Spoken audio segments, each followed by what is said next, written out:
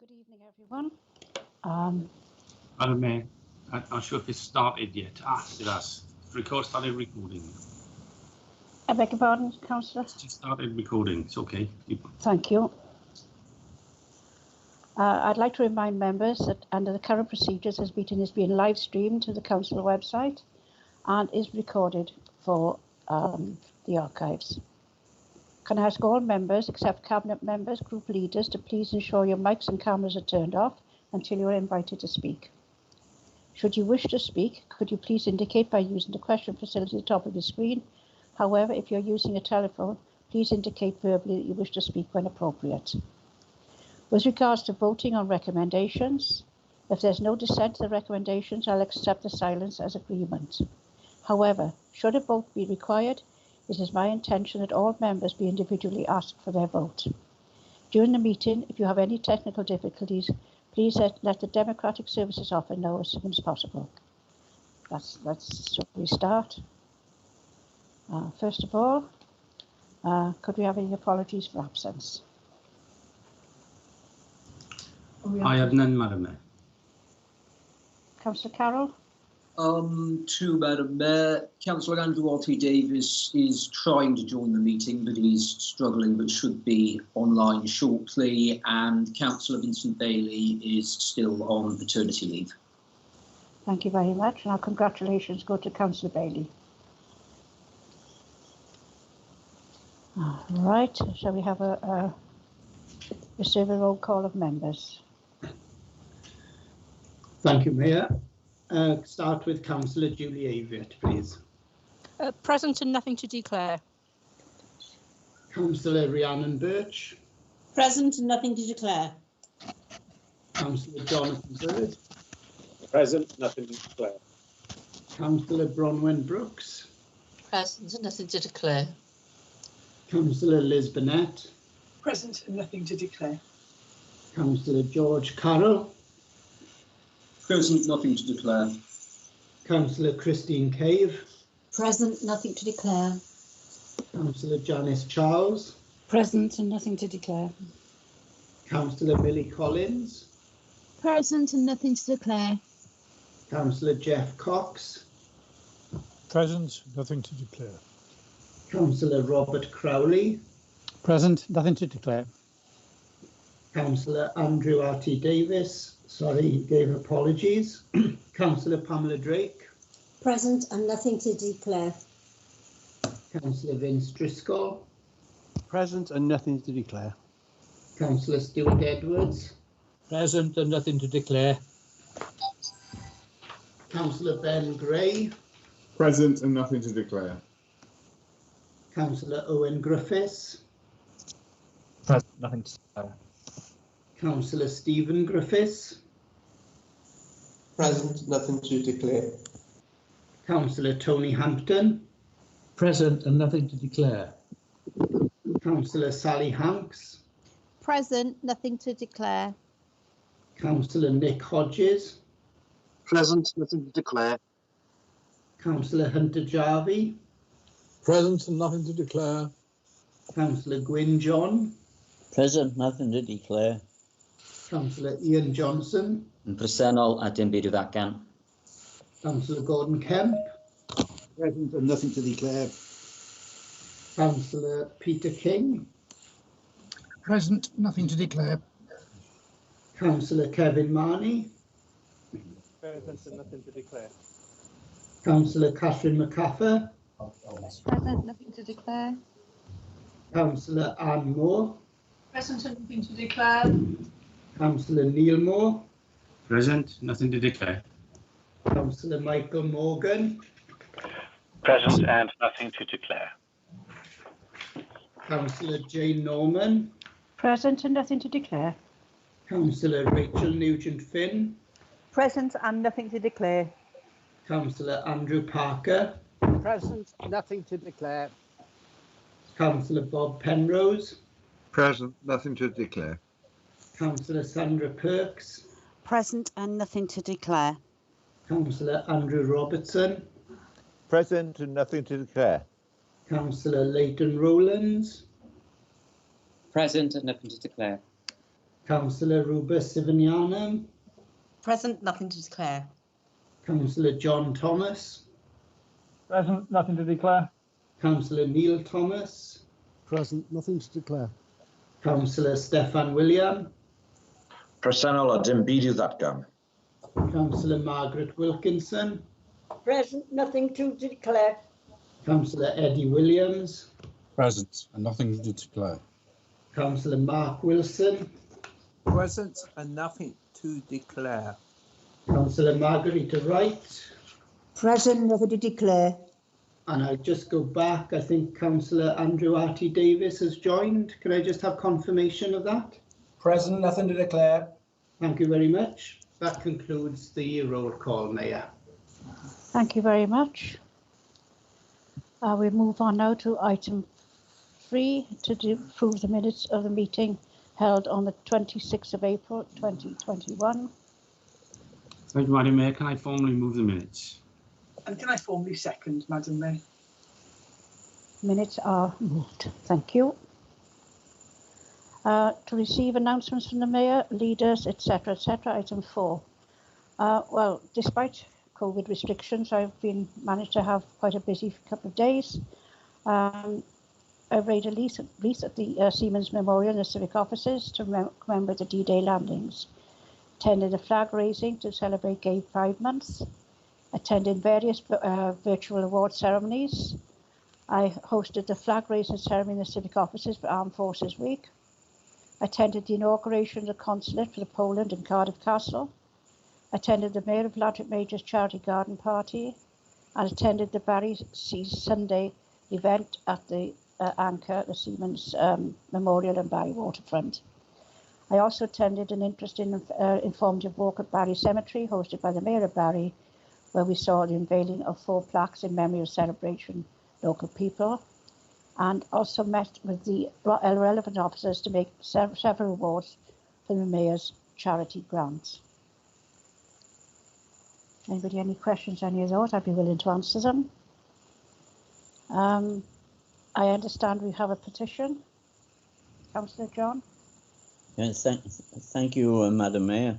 I'm presenting this petition on behalf of 3,201 people who have signed this petition, asking the Vale Council to abandon the policy of building 72 houses on the Eagleswell Road site in Boverton to build a health centre.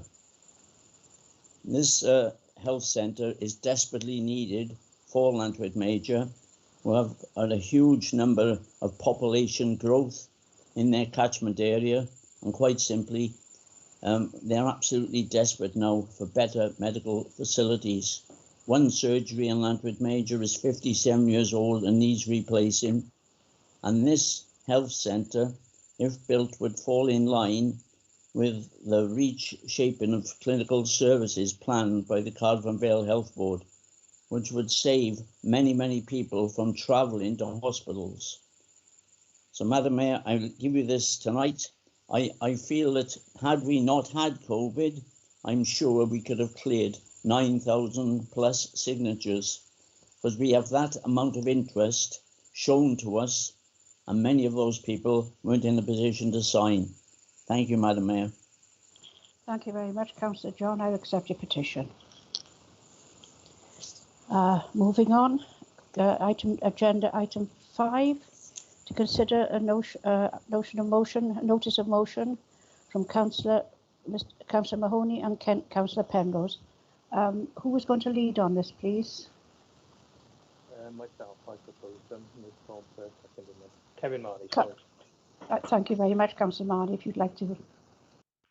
Sure. Would you like me to read out the motion for the benefit of the public who'll be watching this in the future and don't have the paperwork? If you wish, sorry, Councillor Marley, yes. Okay.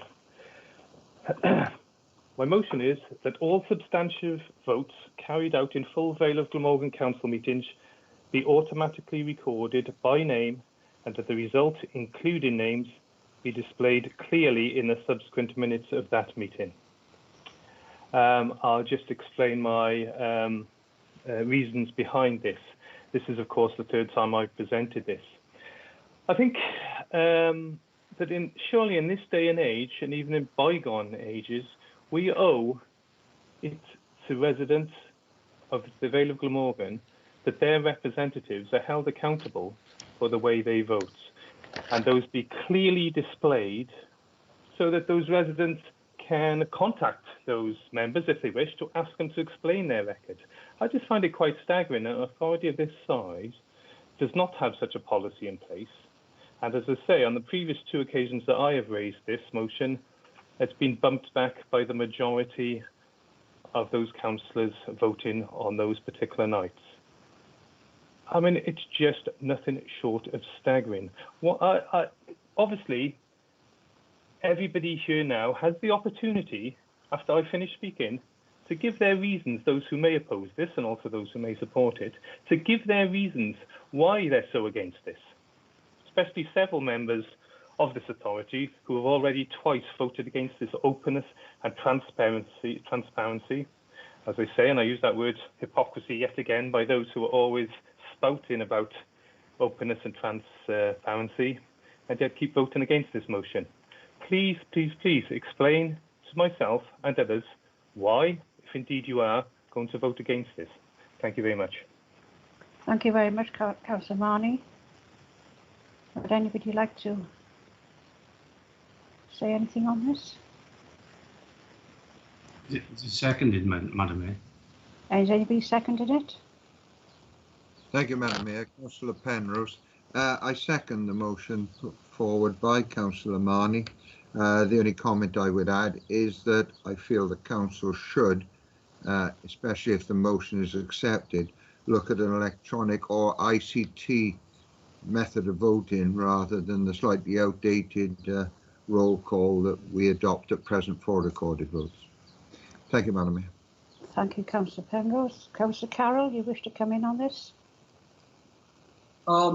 Yes, thank you very much, Madam Mayor, and I thank Councillors Marnie and Penrose for bringing forward this motion this evening. From a personal point of view, Madam Mayor, I think this motion is eminently sensible. I think that it is right and proper that we have a full and accurate record of what was discussed and decided in council minutes, both for full council and indeed in committee meetings, be they scrutiny committees, quasi-judicial committees, or indeed any other committee that falls as part of this authority. And I think that it makes perfect sense that the record should be maintained as such. It would only bring us into line with other decision-making bodies across Wales and the United Kingdom. I look at the Senedd, I look at the UK Parliament, and I think that it's perfectly proper that this authority should have its votes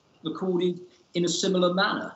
I also think, Madam Mayor, that Councillors Marnie and Penrose, in bringing forward this motion, are absolutely right to highlight the situation we have at present, whereby comments that are made by individual members in committee meetings especially are not attributed to that member and are instead merely recorded as being made by a member or a councillor. It makes it very difficult for any member of the public or indeed any other member of this authority who may not have been present in that meeting to then refer back to the minutes and understand exactly what was said and by whom. Nobody is asking for the minutes to become a verbatim account of what was decided. That's not how either Parliament or the Senedd record their, in either Hansard or the record of proceedings.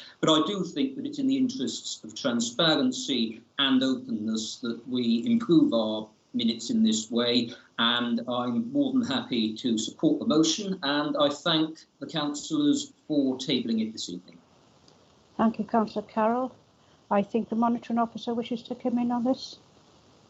Thank you. Yes, just for clarification, I appreciate there will be overlaps with comments in respect of each of the 4 sub-motions, but just for clarity, when the matter is being voted on, we'll take them one at a time, just to avoid any confusion, the same as we would normally ensure just one motion is on the table at any given time. Thank you very much, Monitoring Officer. Councillor Ian Johnson wishes to speak. Sorry, Madam Mayor, it's just a clarification. So these are, although these are all under item 5, these are 4 separate individual motions rather than, just why they're not, if they're separate motions, why are they under the same agenda item rather than separate ones? That's for the way they were submitted. So they are different motions, even though they're under the same motion. Would you like me to clarify? It's Kevin Marnie here again. Yes, you may. Yes, the reason I submitted what's essentially, certainly for 3 of the motions would appear to be almost similar motions. Well, the reason I did them separately was just in case that, having submitted such a motion twice, I wanted to make sure that nobody objected to perhaps one of the scenarios, should we say, the cabinet meeting or scrutiny committee, and thus would vote against the whole lot. So that's the reason I submitted them 1, 2, 3 with what on the face of it appears to be very similar motions. As regards the layout in the minutes, or the agenda, I should say, and that's obviously nothing to do with me. Thank you, Councillor Marnie. Does that answer your question, Councillor Johnson? Yes, that answers my question. Thank you, Madam Mayor. Thank you. Could I ask, sorry, unless anybody else is going to speak, could you refer back to myself, please? Councillor Moore has just indicated he wishes to speak. Yeah, thank you, Madam Mayor. Couple of things, really. I don't think there's any issue about transparency on this council on the basis that we are doing what we're currently doing today. We are live streaming the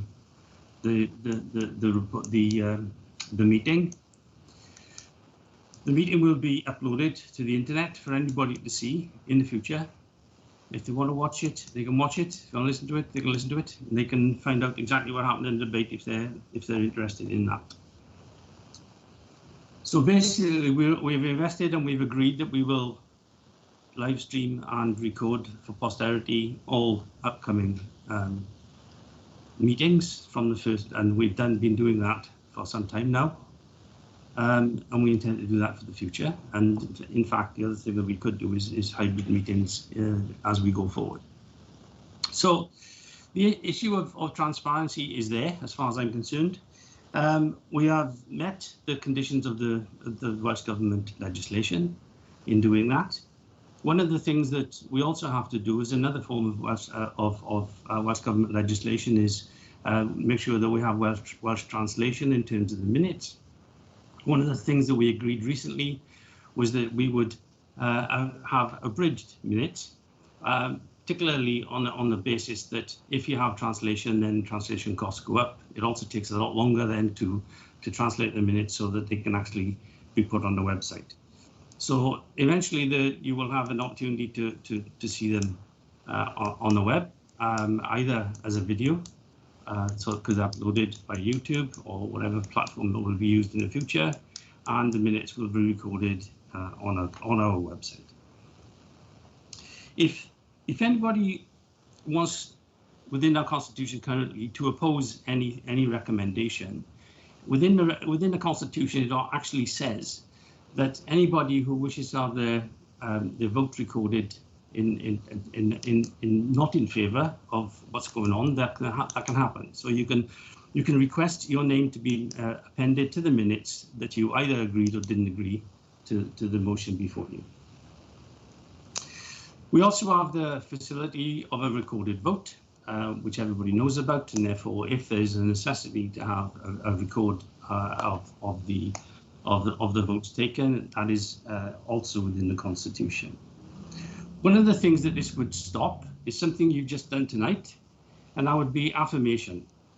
And if you think there are a lot of reports that come to this council or to scrutiny committees or elsewhere then there is a considerable amount of reports which are agreed by affirmation.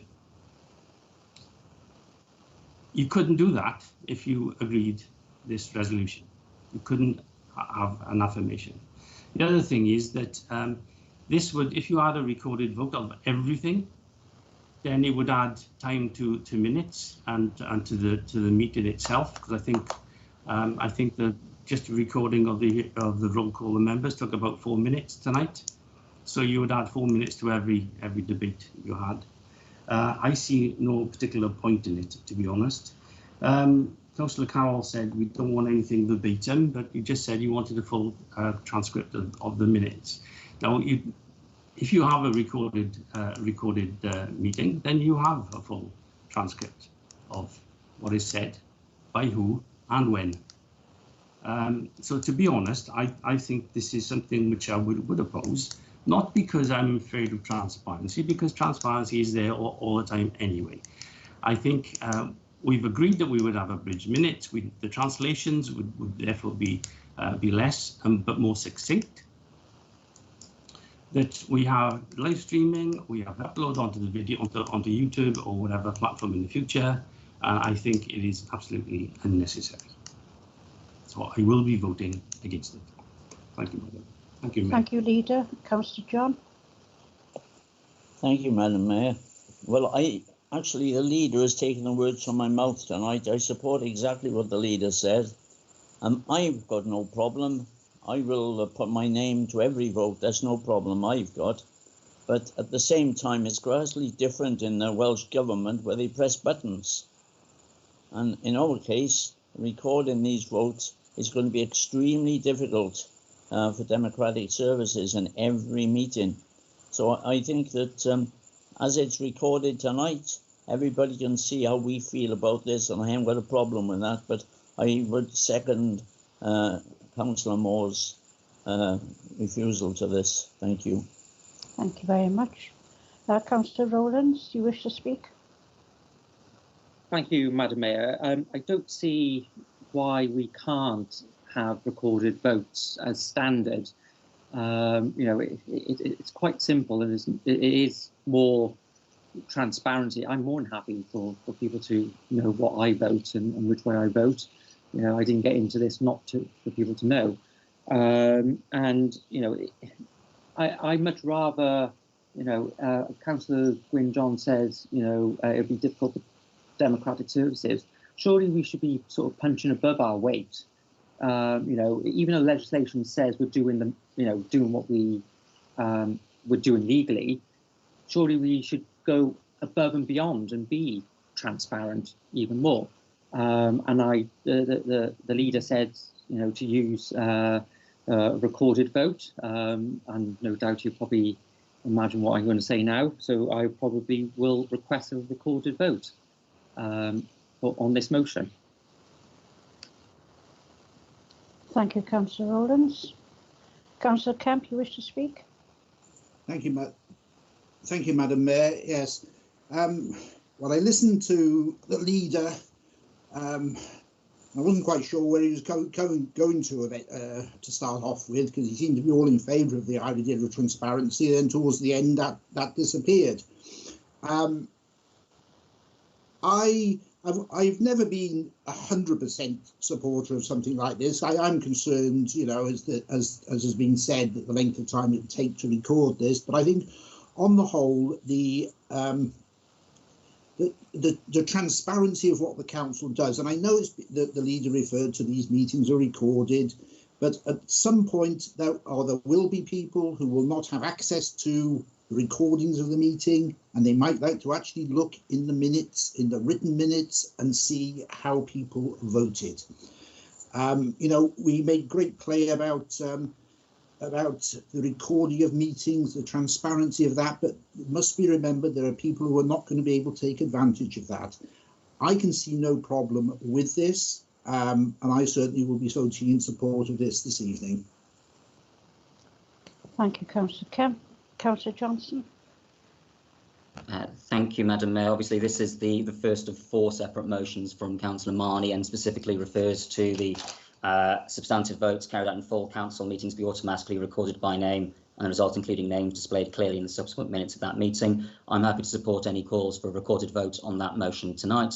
We've been going around in circles on this for years, if not the entire time that I've been on this council. The leader referred to the Constitution. I'm quite happy to sit down and have a discussion about whether that should be changed and how that should be changed and brought forward to council. But I also believe that these things are easily soluble, and I cannot understand why this council does not have a method already established through which we can vote automatically, and that can be recorded so that we don't go through the rigmarole of a full roll call every time. We can simply make those decisions within a matter of seconds, as say our neighbours do in Cardiff Council. Thank you, Madam Mayor. Thank you, Councillor Johnson. Councillor King. Thank you, Madam Chair. I only really want to make one small contribution. That is that it's a little bit like watching a football match. You can look at the score, or you could look at how the game was played. And I think sometimes there is more to be learned from actually seeing and learning what took place, what was said, what arguments were accepted and those that were dismissed, than the net result. And I think at the moment, because it's recorded, you have the ability to gain so much more than just the pure end of game score. So I shall be voting against this, certainly unless and until we have an electronic method of recording. Thank you. Thank you, Councillor King. No one else is indicating they wish to speak. So, Councillor Marnie, do you wish to come in? Yes, I do. Thank you very much. I think I must have been serving on a different council to Neil Moore over the last number of years, to be perfectly honest with you.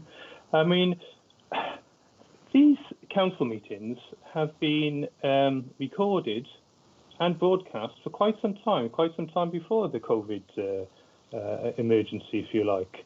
When I brought this up on 2 occasions in the past, the same motion, which had been voted down by looks like a very similar number sort of people who are going to vote, have indicated they might well be voting against it here.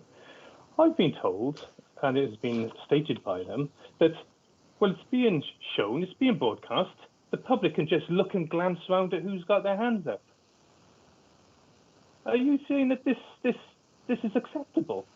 I mean, I'm absolutely, utterly flabbergasted. When I started with this council, I was aghast to find out that votes were being taken, that if a whole forest of hands went up, it was just accepted, and the chairman or mayor or whoever would just say, oh, that's carried, and it would appear as unanimous. We weren't even asking people if they wanted to vote against or to abstain, until I objected time after time in full council and at scrutiny meetings. And now, thankfully, because of my actions then, we now have mayors and chairmen of committees asking for all 3 options. So that wasn't being done. So to suggest that the members of the public can glance around, hope they recognise who's voting here and there, is absolute and utter nonsense. When the COVID emergency started, and we were forced to have this format for now, and it may well, we would all hope, I'm sure, that we'll be going back to physical meetings. We're back to square one, aren't we? So to suggest that the members of the public can identify who voted what is absolute and utter nonsense. And in fact, on the first meeting, I was so chuffed that by default, this council is going to be forced to show who was voting how, because of course, while we've got these Teams or Zoom meetings or whatever, each individual vote has to be taken and identified. I was horrified to hear the CEO of this council say that, of course, we won't be recording these for the minutes. So nothing has changed. It's an absolute and utter disgrace. And I just cannot believe that people have any objection to having their votes recorded so that they could be questioned about their voting record in the future. To suggest, yes, I appreciate there's a time element to this, but quite frankly, to suggest, oh, well, it's going to take an extra 4 minutes to vote or whatever, anybody here listening to this, if you're not prepared to spend as long as it takes in any council meeting on any subject and to stay there, then this job is not for you. And I suggest you pack it in right now, even before the next election. So for people, and I've been at meetings, oh, let's get this over with, we got to go, come on, oh, it's just dragging on. You stay there as long as you have to serve the public you're supposed to be representing.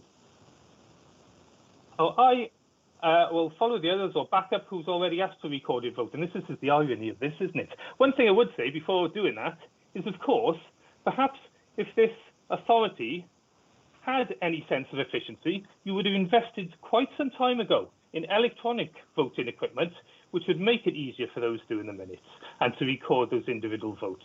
I think it's vital that anybody reading the written minutes of any of our meetings in the future can quickly home in on who voted what if they wish, which is totally different to watching a recorded meeting and trying to grab who voted what then and scribble it down and all the rest of it. So I'm still appalled, and it's the same old faces yet again who've indicated they'll be voting against. So I've finished what I'm saying now on this subject, and I will support anybody. I was going to ask myself anyway, but support whoever has asked for recorded votes. I'll be one of the votes for that, please. Thank you. Thank you very much, Councillor Marnie. Our monitoring officer wishes to speak again. I was just going to mention 3 members have called for a recorded vote. So as you'll be aware, it does require 6 members to call for a recorded vote. I'll call for one as well, please, Councillor Driscoll. We have 6. We have more than. I'll call for one, Councillor Robertson. Yeah, And we myself. have more than 6 indicated. I'll call for one, Councillor Penrose. According to my calculations, we have 7. Yes, absolutely.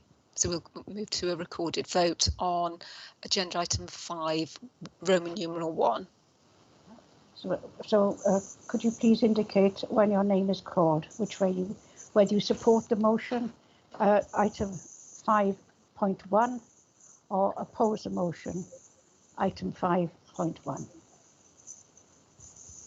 Thank you, Mayor. I think Councillor Moore had his hand up there. I don't know if he wanted to raise a point of clarification or not.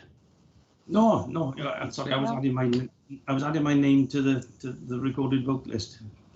Okay, thank you. And there are several hands gone up, but I don't know why. So I don't know, Mayor, if you want to clarify whether people need a Councillor Kemp, Councillor Wilson, Councillor Rowlands, we're going for the vote now.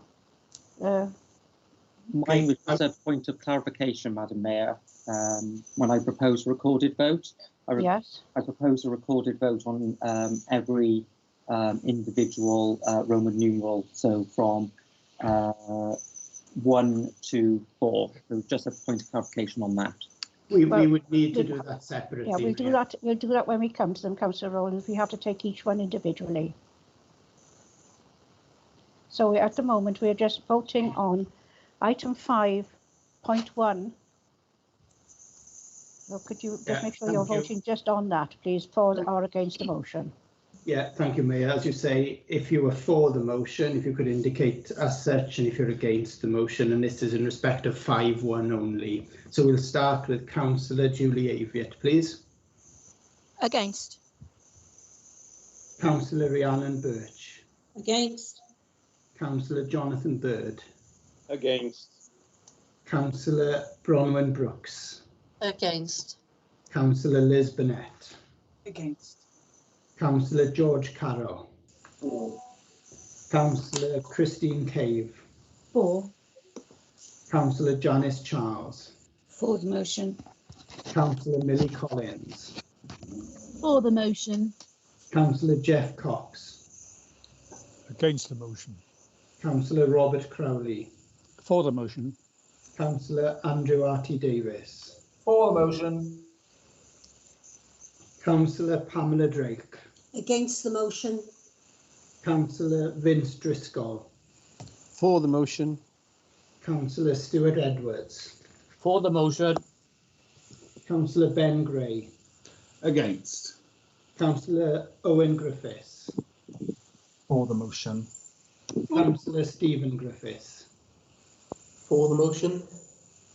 Councillor Tony Hampton. For the motion. Councillor Sally Hanks. Against the motion. Councillor Nick Hodges. For the motion. Councillor Hunter Jarvie. Against the motion. Councillor Gwyn John. Against the motion. Councillor Ian Johnson. Or Blyder Cynnig. Councillor Gordon Kemp. For the motion. Councillor Peter King. Against. Councillor Kevin Marnie. For the motion. Councillor Catherine MacArthur. Against. Councillor Anne Moore. Against. Councillor Neil Moore. Against. Councillor Michael Morgan. Against. Councillor Jane Norman. Against. Councillor Rachel Nugent-Finn. For. Councillor Andrew Parker. Against. Councillor Bob Penrose. For the motion. Councillor Sandra Perks. Against. Councillor Andrew Robertson. For the motion. Councillor Leighton Rowlands. For the motion. Councillor Ruba Sivinianam. Against. Councillor John Thomas. Against. Councillor Neil Thomas. Against. Councillor Steffan William. O Blaid Cynnig. Councillor Margaret Wilkinson. Against. Councillor Eddie Williams. Against.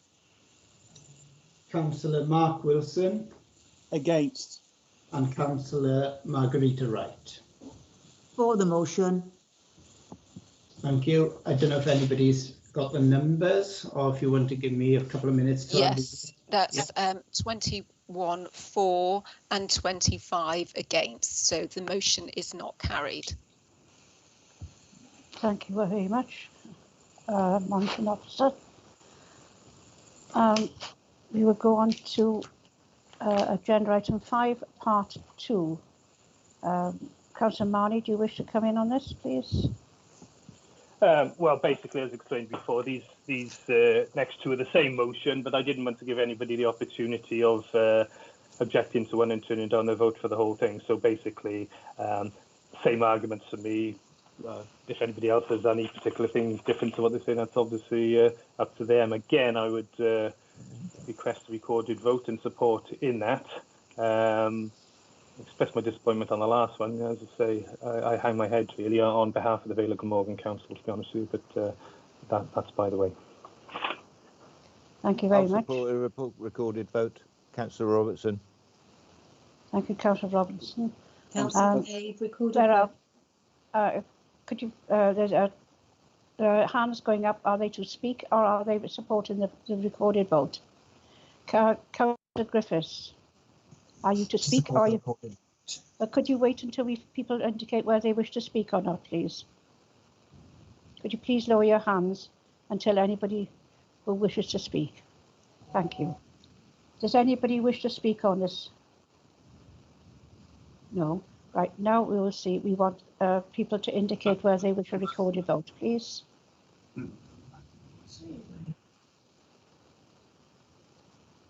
We have enough hands up to request a recorded vote. Thank you very much. You can put your hands down. We'll go for a recorded vote again. Thank you, Mayor. Just for completeness, this is in respect of agenda item 5.2.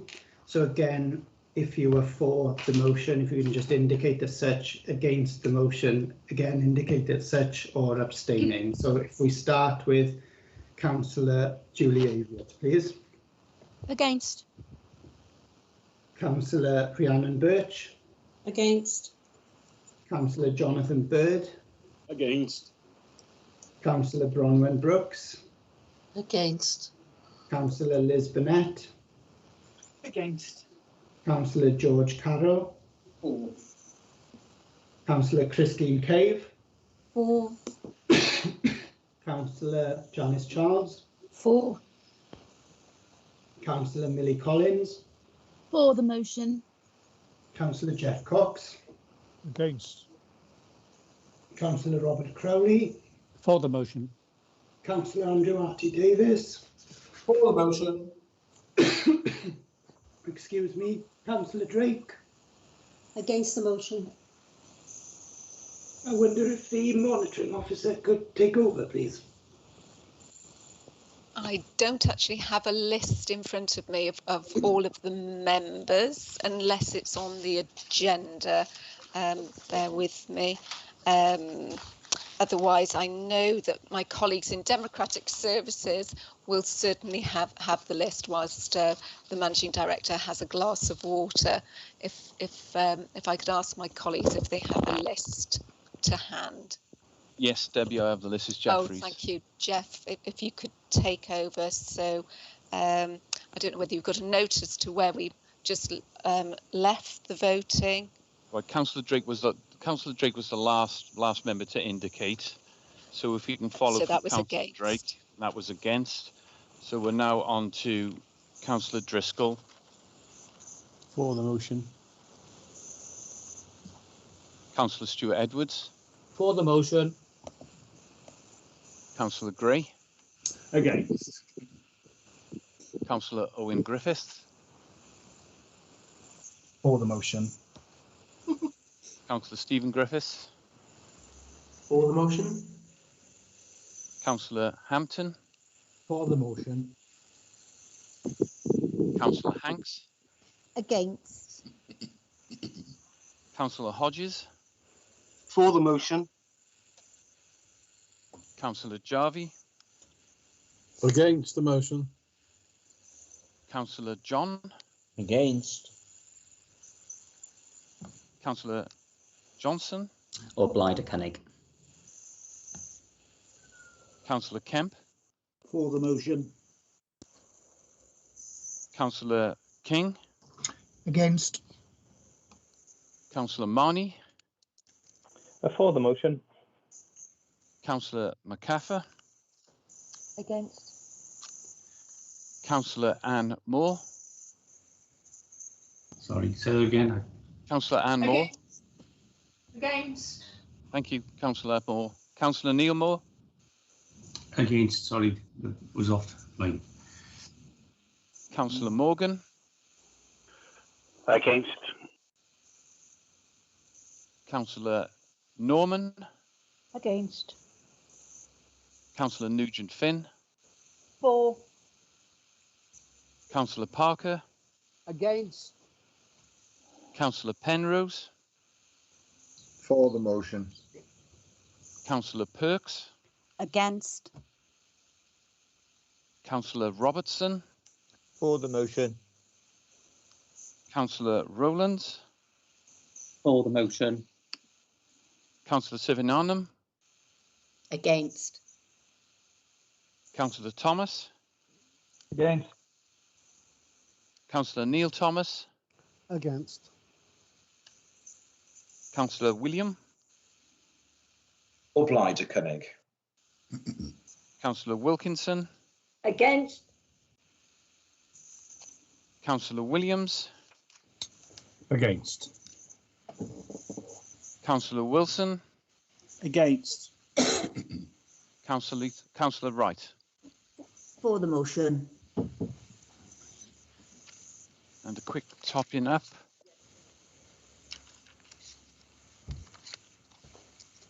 For the motion, 21. Against the motion, 25. 25, yeah. Thank you very much. The motion fails. We go on to item five, number 3. Councillor Marnie, do you wish to come in on this one? Yes, same format, of course. I know that the people of the Vale of Glamorgan will be interested that every single one of their cabinet members didn't want their names recorded, don't want their names recorded on the vote for cabinet meetings, but the same deal for this one. I'm sorry for the repetitive nature, but I feel I have explained the reason for that. Thank you very much. We have hands going up. And I sorry to butt in again. I do ask for a recorded vote, of course. We have hands going up. Now, Councillor Wilson, if you have a question or do you wish to speak on this? I wish to speak on this matter. Right. Okay. As Chair and Vice Chairs Committee and Scrutiny Champion, I am a bit concerned about this motion to have recorded votes at scrutiny meetings. the scrutiny meeting which I won is corporate performance and resources. And we do have long debates, long discussions about various issues. And I feel in some ways by having lots and lots of votes at these meetings, not only the meetings will last 4 or 5 hours, which I think they will do actually, but actually we will stop constructive dialogue and considered debate. And a lot of our debates are about performance monitoring and monitoring the performance of the council. Now, really, I suppose the big question is, what do we mean by substantive? And really, I've got concerns about it being to apply to scrutiny meetings, where really an awful lot of things we discuss are about the performance overall of the whole council and how it's won. So thank you. Thank you, Councillor Wilson. Could you please lower your hand? Thank you. Thank you. Councillor Peter King, wish to come in on this? Yes, thank you, Madam Chair. I'm a little bit disappointed that the mover has now gone back on the agenda and makes a comment about small Roman numeral II and the cabinet. So as he has, I'll make the comment that we are live streamed and we are recorded. So everything I say at cabinet is a matter of public record. And I'm a little bit annoyed that he's jumped backwards on the agenda, because I'm actually sticking to the one that we're now debating, which is number 3, and think that that's a decision for each scrutiny committee and not for me to impose upon them. Thank you very much, Councillor King. Councillor Morgan, you wish to speak? Yes, please. Here I am. So, forgive me if I'm bouncing back as well, but we're sitting here listening to certain derogatory remarks being made about the council and by the cabinet, which I don't find very acceptable. My view on all of this is that we are perfectly transparent, that we have a system that works. If people want to ask for a recorded vote, they can do so in the course of a meeting. We've demonstrated tonight that during the recorded votes that have taken place, we've spent more than 4 minutes on each one when we could be talking about much more important things. As and when we are able to introduce a mechanical or button system where we can have instant recorded votes, fine. But we must look at the time management of our meetings more than anything, because we have to run this fail properly for our constituents. At the moment, quite honestly, we are wasting time. That is all I want to say. Thank you, Councillor Morgan. Councillor Ian Johnson, you wish to come in? Thank you, Madam Mayor. I've sat on a number of scrutiny committees and other committees over my 2 terms so far in this council. They've operated very well. However, they would benefit from an electronic voting system which would allow those things to be recorded, whether or not they are controversial. Affirmation is it works well in our system. We have votes on things which are contentious or controversial on the rare occasion that a vote is required on a recommendation. However, I think it would be simpler and better if we did have an electronic vote recording system, and we should have done that and invested in that years ago, frankly. And this sort of debate wouldn't be coming back over and over again if we had that. Thank you, Madam Mayor. Thank you, Councillor Robert Johnson. Anyone else who wishes to speak before we go to a vote? Yes, I'd like to come back. Councillor Thomas. Thank you, Madam Councillor Mayor. Thomas, did you indicate you wish to speak? Yes, please. Thank you, Madam Mayor. We're not being asked to vote at the moment on whether or not there's an electronic system. Were that to be an option, then I imagine my vote would be different. But as it isn't, and as Councillor Morgan has said, voting all this process now has taken best part of 50 minutes, and we're getting nowhere. We are wasting time. It would be better as well. Or to be more credible, were the people moving this motion also people who did their duty and attended scrutiny meetings. But I note that neither Councillor Marnie nor Councillor Penrose do attend or are members of any. They are not members of any scrutiny committee. Thank you. Thank you very much. Councillor Ian Johnson, did you wish to speak again? Yes, Madam Mayor. Sorry, very quickly. I was wondering if it's possible, given the comments from Councillor Thomas, that we don't have an option for an electronic vote in front of us. I'd like to add an amendment to the motion, if Councillor Marnie would be happy for me to do so, that the Vale Council invests in an electronic voting system.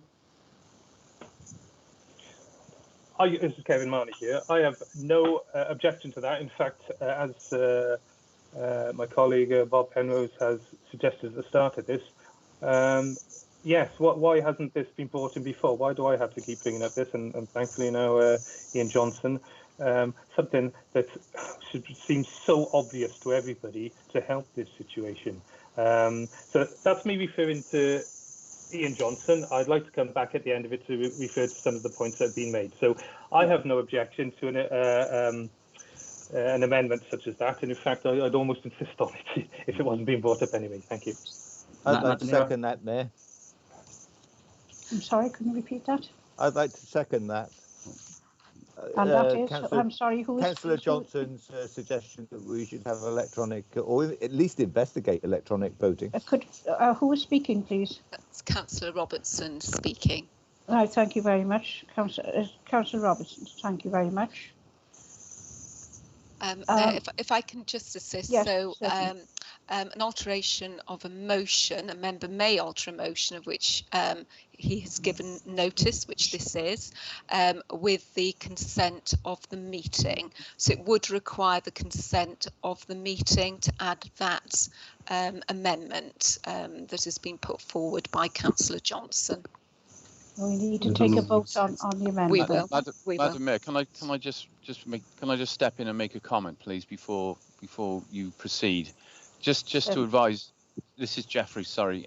Just to advise members that the current Civico system does have an electronic voting facility, but we've never enabled that. And the new hybrid system that we're looking at, that will have an electronic voting system also. So we are moving to an electronic voting system, and that just simply needs to be enabled when we come to a point of fruition with the new system. Thank you very much for that. Councillor Johnson, do you still wish to add this, seeing this is actually in the pipeline, so to speak? Well, thank you, Madam Mayor. That's a revelation to me, and I don't know whether it is to others as well, that the argument that we can't do this because we don't have an electronic system, but we're going to have an electronic system anyway, sort of undermines a lot of the arguments that have been made against a recording vote system. Yeah. So I'm a little bit confused. I've asked that that be included within the motion, you know, in here in transparency 3, which is 5.3, you know, I times 3, and I understand that Councillor Marnie has accepted that proposal to amendment. Just clarification then from the monitoring officer or the head of democratic services to how that is accepted. Usually, it's an amendment to the motion. I can move it as a formal amendment without the support of What's the point of stepping in now? No point. But then.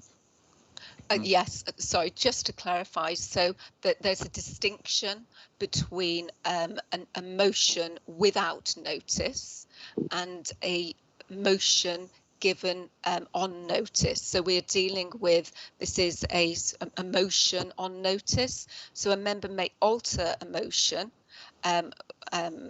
given on notice with the consent of the meeting. So it does require the consent of the meeting. Right, thank you very much.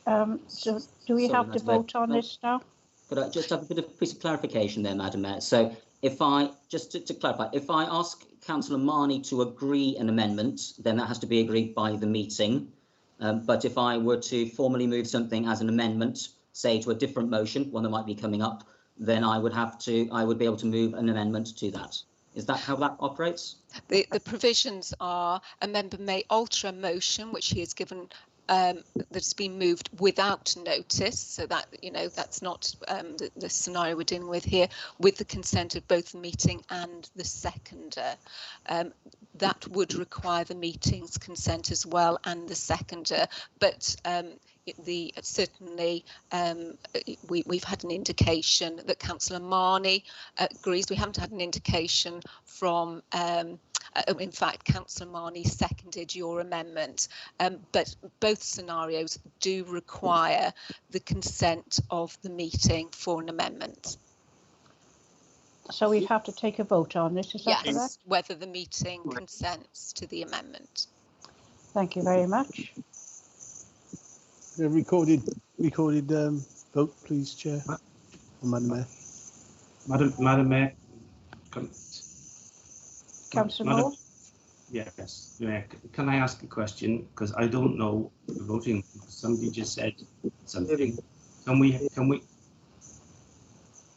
have the words of the amendment and therefore the amendment of this motion, which is about the scrutiny committee? Yeah, Madam Mayor, can I ask for clarification as well? This is very confusing. I think it would be better if we could vote on this separately on electronic. Let's get on and vote for these others. Is there a means that we can vote on having electronic voting separately, so it's not confusing everybody? From what I can understand, we are in line to have electronic voting, so I assume that's accepted by everybody. But I will just clarify now with the monitoring officer. And unfortunately, the procedure does require it is an amendment to the motion which is on notice. So if Councillor Johnson could repeat the amendment so that we are all clear, and then we can identify whether there is the consent of the meeting to actually agree to that amendment. So that's the first stage. Thank you very much. Councillor Johnson, do you wish to reiterate your amendment? Thank you, Madam Mayor. So the motion, as amended, will read that all substantive votes carried out in Vale of Glamorgan Council Scrutiny Committee meetings be automatically recorded by name, and the result, including names, displayed clearly in the subsequent minutes of that meeting, comma, and that the Vale of Glamorgan ensures that an electronic method of carrying this out. Just change that. Is sorted. Oh.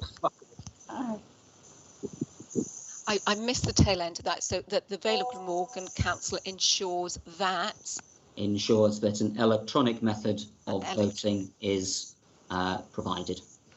Thank you. Councillor Marnie, do you have an objection to this? I don't. I think as soon as possible might have been a better word, actually. But no, in general, it's a pity now. We can only vote on this on one of these motions. At some stage, we're going to go back and revisit it. And it's a shame that this has only just been brought to our attention, that this electronic voting thing was in here. I'd have expected to have had it ages ago. Perhaps some of that expensive refurbishment of the council.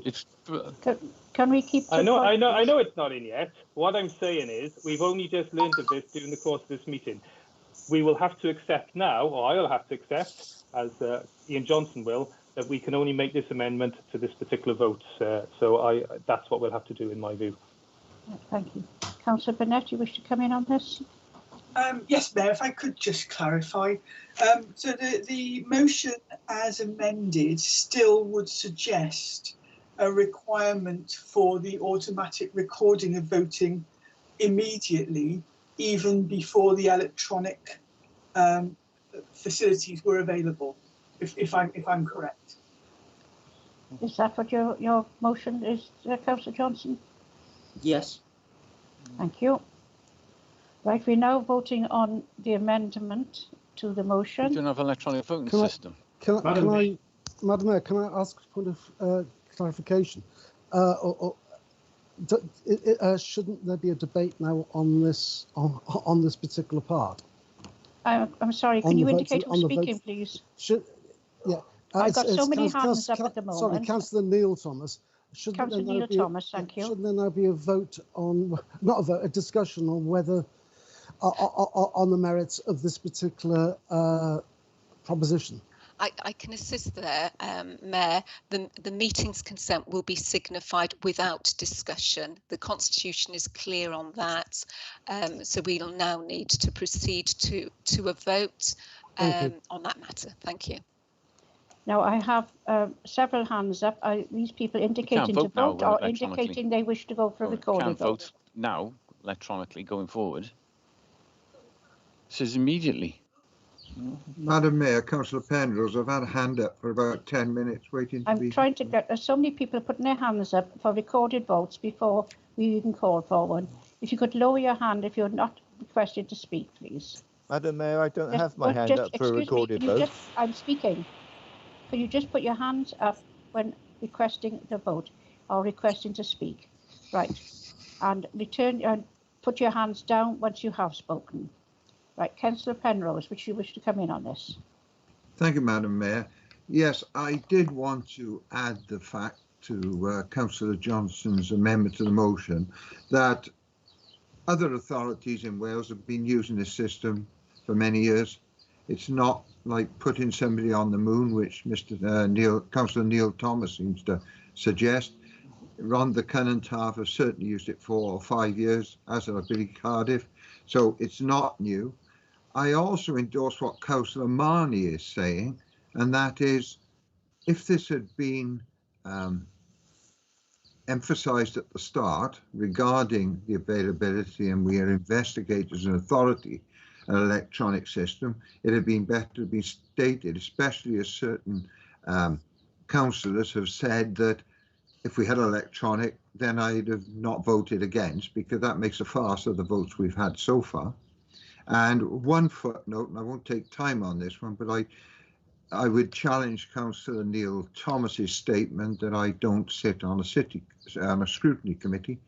I don't sit on it now. I have done for the previous 8 years, but I've always objected to the Widdicombe formula that decides that the members of the scrutiny committee are in the percentages of the administration at that time. And to my mind, it merely means scrutiny committees tend to endorse the party and administration's policies, which I think is farcical and not scrutiny. Thank you.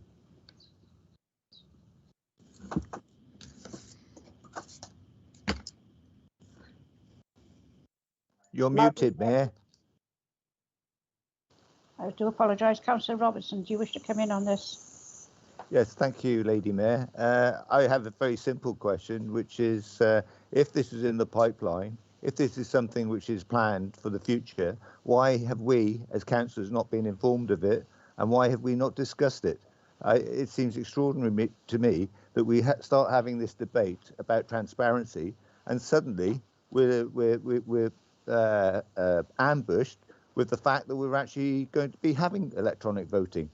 Where's transparency? Thank you, Councillor Robinson. Councillor Moore, wish to come in on this? Yes, Mayor, I would. I have issued with the amendment on the basis that it's the same thing as we just voted on. But what they say is we will have a recorded vote until such time as we have an automated system. We don't have an automated system, so therefore, how can you vote for something you've just disagreed with? I can't agree with it. What I would agree with it is the fact that in the future the new system is coming into place and it has the facility to have recorded votes attached to it. Now that's my understanding. If I'm wrong, I'm wrong, but that's my understanding. So I can't agree for a recorded vote until we have an automated system, because we've just disagreed to have it in the first place. And the disagreement is exactly the same as I mentioned previously. So I'm sorry, but I'm not going to vote for the amendment. Thank you, Councillor Moore. Councillor Rowlands. Thank you, Madam Mayor. It's just a point of housekeeping. And I think the monitoring officer could possibly help with this. But isn't it up to yourself or the leader or any cabinet member who would like to bring in an officer? So just to make sure that Jeff turns his turns his mic off when appropriate, because the last thing we want is any mishaps. So it's just to point that out.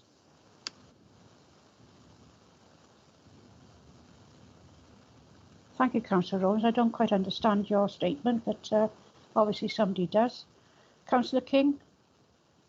Thanks, Madam Chair. I'm sorry, I'm being a bit dull and not following it. Are we now voting? Have we amended what is part 3, or have we created a completely new motion? Because I'm not entirely sure what I'm going to be asked to vote upon. Well, I think I will have to ask Councillor Johnson to recap on that before we go to a vote. But there's still several people wishes to speak. Shall I clarify, Mayor? The amendment relates to item 5, Roman numeral 3, and I'd recommend that we do now proceed to a vote as to whether the amendment is accepted by the meeting, because we haven't addressed the issue of whether the meeting consents to the amendment at the moment. And as I've mentioned, the meeting's consent will be signified without discussion, but it does relate purely to 5 Roman numeral 3. So we go for a. So you suggest we go for a vote now? I do, as to whether the meeting agrees to the amendment being taken forward. So I'd suggest that Jeff Rees, if you have to hand the list of members' names, that you work through the list for and against and an abstention. Councillor Wilkinson seems very anxious to get in on this. Yeah, can I just ask, I didn't hear the last part of the debate. My laptop went off. Now, am I entitled to vote? I heard the first lot, but I didn't hear the last about 2 minutes. Mayor, if I can come in here, it's the Managing Director. Hopefully I'll get through the next bit without losing my voice again. Certainly. It's basically, Councillor Wilkinson, is to vote on whether the meeting as a whole consents to the amendment to 5.3, and the amendment to 5.3, which I've written down, is exactly as in your papers, but then with comma, and that the Vale of Glamorgan ensures that an electronic method of voting is provided. Yes. So it's basically voting whether you as a member of council accepts that motion or not. And then if there is a majority that accepts that amendment, sorry, not the motion, if there is a majority that accepts that amendment, we'll then go on to discuss it. That's my understanding. Absolutely, yes. Right.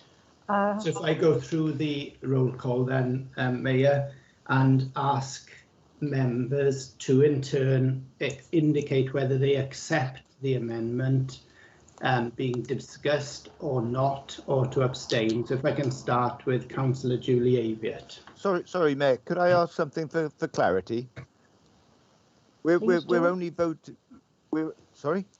Please do. Are we only voting on electronic voting for 5.3? Because I think the intention was that we should have been asking for electronic voting for all these sub motions. Surely if we're asking for electronic voting for 5.3, we should be asking it for 5.1, 2, and 4 as well. I can help on this. 5.1 and 5.2 are no longer before council because they've already been discussed and debated and voted upon. So those two sub motions have gone. This is in respect of 5.3 only. Thank you. Sorry. And yeah. Madam Mayor, as is Councillor Wilson here, I'm a bit confused now with what the Managing Director said, because he seems to have introduced a procedural motion of his own by saying that we could have a vote now in order to discuss the amendment, and then we can vote on the amendment after that. So I'm a bit perplexed. The Managing Director is absolutely spot on with this. It is a requirement of the Constitution that because we are dealing with a motion on notice, that in order to enable an amendment to go forward, we need to have an indication of whether the meeting consents to that. So if the meeting doesn't consent, then the amendment falls away, and we deal then with the substantive motion, which is as written on the agenda. So we need to ascertain whether the meeting consents to extending the motion to include the amendment, and then we will, if the meeting consents, then we will deal with that amendment at that point. So it's only dealing with the issue of whether the meeting consents to the amendment going forward. Thank you very much. Right, is everybody clear on that point? All right, we will vote on that then, Director. Okay, so if members can indicate whether they consent or do not consent, if we do it that way, I think that should be clear. So we'll start with Councillor Julie Aviott, please. I do not consent. Councillor Rhiannon Birch. Not consent. Councillor Jonathan Bird. I don't consent, but I would request that we bring this back to council as a proper debate on electronic voting at the next council meeting, please. Councillor Brooks, please. Councillor Bronwyn Brooks. Do not consent. Councillor Liz Burnett. I don't consent. Councillor George Carroll. Consent.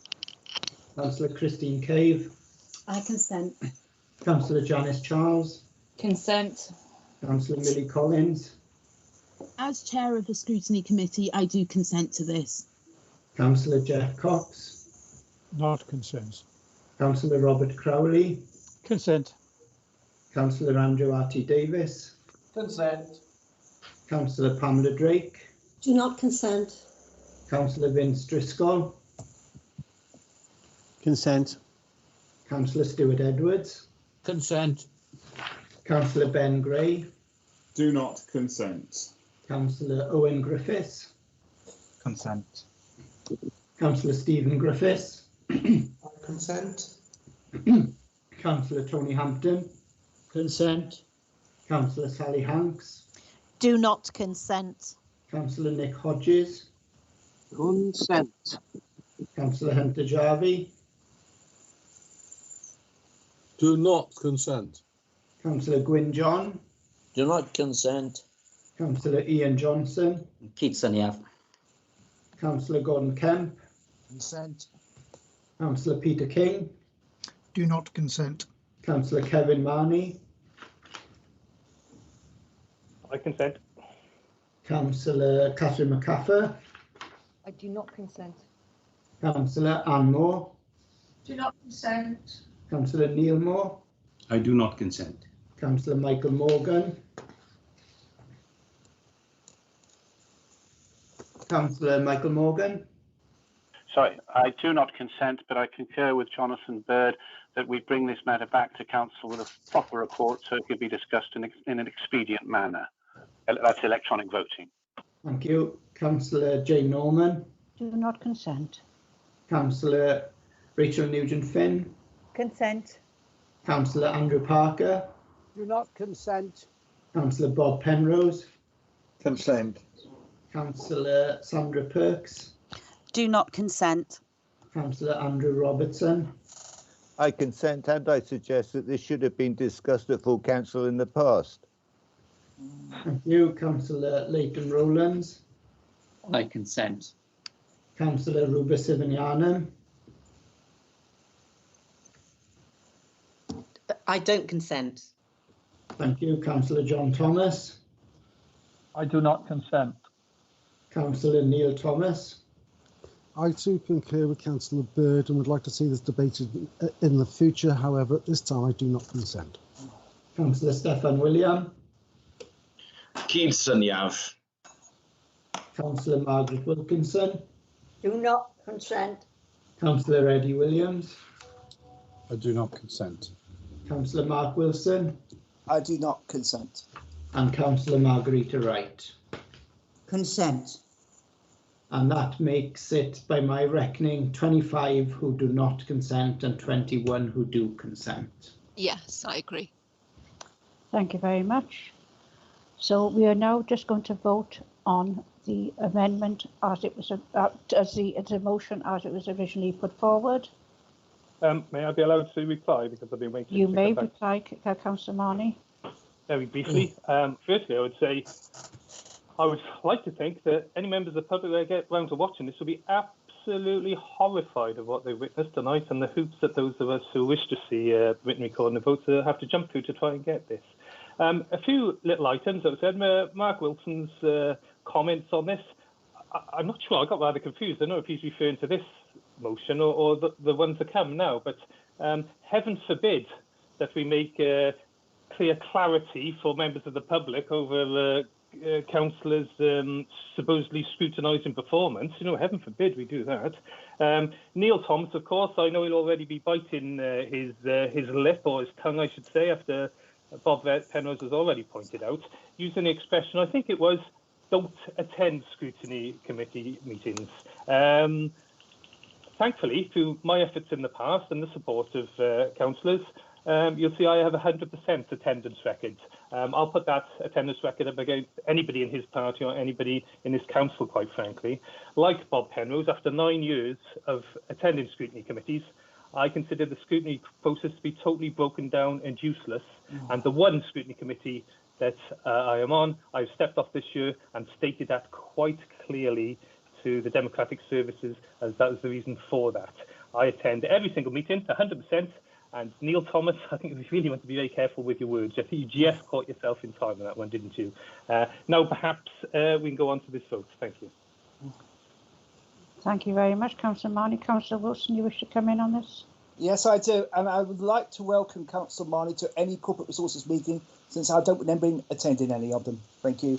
Thank you very much. Right. Can we go to a vote then, please, Director? We are, just to make it clear, we are actually voting on item 5, Roman numeral 3. We are, Mayor, and if people can indicate again if they are for the motion or against, and I'll start again, please, with Councillor Julie Aviett. Against. Councillor Rhiannon Birch. Against. Councillor Jonathan Bird. Against. Councillor Bronwyn Brooks. Against. Councillor Liz Burnett. Against. Councillor George Carroll. For. Councillor Christine Cave. For.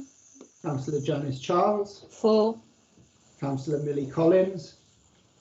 Again, as Chair of Homes and Safe Communities Scrutiny Committee, I fully support this motion. Councillor Jeff Cox. Against. Councillor Robert Crowley. For the motion. Councillor Andrew R.T. Davis. For the motion. Councillor Pamela Drake. Against. Councillor Vince Driscoll. For. Councillor Stuart Edwards. For the motion. Councillor Ben Gray. Against. Councillor Owen Griffiths. For. Councillor Stephen Griffiths. For the motion. Councillor Tony Hampton. For the motion. Councillor Sally Hanks. Against the motion. Councillor Nick Hodges. For the motion. Councillor Hunter Jarvie. Against the motion. Councillor Gwyn John. Against. Councillor Ian Johnson. Or Blider Cynnig. Councillor Gordon Kemp.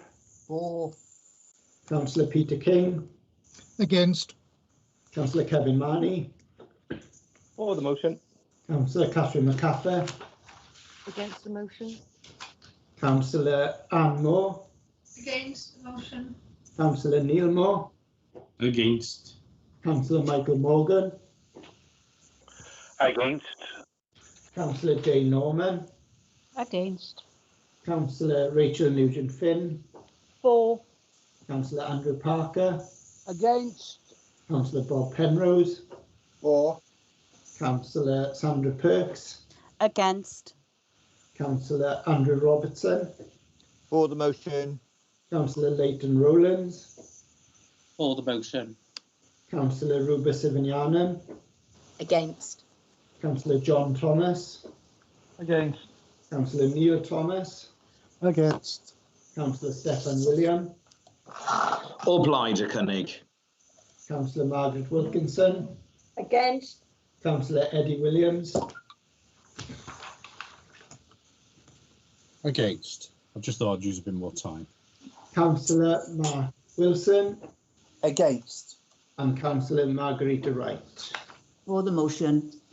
And that makes, by my reckoning, 25 against and 21 for. Yes. Thank you very much. That motion has also failed. We go to number 5, Roman numerals 4. Councillor Marnie, do you wish to speak? Yes, please. I brought this motion after, for many years, noticing that during scrutiny committees, minutes, councillors weren't identified. They were identified in the minutes by a councillor said that, a councillor said this, which I found absolutely bizarre, to be perfectly honest. So I took this up at the head of Democratic Services at the time, not the current one, Jeff, of course, to be told that a previous administration had decided that councillors' names should be omitted from these. Now, I find that odd anyway. That means the councillor can say just about anything in these minutes. And again, the public, their residents, won't know who said what, who's advocated this. Let's shut everything down and be anonymous. I mean, it actually raised its head in a meeting, a scrutiny meeting that I attended and applied to speak to. Went on after Neil Moore, and yet when I saw the minutes, Neil Moore was identified as saying this, I was identified as saying that, and quite correctly so. And then it went back to the scrutiny committee members, to a councillor said this, a councillor said that, and identified. Now, I do realise, from reading minutes, that this practice seems to have been reversed of late, and councillors speaking have been identified. But I still feel it's worth submitting this motion to make sure there is no about turn or sliding back on this issue by either the current or future administrations. It is, of course, imperative that councillors are identified, other than for sensitive issues, which, of course, would be moved apart to anyway. And I feel it's worth firming that up now so we don't have the ludicrous situation that was in place until very recently. Thank you. Thank you, Councillor Marnie. Councillor Robertson, you wish to speak? Thank you, Madam Mayor. Yeah, I'd just like to say, actually, sorry, Kevin, but in Environment and Regeneration, I think when under the chairmanship of Councillor Vincent Bailey, we actually reinstated the process whereby when councillors made comments, their comments were put into the minutes under that councillor's name. Thank you, Councillor. Thank you, Councillor Robertson. Councillor Wilson, you wish to speak? Yes, I do, Madam Mayor. I'd like to make the point that, of course, under the Constitution, everyone's got the right to ask for their comments to be recorded as part of the minutes of the meeting, and also any subsequent meeting. If their view was that it wasn't reflected in the minutes, they can challenge those minutes, of course, like any councillor can. Thank you, Councillor Wilson. Councillor Ian Johnson. Thank you, Madam Mayor. I think this is a matter of house style, and I think it's a positive thing to attribute comments to councillors. They have been made in the public realm. It does make sense for them to be included within the minutes. I appreciate, sort of a position which says, look, it shouldn't matter who said it. This is a cross-party group, the scrutiny committee, and we shouldn't need to attribute those. But you end up in a situation where some people attend a meeting and have their views attributed. Other people sit there and a member of the committee and don't have those views attributed, even though they played maybe a key role and one which is worthy of referring to within the minutes. I think that it's better that that all councillors, comments, where it's appropriate that they are recorded in the minutes, they are attributed to the person that said them. And if there hasn't already been, can I have we have a recorded vote, I assume, on this as well, Madam Mayor, please. Thank you, Councillor. Councillor Hodges, you wish to speak? Yes, thank you, Madam Mayor. Can I just say briefly that I support 5(4). I will be voting for it and support the recorded vote. Can I also give notice to Council that I am busily drafting a short, precise motion for the next full Council meeting for electronic voting? But it would help if Council actually and Cabinet brought this in prior to that meeting. Thank you. Right, Monitoring Officer, you wish to enlighten us on this? Yes, sorry, I just very briefly, just raising a point of clarification. The right to require an individual's vote to be recorded is permitted under the Constitution, rather than to ask for a comment to be attributed to an individual councillor, just so that it's clear on that particular procedural point. Thank you very much. Councillor Hodges, could you lower your hand, please? Councillor King, you wish to speak on this? Yes, thank you, Madam Mayor. I'm just reading the motion as printed, and it says that all councillors' contributions. And what I'm concerned by is the incredible amount of officer time that will be required to transcribe every single thing that each one of us says or does in the course of a meeting, and then that will have to be sort of typed up and written up and then translated and produce an awful amount of documentation when it is available for viewing. And I'm uncomfortable. We're trying to move forward. I welcome the idea of electronic voting. I think that's an excellent move. But I mean, we're recorded. You can see and hear everything that I've said tonight. I wouldn't want anyone spending a lot of time writing it all out and then translating it into Welsh as well. Thank you. Thank you, Councillor King. Councillor Burnett, you wish to come in on this? Thank you, Mayor. Yes, it's clarification. That, the words appear very, very simple, but then when you look at them, it talks about people being identified by name, and those contributions, including names, being clearly displayed in the minutes. So that means, are we talking about the need for verbatim minutes? If we're talking about the need for verbatim minutes, are those minutes going to have to be circulated to everybody so that they are an exact representation of what was said? Is it going to have to be taken off the webcast of the meeting? In which case, why not just have a webcast of the meeting? These days, I find it much easier if somebody questions me, clarifies. I actually look up the relevant webcast and send them a link and say, have a look at 10 minutes, 38 seconds or something into that, and you'll see the discussion. So what we're talking about now is, and I have no problems with people's comments being attributed to them at all. But if we look at the motion as it stands, we are going back to verbatim minutes, and I don't know many people at all. In fact, I don't know anyone who reads minutes unless they're just looking for a particular point. So I half support it, but I think on balance I'm going to have to go to vote against this. Thank you very much. Leader, we used to come in on this.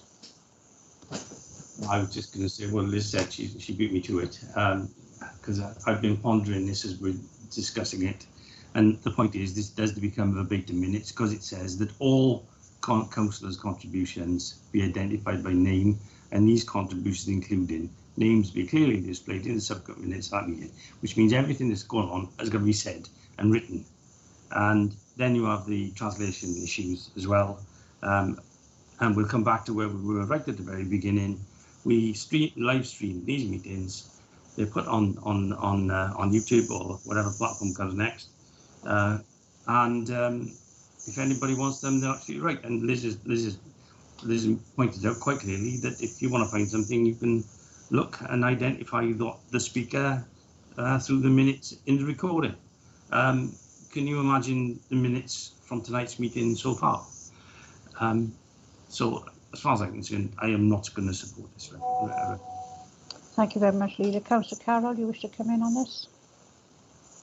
Yes, thank you very much, Madam Mayor. I appreciate the concerns raised by other members, but I don't, having read the motion itself, believe that it is calling for a verbatim account of in the minutes. So I think that it's merely asking that the minutes represent a fair and accurate reflection of what was said and by whom, and that those comments be attributed to individual members. I mean, Hansard, for one, isn't a verbatim account. Admittedly, it's very detailed, and I'm not calling, and I don't think that anybody's calling for the minutes to be as detailed as that. But I see nothing inconsistent with, nothing in that motion to suggest that the minutes should have to be verbatim, and I'm happy to support it. Thank you, Councillor Carroll. Councillor Johnson. Thank you, Madam Mayor. Sorry, I'm just going to be brief because I'm very concerned that I've heard 3 times tonight a reference to the Welsh language and its requirement, our requirement to do something with the Welsh language in a derogatory fashion that's been used as an argument against motions on transparency. And I'm quite concerned that this has come on several occasions, and I hope this will not become a pattern for the future, because this council needs to meet its requirements, and that shouldn't be used as a reason not to do something. Thank you. Councillor Gray. Yeah. Thank you, Madam Mayor, and I totally agree with Councillor Johnson's points that the need for Welsh translation is an absolute right for our citizens. It's got nothing to do with for or against this particular discussion. The motion reads that all councillors' contributions to Vale of Glamorgan Council full cabinet scrutiny meetings identified by name, and those contributions including names were clearly displayed. I understand the point that's been trying to be made, but the way it is written, if I said I agree, then Councillor Gray said he agreed. If every single contribution has the name attached to it, this is not what I mean. The monitoring officer advised that currently there's not a system to say, can I put my name on the minutes? That's been noted as being in the Constitution. If this was to amend the Constitution to allow members to request their names be put in there so that they can have that noted, that would be different. But this does read to me like it would be moving towards something like verbatim minutes. But I associate myself with your comments, Councillor Johnson, regarding the Welsh language, but I won't be supporting this motion. Thank you. Thank you very much, Councillor Gray. Councillor Birch, you wish to come in on this? Thank you. My interest is that several people have already said that they do not want the meetings to be reported verbatim, but that the minutes contain the kind of general sense of what is said, with comments attributed to specific councillors. But who is supposed to be making those decisions? I can see that what will happen is that every subsequent meeting, people will be picking apart the minutes of the previous meeting and wishing to have comments attributed to them, which they presumably made because we can go back and look at the recording, which is after all what it's for. So what we're doing is we're placing a tremendous burden on the people who are taking the minutes and writing them up, for them to decide what is relevant enough and important enough to be included in the discussion that's written up. And then all we're doing is laying them open to criticism. I don't want to make any comments about the Welsh language. I completely agree with what Ian has said there. But I think that what we are doing is placing a burden on people who already have enough to do to make judgment calls on what we are saying as councillors. And I think that that's inappropriate. Thank you, Councillor Birch. Councillor Moore, you wish to come in on this? Can I refute the comment from Ian? If it came that way, I didn't mean it, and I apologise. I didn't mean it that way. What I said was, and I said it right at the very beginning, is one of the things that we agreed was to have abridged minutes, and one of the reasons being that we need to get minutes out quickly, and we also have to make sure that they are translated into Welsh. Now, if we had a verbatim minute, and the minute, for example, for tonight would go on and on and on, we could not publish the minutes until every translation was made. And that's one of the issues. It is one of the issues. And yes, there is an issue of cost, but I don't care how much it would cost. As far as I'm concerned, we will translate all the documents. We are translating the documents, and we will translate the minutes. I'm not saying anything in disparaging the Welsh language at all, because I think it's something which we should be doing. But we also have to wonder is when we take a decision, there are consequences, and those consequences have to be considered. And that's all I was making the point. So if I offend, I apologise. Thank you very much, Leader. Councillor King, you wish to come in? Yes, thank you, Madam Chair. Mae'n ddrwg i ni dysgu'r ydw we siarad Cymraeg dim yn tipyn bach, and I certainly didn't mean any offence whatsoever. And if it was taken as such, I humbly apologise. I'm trying to become an honorary Welsh person. After 32 years, I'm beginning to get the hang of a second language, but I've not really mastered the first. Thank you very much. With no one else indicating to speak.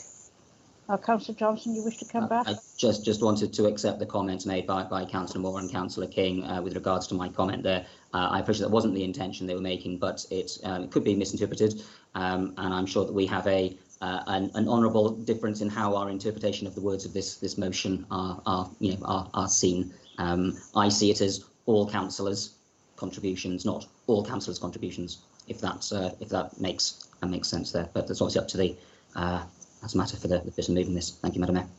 Thank you, Councillor Johnson. Councillor Marnie. Thank you. I'd like to just do my summing up. I would like to ask one question that perhaps maybe the officials could answer after I've finished speaking here.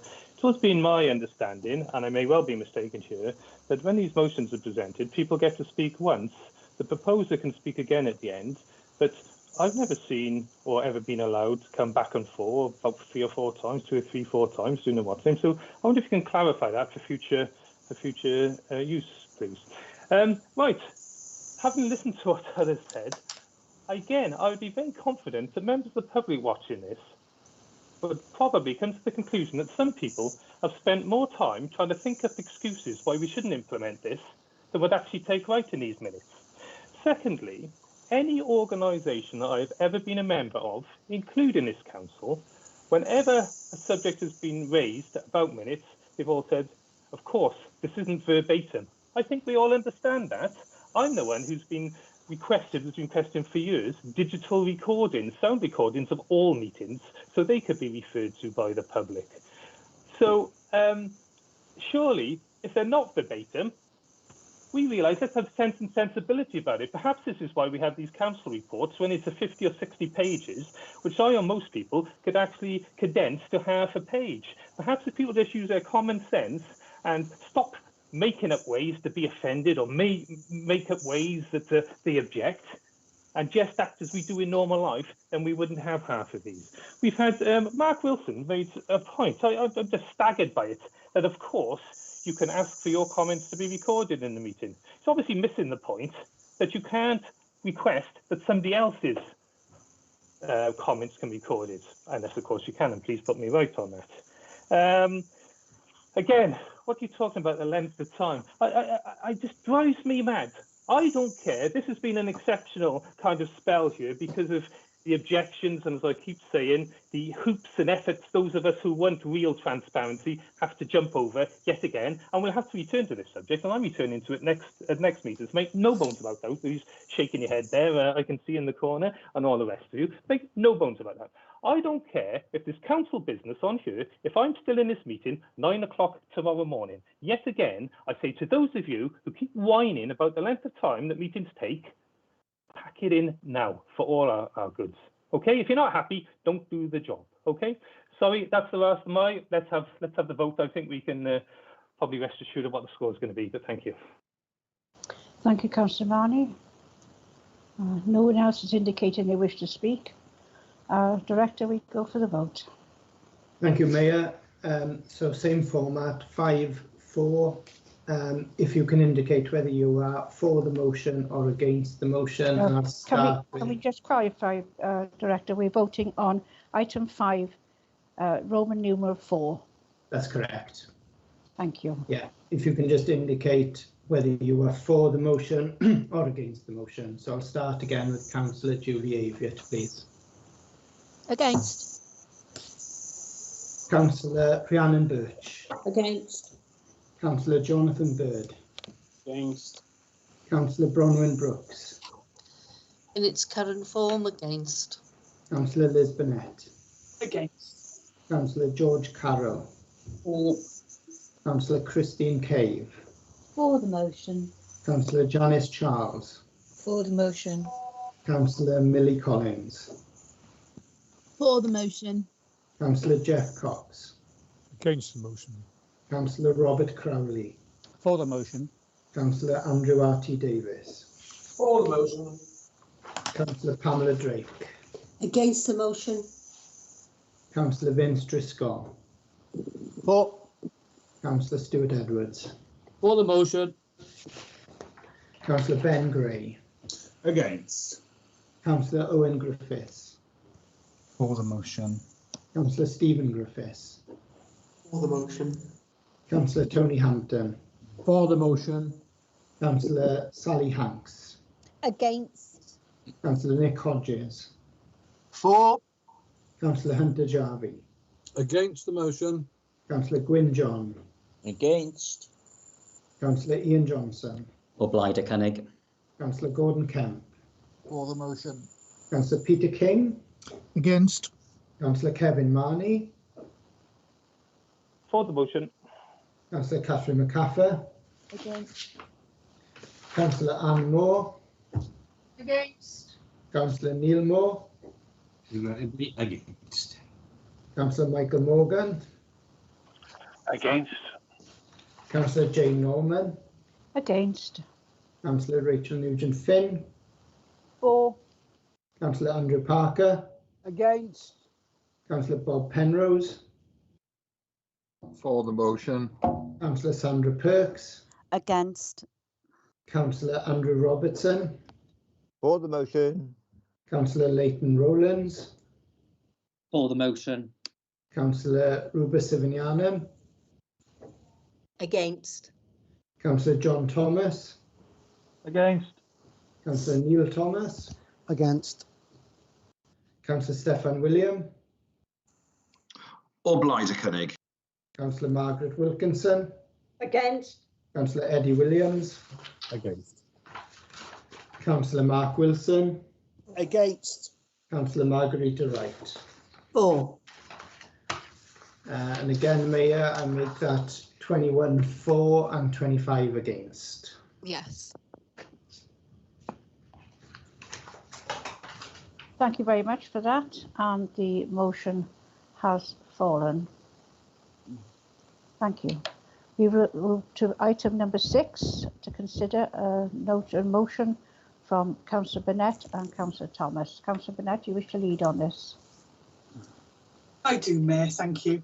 The motion is before you, and Council will be pleased I don't intend to read it out. I'm no expert. At best, I'm an enthusiastic amateur who enjoys and values nature and our environment in all its forms.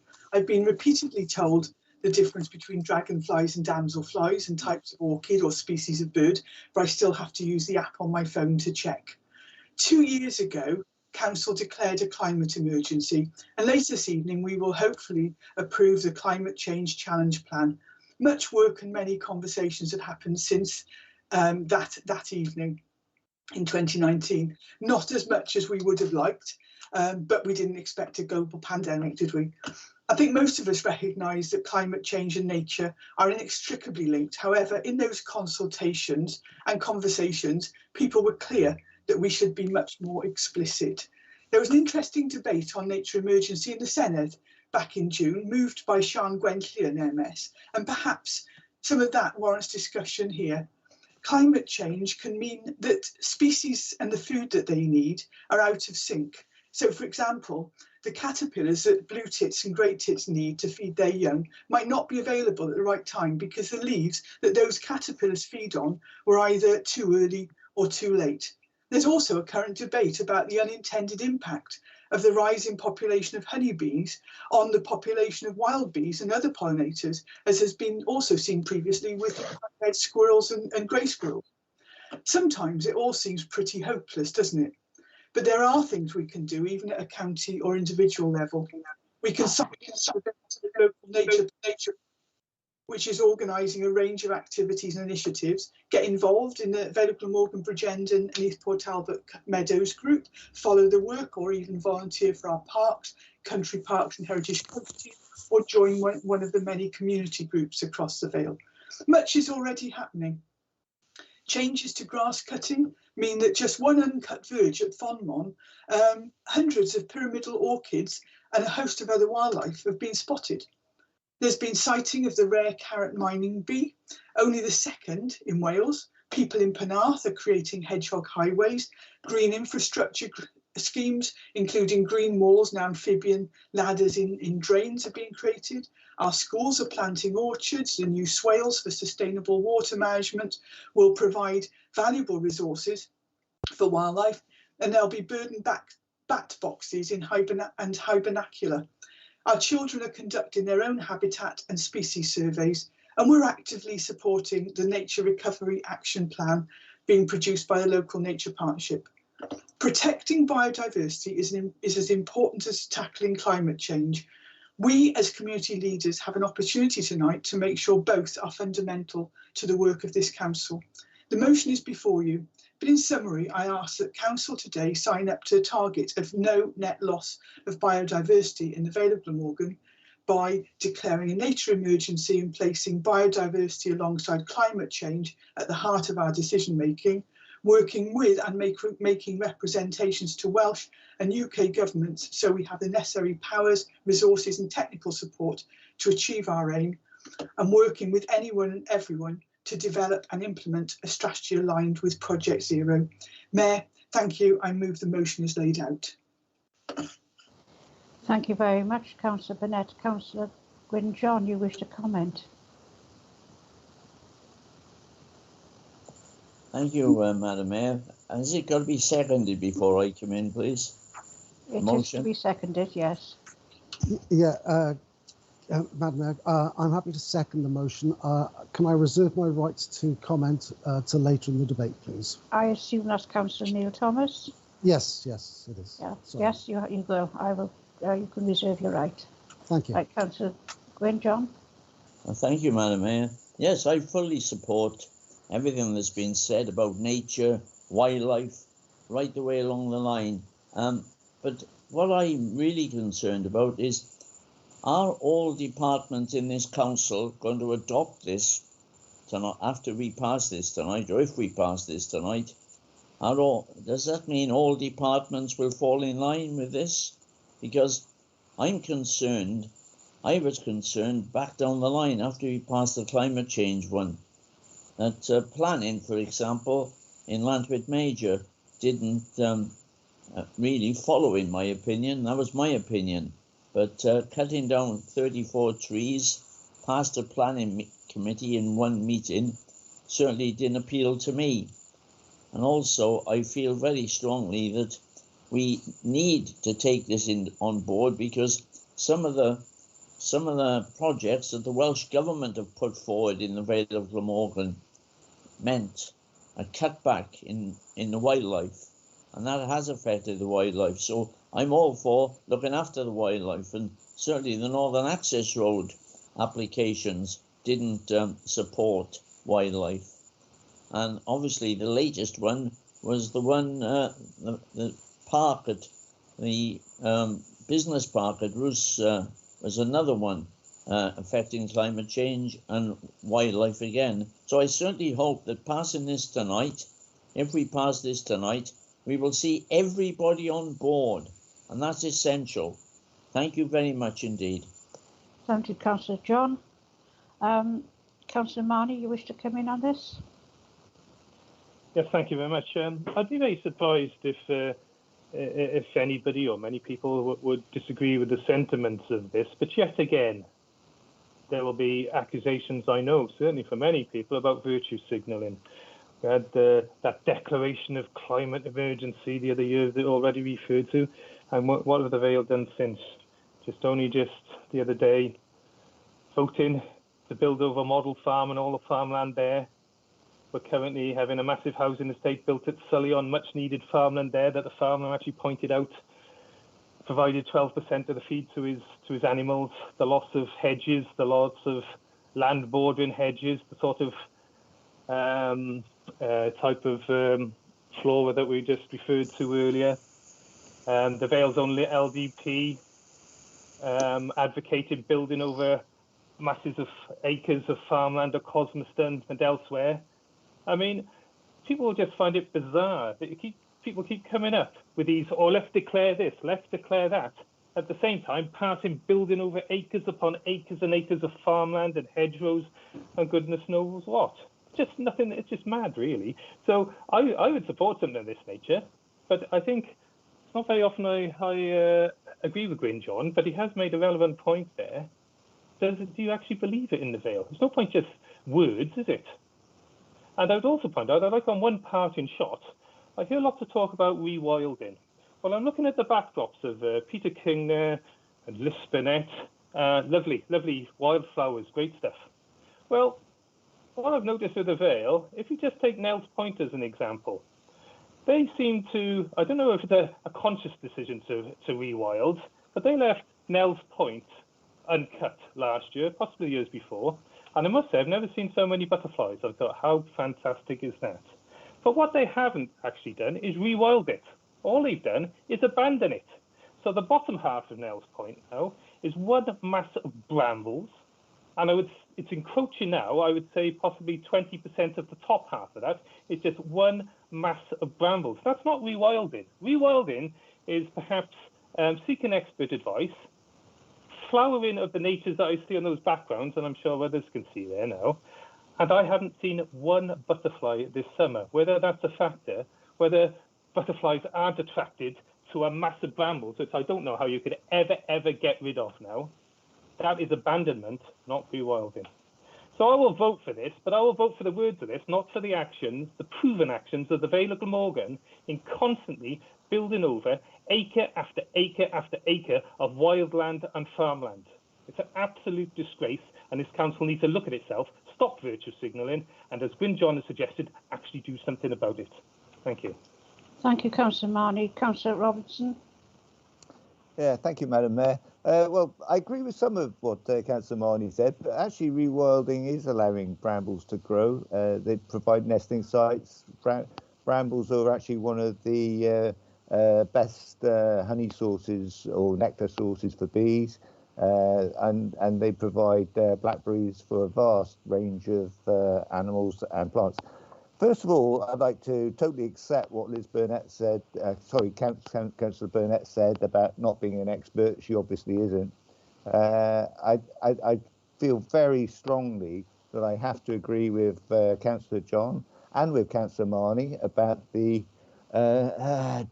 duality, if I could call it that, or almost speaking with a forked tongue, when it comes to the intent and what actually happens with our planning development plans. The Vale, I think last LDP they said they had to build 12,000 houses in the Vale. This is like more concrete, more tarmac. It's houses are becoming less user-friendly for wildlife. Basically, all the eaves are totally shuttered in with plastic, so swifts can't get into them. People are actually stopping house martins nesting on their houses. I totally agree with the need to support nature, but actually, what are we really worried about here? I think what we're really worried about here is the future of the human race. And actually, nature doesn't care about the future of the human race. Nature is actually going to look after itself. Don't you worry about that. When we're dead and gone, when we're long gone, when we've wiped ourselves out, nature will still be there. Thank you. Thank you, Councillor Robertson. Councillor Thomas, do you want to wait until the end, or do you want to come in now? I'll come in now, if that's all right. That's all right, Madam Chair.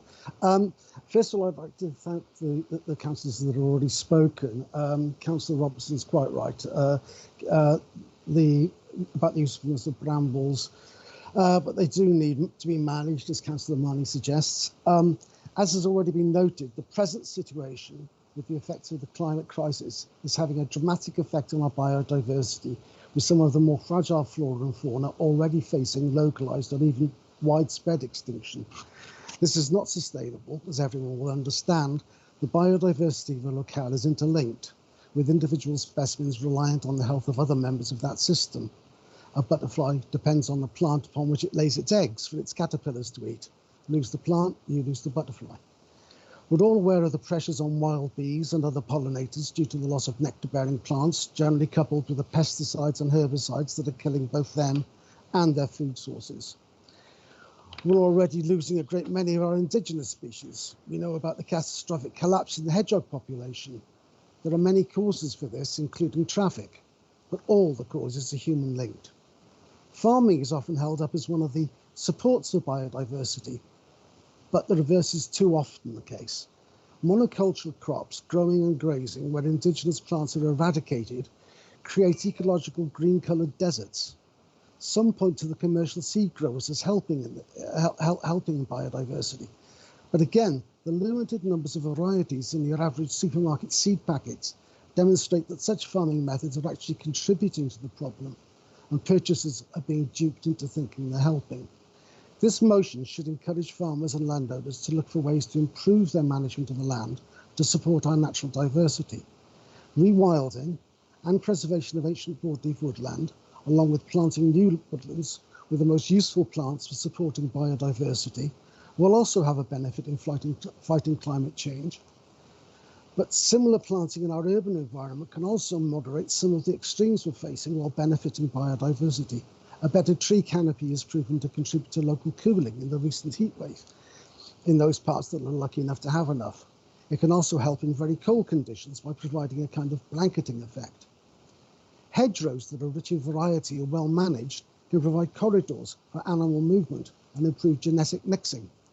But they work far better when field margins are allowed to grow undisturbed, rather than crops being planted on every available centimetre. There are moves in the UK government to remove protections from many of our native species, to remove obstacles that developers complain about that they allege cause delays. We need to ensure that we can work with Welsh Government to protect our nature. There is a need to use planning as a driver for environmental and ecological protections. We're governed by present planning legislation. This motion would give us a role in trying to alter the present situation to the benefit of our biodiversity. Support for this declaration of a nature emergency, will, as it says in the motion, give the Vale of Glamorgan the authority to pursue the aims and resolutions detailed to protect our biodiversity for future generations. And as I say, I second the motion. Thank you, Councillor Thomas. Councillor King, you wish to speak? Thank you, Madam Chair. I heard the term earlier, virtue signalling, but I prefer to see it as taking leadership and showing leadership and setting examples. And as a council, yes, I'm very happy to sit in front of a backdrop of the wildflower garden at the Knapp. It was taken last year, and I'm very proud of some of the stuff that our officers have undertaken. And it is rather nice. And I stumbled upon a rather interesting fact earlier today, that we currently have some 485 miles of roadside verges that we are allowing to grow, and the intention being to cut them once after the nesting season is over, and take away the arisings, thereby hopefully maintaining that wild highway. Is that the term? But anyway, I just don't think, because I was quite impressed. 485 miles. Well, that's truth. The county's only about 25 miles wide, isn't it? Thank you, Councillor King. Councillor Charles, you wish to speak? Yes, please. Thank you.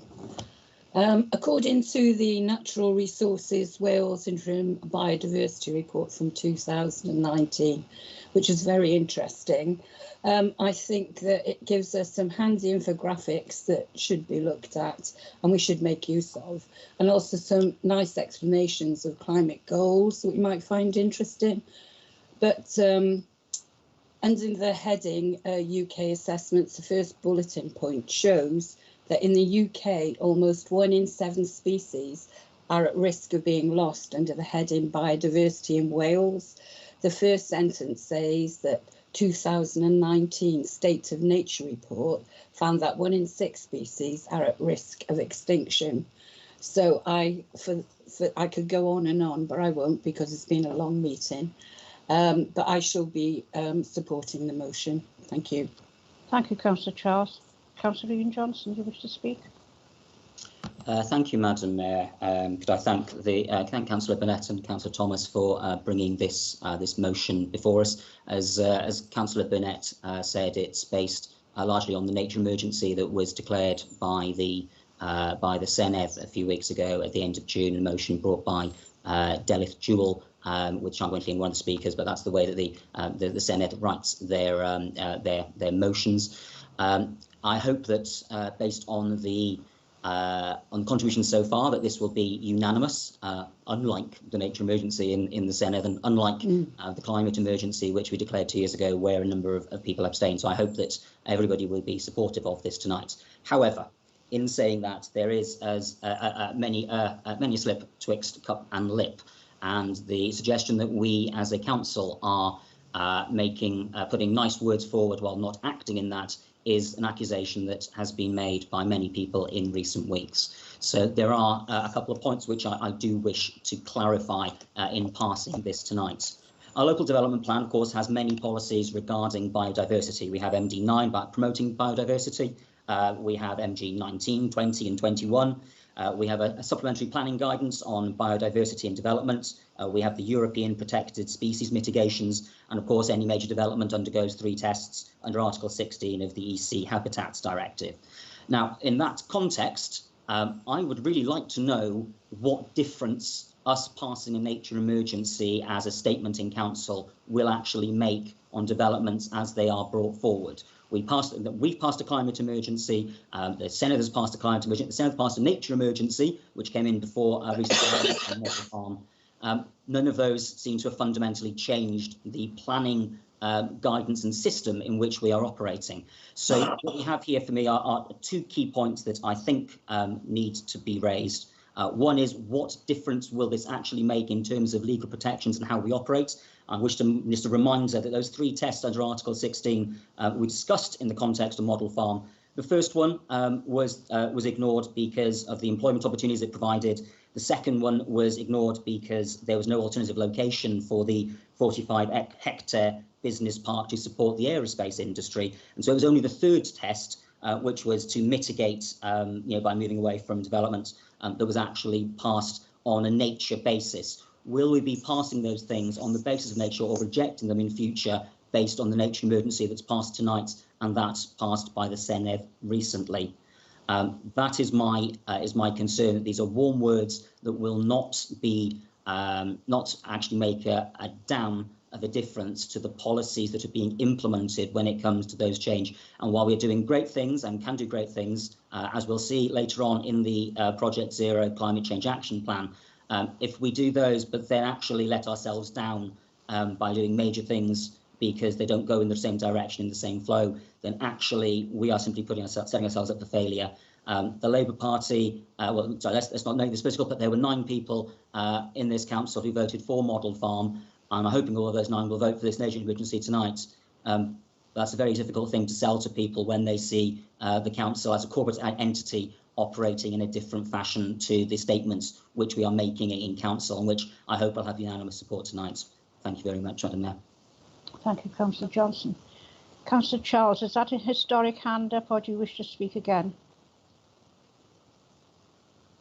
I wish to speak again. Sorry, listening to Councillor Ian Johnson, I should have also mentioned that in the report it actually does state that amongst the factors listed as key in affecting biodiversity is urbanisation, which, if you were going to dig up fields and hedgerows and build housing, industrial estates, retail parks, etc., counts as being a really bad thing. Thank you. Thank you very much. Councillor Gray. Thank you, Madam Mayor. I saw the monetary officer's go hand up before me. Does she want to come in first? It's gone down again, I think. Okay, fine. Thank you for this motion, Councillor Burnett. And I wasn't going to come in. I think we've broadly got consensus here, but there was a comment made just then by Councillor Johnson I feel I need to reiterate. I sit as a member of the Planning Committee. I'm the Vice Chair of the Planning Committee, and I make those determinations as a member of that committee as per the committee's deliberations. that is separate to a political process, which is hard to believe for some. I totally appreciate what you're saying within the thrust of it, but I want to reiterate that our determinations as a planning committee, whatever the planning application, are on the basis of the report and the evidence put in front of us. And there was a clear report with regards to the reasoning why officers were recommending approval. But I take on your point that in future, and how the planning system and how things ultimately, which may well be far above the level of this local council, may need to change in order to facilitate a different or a refined system that deals with the changes that come through. So I just want to make the point, I carried out my duties on the planning committee, and I looked at it in the way that I should as a planning committee member, and I make no judgment of people who voted a different way. But I'm here to deal with this debate and looking at the items put forwards, and I have absolutely no problem in supporting the motion as written, and I hope that it leads to wider conversations. And when we are looking at reviewing things like the LDP in the future, this is something which can be applied to it as we're having that debate and that conversation. And that's why I think it's important, over and above those issues that already exist within the planning system that were listed before. So that's my contribution. Thank you, Madam Mayor. Thank you very much, Councillor Gray. Councillor Wilson? Yeah, thank you, Mayor. I just want to reiterate that planning and licensing are quasi-judicial meetings.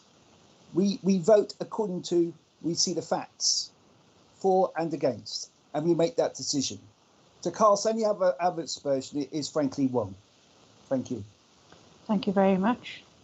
Councillor Hodges? Thank you, Madam Mayor. I'm looking at the resolutions as listed, and there's 7 of them. I refer to resolution 2 that states, place biodiversity alongside climate change at the heart of the decision making in the Vale Glamorgan Council. If we're now being told that planning is an opt-out because it's quasi-judicial and decisions are made on each and every aspect of the planning application, rather than how it affects nature emergencies or climate change, then I'm afraid that's the whole point of how we support nature. Planning has affected and will continue to affect building on green fields, like we had last week, and a farm. And also there is far too much demolition of existing buildings being allowed. This adds to our climate change, which adds to nature emergency and the decimation of our wildlife. You can't have it both ways. Either we are deciding as a council to change the way that we actually decide on how we promote planning within the Vale Glamorgan or not. If you wait for the next LDP or whatever version comes out of it, that's 5 or 6 years possibly down the line. And there's going to be huge disagreements with all the other councils that we now have to operate with in the new scheme. I don't see how we can affect for the good nature emergency or climate change if we continue in the same way and allow one of the major aspects of climate change that we can affect in the Vale Glamorgan, which is planning, to change, to not be affected. Otherwise, this is virtue signalling. Thank you, Councillor Hodges. Councillor Williams? Yeah, thank you. As you're all well aware, I am cabinet member for planning, and so I understand the compromises and conflicts that we have to go through to make some decisions. And on balance, many of the decisions we make, there are going to be people that don't agree with what the decisions are. The planning, as mentioned, model farm, and I think that some people are forgetting that even within that plan, biodiversity was considered, and there were some elements, for example, increasing the number of hedging and other aspects, increasing parkland. They're all aspects which have been overlooked. Recognising that there is buildings and stuff, but as with any application, there are compromises. And I think it's right for us to note that as a council, we can make decisions, and I think there's a consensus for agreeing with this, because we want to make that change, we want to make a commitment And the more people that make that commitment, it will then affect in time, not overnight, plan policies and probably other departments. The other aspect of supporting this change is the way the other departments within the council work. You know, we mentioned earlier about the hedge, you know, the highways and things like that. If those aspects are considered as part of this, then we can change. You know, we can make changes for ourselves outside of other constraints that we've got. I just think it's a bit one-sided to say that planning is the cause of all the issues we've got. But sometimes we, as we know, we have to work within the frameworks we've got, and if we bring this framework in, then we'll assist for the future. Thank you, Councillor Williams. Councillor Hodges, could you lower your hand, please, unless you want to speak again? My phone won't let me, Madam Mayor. All right, thank you. I cannot seem to take it off. So I'll just ignore you, is it? All right, thank you. Councillor Driscoll, you wish to speak? Yeah, thank you, Madam Chair. Just a question for Councillor Thomas. I fully support his motion this evening, but I also stood up against the model farm development. Can Councillor Thomas explain why he didn't stand against that and he actually supported the motion or the planning application? I don't think that is the question that is being debated at the moment. I think it is. I think it's, you know, it's whether or not you agree with climate change and are prepared to do something about it and stand up against developments. Mayor, can I come in? It's obviously. Excuse me, can one person speak at a time? Sorry, could you finish what you're saying, Councillor Driscoll, please? Yeah, if it's the wrong place to ask this question, I'll withdraw the question I asked to Councillor Thomas, which was who did he vote for? Why did he vote for the application at Model Farm? So I'll withdraw that question. Thank you very much. Councillor Robertson. Thank you, Madam Mayor. Yeah, I'm just intrigued by Councillor Williams's assertion that there has to be compromise. So I understood this to be an emergency. Now, when you have an emergency, I mean, this is something extremely urgent, and surely you don't have compromises during a time of emergency. Is it an emergency or isn't it an emergency?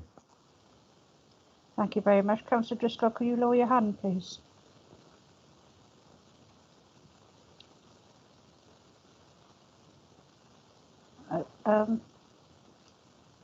Councillor Burnett, do you wish to speak again on this? That was a question, Lady Mayoress. Maybe Councillor Williams would like to answer. Councillor Williams? Sorry, Mayor, can I come in at this point? Because it's not an opportunity for informal council questions, I'm afraid. So I just wanted to point that out. It's a debate rather than individual members putting questions to other individual members. Yes, and Mayor, could I just also clarify that was one of the points I was going to make that the Managing Director made, but also, and it's a point that Councillor Marnie has alluded to earlier, that you know, members, there are only certain circumstances in which a member can come in on a second occasion, and that ordinarily would be, you know, where there's a right of reply or where there's an amendment to the motion, but as there's no amendment to a motion here, it wouldn't be appropriate for a member to come back in for a second comment. Thank you. Thank you very much. In that case, if no other hands up, we'll go for a vote. No. Unless Councillor Burnett wishes to come back in. Yes, if I could, Madam Mayor, please. Just to summarise, you know, when I was thinking about putting this motion in, and I knew an awful lot of stuff that would come up, and you know, it's difficult because very few choices that we make in our lives, but particularly within the council, are binary. With everything that we do in this council, there are choices, there are priorities to be balanced. We have to balance between environmental, social, and economic impact of our actions for the people of the Vale. And that's where we need community leadership. And that's why, you know, on the whole, the debate has been really useful tonight. And I knew that Model Farm would come up. And people, as I referred to earlier, people have contacted me about it. I watched the entire debate and I read all the reports, even though I'm not a member of the planning committee. And I've actually said to people, watch the video, watch the reports, read the reports from our ecologist, which was very comprehensive in terms of mitigations and adaptations, etc., and the background. And I'm, you know, I have to say that I wouldn't have voted differently to my colleagues, but it was a balance. All my backdrops tonight have actually been from the Vale of Glamorgan. The initial backdrop, which I will do again, was actually wildflower planting in Cosmeston. But this is actually very serious because they have to reflect our natural biodiversity. And as a council, we are taking steps through seed collection machines and mowing regimes to make sure that our natural biodiversity is supported. And we don't just have generic meadows out of a sack, because that's very important in terms of supporting our local biodiversity. During the pandemic, increasingly, our green spaces became so important. And people were re-engaging with nature and their environment. So to say, oh, well, it doesn't matter, it'll get along. I'm sorry, I can't agree with Councillor Robertson's comments. But what I would say, and for any of us that have served on a quasi-judicial committee, the council, what we do, we don't just wander in of a day and say, well, we think we'll do X today, or we think we'll do Y today. Everything we do is based on policy. We're going to be voting later on changes to policy, on changes to the constitution, and we are governed by that policy. By passing this motion tonight, it has an impact on policy. And then we start to look at nature as having equal status with climate change. And it does become part of everything we do. We can look back over what we've done since then. So to say, oh, well, what does it mean? It means that actually our policies will have to change to take note of this. I suppose the question that I ask is, you know, I'm very fortunate. I go off to country parks, it's part of my portfolio. And to go pond dipping with children of the Vale is an absolute joy. And I do question what will be left for them or their children going forward if we continue to allow the depletion of our biodiversity. Now I can say, well, what does it mean? And I've got a whole list, which I wouldn't have put in because we'd have been here probably even past midnight, we'd probably be here till midnight anyway, of some principles that I would want to establish. But I'll leave that for a cabinet report, should this be passed. But I hope, from what I'm hearing, it will be unanimous. And so again, Mayor, I would move the motion before you. Thank you very much. Did Councillor Wilson, did you say seconded? Councillor Thomas, Mayor, has already seconded it. Right. In that case, now Councillor Robertson has his hand up, but I understand he's already spoken once, so he's not allowed to speak again. Is that correct? Unless it's a point of order, Mayor. Councillor Robertson, is it a point of order? No, it's not a point of order. Right, thank you. Could you please lower your hand? And we go for a vote. Councillor Burnett, do you wish to have a recorded vote, or do you want to go as a block vote? If it's unanimous, then we can save everyone time. If it's not unanimous, we have to go through a roll call anyway, so there's no requirement for a recorded vote. Thank you very much. Do we have anybody who wishes to vote against this? Nobody has indicated, so I take that as a unanimous vote. Is that agreed? Again, Madam Mayor, can you just confirm there aren't any abstentions, just in case? Thank you, Councillor Williams. Are there any abstentions to this? Again, no one has indicated. So I take it as a unanimous vote, and thank you all very much. That has been passed. Thank you, Councillor Burnett. Right, we move on to agenda item 7 to consider a motion from Councillors Carroll and Rowlands. Who's going to lead on this, please? Thank you very much, Madam Mayor. I will. Councillor Carroll. Okay, thank you very much, Madam Mayor, and I beg to move the motion in my name and that of Councillor Leighton. Madam Mayor, we brought forward this motion this evening following the serious concerns that have been expressed by local traders at the administration's decision to reintroduce pavement charges for businesses putting their tables and chairs on the public highways. It's a matter of great public interest, Madam Mayor, and that's been most clearly demonstrated by the fact that several separate questions have been tabled on this subject for answer at tonight's meeting. Now, I don't think I need to say, Madam Mayor, how difficult the past 16 months have been for the hospitality industry and for local bars, restaurants and cafes. And the pandemic has caused an unprecedented amount of disruption to their trade.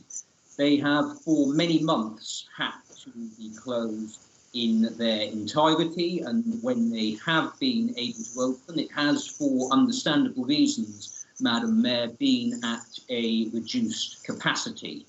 And it doesn't take a genius to work out, Madam Mayor, that if a business is only taking 50% of the usual covers that that restaurant would take, then it's only going to be making 50% of the revenues it would otherwise expect to generate, and this is clearly not a sustainable approach.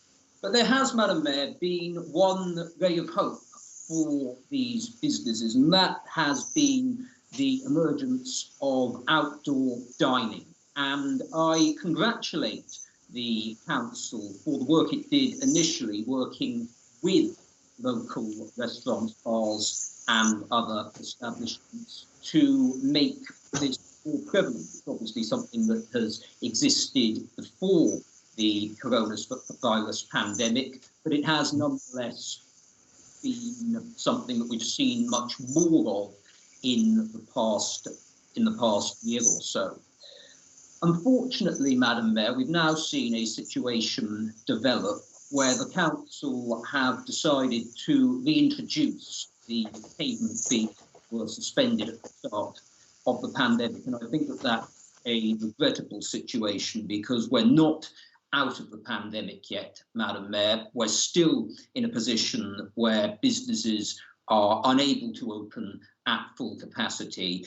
And it does, regrettably, in my view, Madam Mayor, create the impression that they're being seen as somewhat of a cash cow. And I think that that's something that we should be very desperate to avoid. And I think, Madam Mayor, there is a logical way of addressing this, and that's to do what other local authorities have done, including the Labour-run Cardiff Council, who have suspended these charges. And I think that that's something that should be implemented here. We're calling for in this motion this evening, Madam Mayor, for the charges to be suspended until the end of the pandemic, and I would hope that all members would agree with that. So let's help local businesses after what has been a torrid set of circumstances for them, and let's support this motion. Thank you.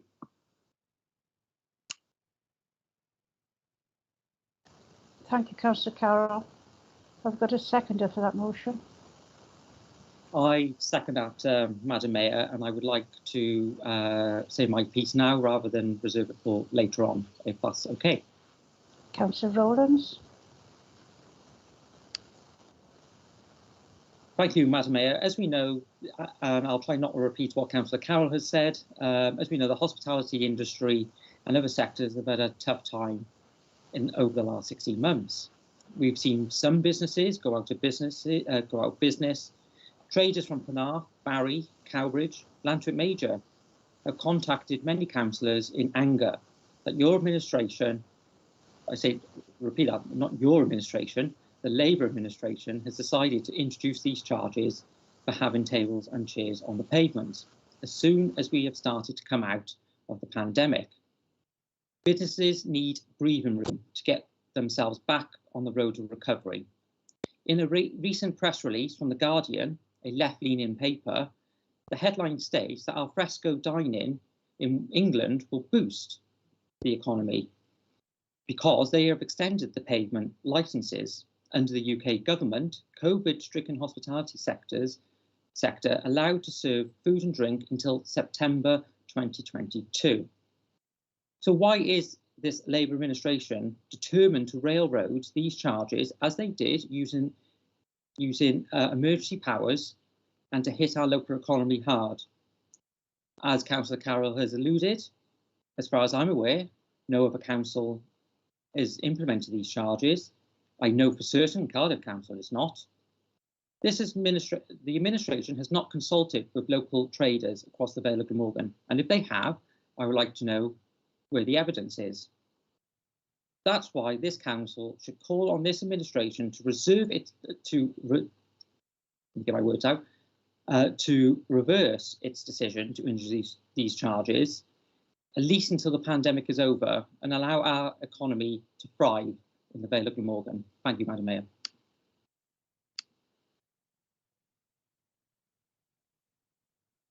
Councillor Charles, you've been very patient. Oh, no, thank you very much.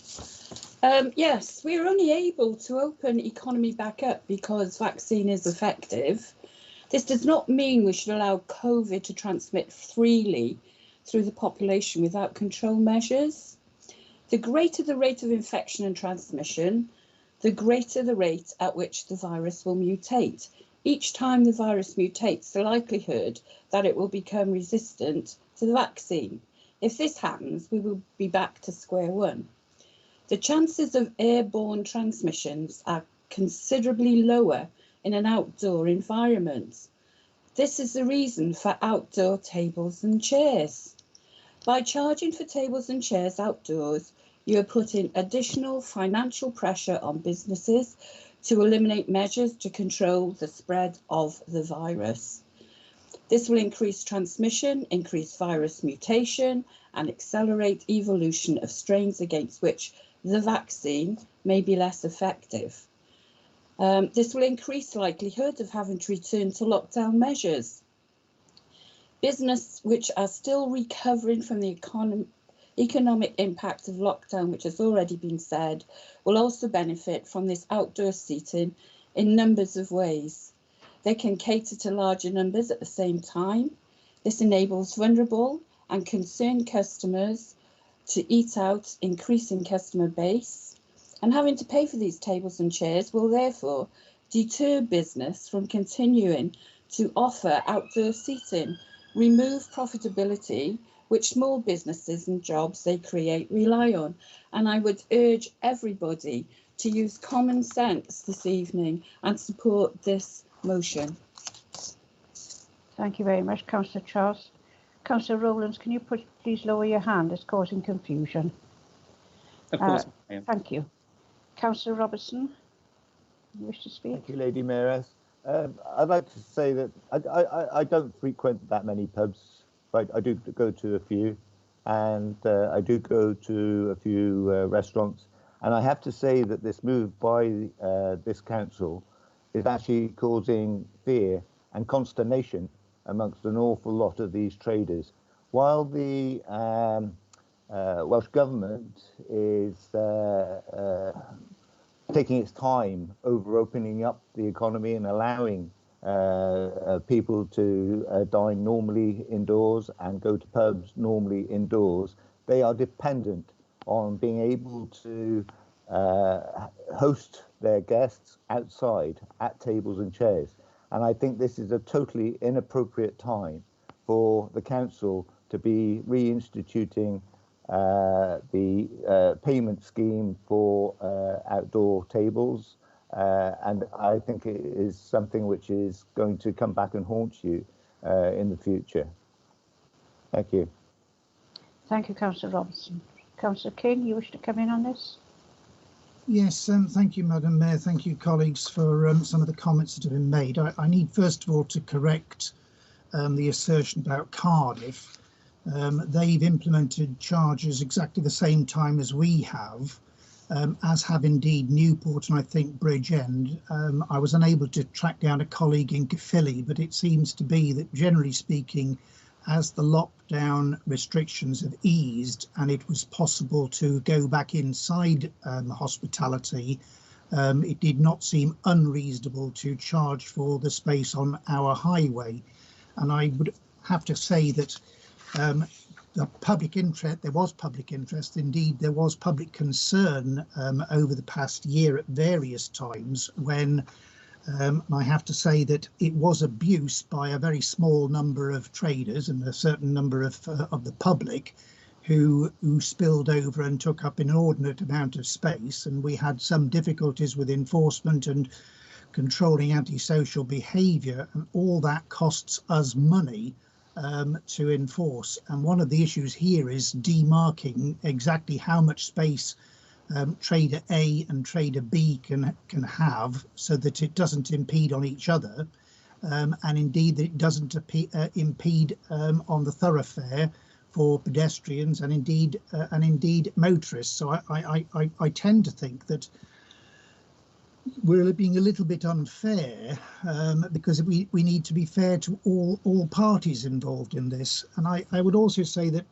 there seems to be great play made about how much we're charging, and I would say, well, I suppose so, but I mean, if you're really telling me that Greggs can't afford to pay for the A-board that they stick out on the footpath, and Wetherspoons can't afford the space that they're using, and one or two other of the really big firms who use a significant amount of space, Penarth Esplanade, Barry Island come to mind. I'll not name any of them, I'm sure we all know them. I do believe that what we're doing is fair and proportionate, and I think the issue here is that all we're trying to do is to cover the cost of our officers to actually enforce and manage this. Now, when it comes down to Cardiff, as we seem to be compared with Cardiff, I would point out that it's not quite double, but they're charging £224 per year for 1 or 2 tables, and all I'm asking for is £12.50 a month. And I've actually, because I'm very alert to the issues, me and my officers, we were extremely keen to be mindful about cash flow. And so what we were able to do is to arrange a monthly payment scheme, because I think, quite frankly, paying £12.50 per month is considerably more comfortable than finding £150 as an upfront payment. So I'm sorry, I don't agree. I will also venture to suggest that we will be living with this virus for some considerable time yet to come, and we're all of us having to come to terms with what I think the buzzword is new normal.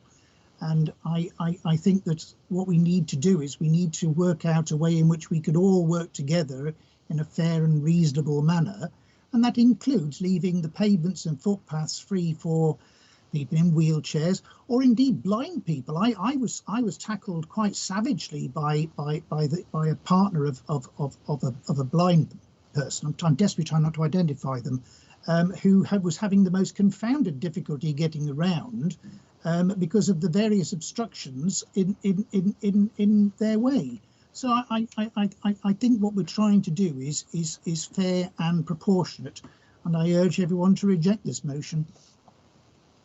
Thank you very much, Councillor King. Councillor Johnson, you wish to come in on this? Thank you very much, Madam Mayor. Thank you to Councillor King for his informed comments, and also to Councillor Carroll and those who've spoken before. I think Councillor King makes a good point about what I believe is called the Cut the Clutter project, which is supported by Living Streets, RNIB, Guide Dogs and Transport for All, and it's about the importance of regulation and enforcement of these issues on the council and streets across the country. I did quite laugh at the motion that's put in front of us, because it does seem like an awful lot of polysyllabic waffle. But there is an important point at the heart of it, which is that hospitality businesses are still unable to trade perfectly normally due to ongoing restrictions, and therefore consideration has to be made about how and when charges are brought forward. The suggestion and then the implementation is 1st of July. I'd like to think that the cabinet member and others will look at the restrictions as they are lifted and see whether or not actually it's fully appropriate, because if you can't trade fully indoors, then of course those people should trade outdoors. At the same time, hospitality is only a small fraction of the total number of businesses. Many businesses, of course, are being supported by not paying their business rates. Yet at the same time, then we are introducing fees for people hiring outside. Are those fees greater than they should be? Are they less than they should be? Are they appropriate? That's something we'll find out. Because I want to make a quick point about being not quite disingenuous, but certainly people reading their papers properly. Because although this is being brought to us now, this was first discussed in a pre-cabinet scrutiny report that went to Corporate Performance and Resources on the 11th of February. Now, at that time, I raised the issue because I was concerned as to how it was being presented, that the introduction of cafe-style licences, it was only within an appendix, and the numbers didn't seem to add up to me. Now, those numbers, if I remember correctly, was that 5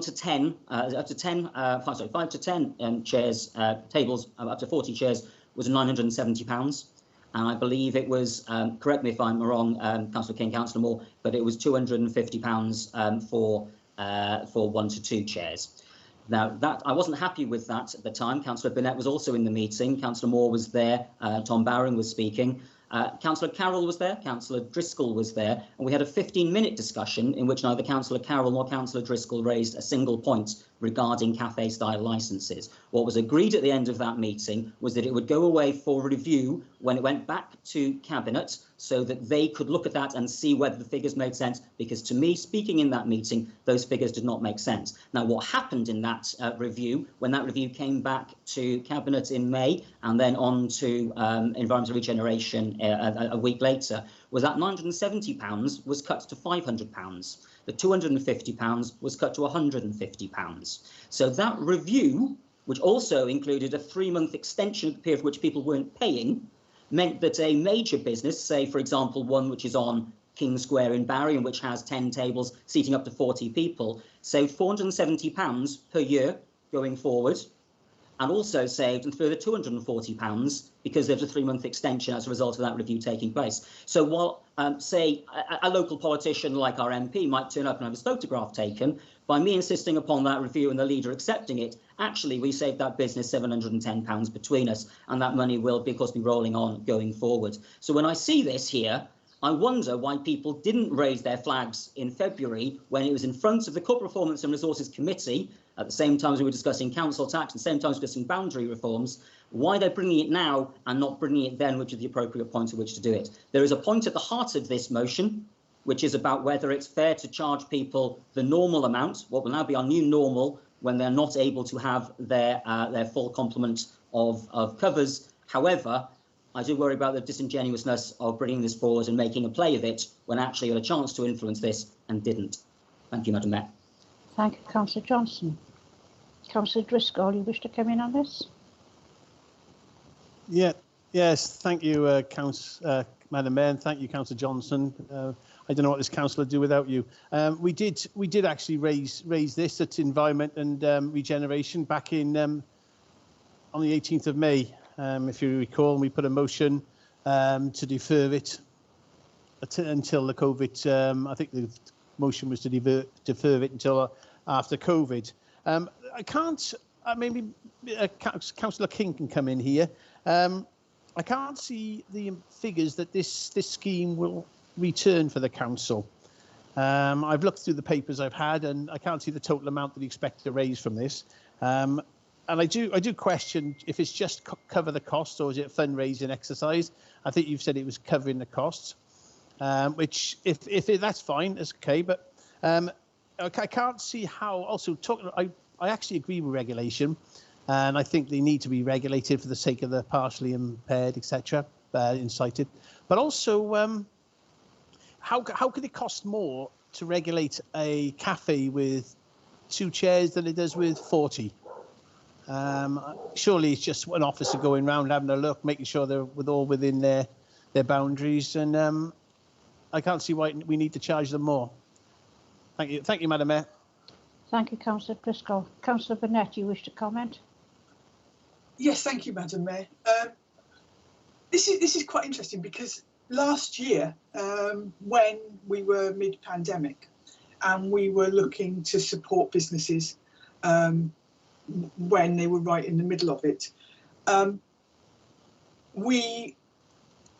proactively went out and said that we would work to provide any business that wanted it with a street cafe licence to enable them to trade outside. These were businesses that had never done that before, but we recognised that that would give them space to go outside. And I got a small insight of what was involved in that process, where the area that they had designated had to be worked out so it was safe, so it didn't encroach on other businesses. It had to be agreed exactly how many tables and chairs, etc., could get into that space so it was still COVID safe.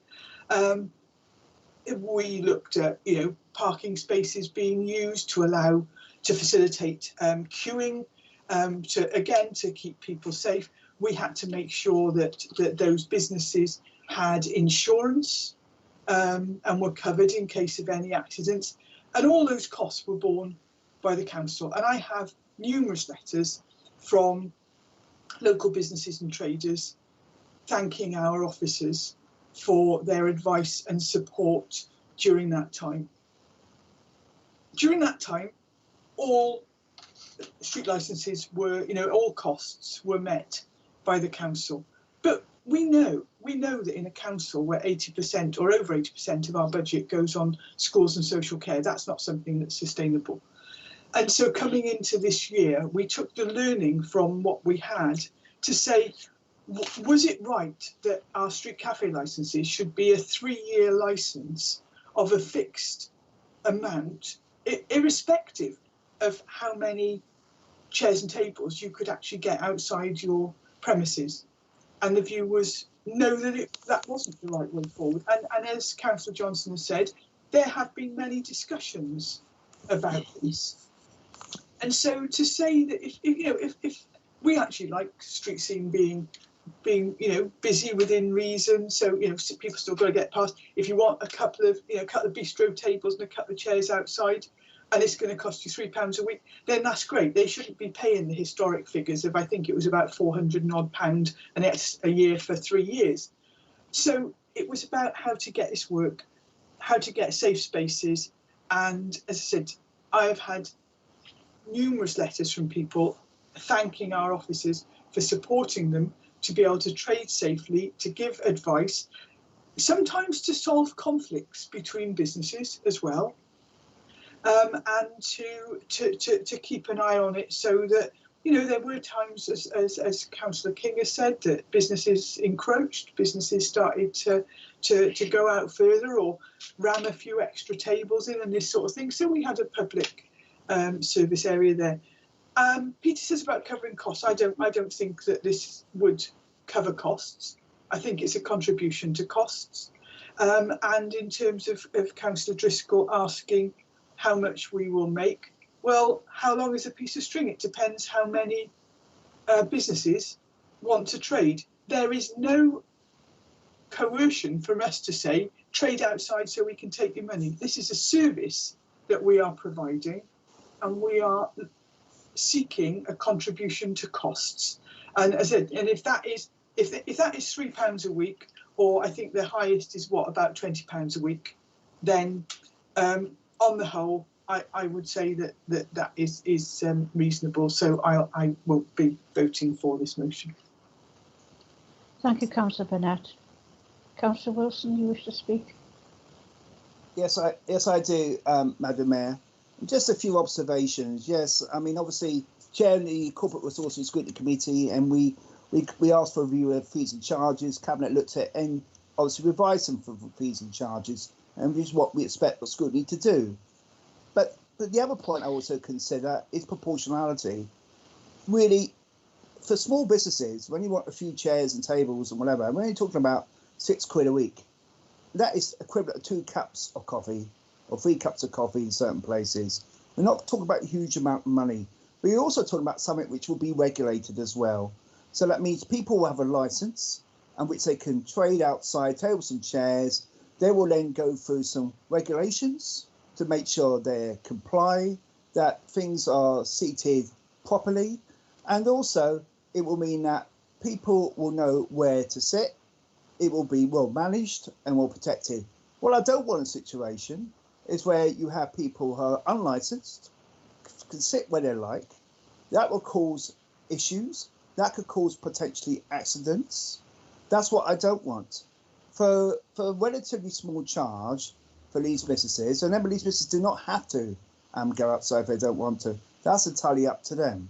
But obviously, a lot of these businesses have really benefited from outside space, and we want them to benefit. We want them to flourish, and we're very lucky in Penarth because a lot of the pavements are very wide in certain areas, and that's thanks to the council. But the council has to spend money on maintaining the pavements. We need to get contributions towards that, and that is important. But the important thing I would say to businesses, if they got concerns, please raise it with us councillors. Please discuss it with us, and I'm sure we will come to proper discussions about how those businesses can help themselves, and we will help them, obviously, because we are very supportive of businesses, and indeed many businesses have thanked me personally for what the Vale Council has done in Penarth, notably the parklets. So thank you. Thank you, Councillor Wilson. Councillor Morgan, you wish to come in on this? Yeah, here I am. Yeah, very briefly, Councillor Wilson has really said what I intended to say, but I thought I should say something because when this matter came before Environment and Regeneration Scrutiny, I was in favour of deferring the introduction of these charges. But when you look at the report and the maths of this, and I hope that councillors voting on this will have read the report that went before the Environment and Regeneration Scrutiny meeting, because the costs involved here are very small. If you have a small cafe and you want to put 8 chairs outside, it's going to cost you £2.88 per week. I'm concerned that this is being represented in the motion as something that is threatening the livelihoods of cafes, but it's not necessarily doing that. It's covering the costs of administering a licensing scheme. It's cheaper than it used to be, it's more accessible than it used to be, and it's still helping small businesses to operate. We don't want a free-for-all where chairs are everywhere. We just want a regulated system which is not expensive. But I know these things are relative, but this is not a profit-making exercise by the council. It's not the council taking advantage of small businesses. It's the council providing a service and requiring a modest fee to cover the administration costs of that, because there are businesses who don't have outside space, who don't have this opportunity. So is it really fair that they should be effectively subsidizing those who do have this opportunity? But it's not big money. It's a modest scheme. It protects everybody. It protects the traders. And I think in retrospect, I cannot support the motion. Thank you. Thank you very much. Councillor Marley? Yeah, thank you. The situation.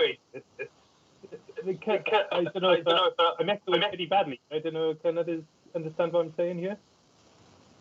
I'll try it muting it. Is that any better? Yeah. That's great. We all know the situation that's occurred. I mean, basically, the country's just about bankrupt. I mean, many firms, many businesses have had handouts from Westminster, then allocated by regional governments, like the Welsh Assembly and whatever. And I feel that general public wants to support these businesses, as they always did. They want to keep their town centres. It must have been a completely horrendous time for any local business. My heart bleeds for them, to be honest with you. Many have gone under, many will still go under. But here's the situation. You want to go on about a couple of quid. I didn't quite understand Peter King's contribution, to be honest with you. He's basically saying that people should pay a licence fee, or payment, I should say, helped the Vale Fund prosecute those who've been abusing the system by cluttering up the whole thing? Yes, you did. Don't nod your heads. That's exactly what you said. We need this money so that we can, because of the amount of money we have to spend on policing and taking action against those who are abusing the situation. Before any of this pandemic actually occurred, there were obviously cases of little businesses abusing the situation, blocking up the pavements. We've mentioned accessibility by the blind, or not just the blind, but others as well. Well, what do you do in that case? You have a word with them and you force them to rectify the situation, whether it's an A-board or some tables. Now, in this case, there are many people, of course. I know things we've all possibly slightly relaxed with the double vaccinations and all the rest of it, but there are many people who are more comfortable in sitting outside rather than going inside, even though they are allowed to now. So why not help encourage this? Now, I'm not on about blocking payments. I'm always very hot on people abusing the system or anything like that. But I mean, we've got 47 councillors here, or is it 46 here tonight, however many there are here tonight. I wonder how many of you lost any money or by not being paid by the Vale. We all know you had your money on the dot every single month without exception. How many of you councillors do as I do and refuse a pay rise when in office? Very few, I'd have thought. So you've been quite happy collecting your money. These poor little businesses have been under the cosh. You may say it's just a few quid. Well, just give them a break. Just give them a break. We want to keep our town centres. Let's look at this again. And not us try and screw them for a couple of quid, as you mentioned, when you're all quite happy having a couple of quid extra in your pay rise this year. So just give them a break. That's all I ask. Just for a little bit longer. The country's bankrupt, just about, with having to support businesses. We know many people have abused the situation. Just give them a break. Thank you, Councillor Marnie. Councillor Brooks, you wish to come in on this?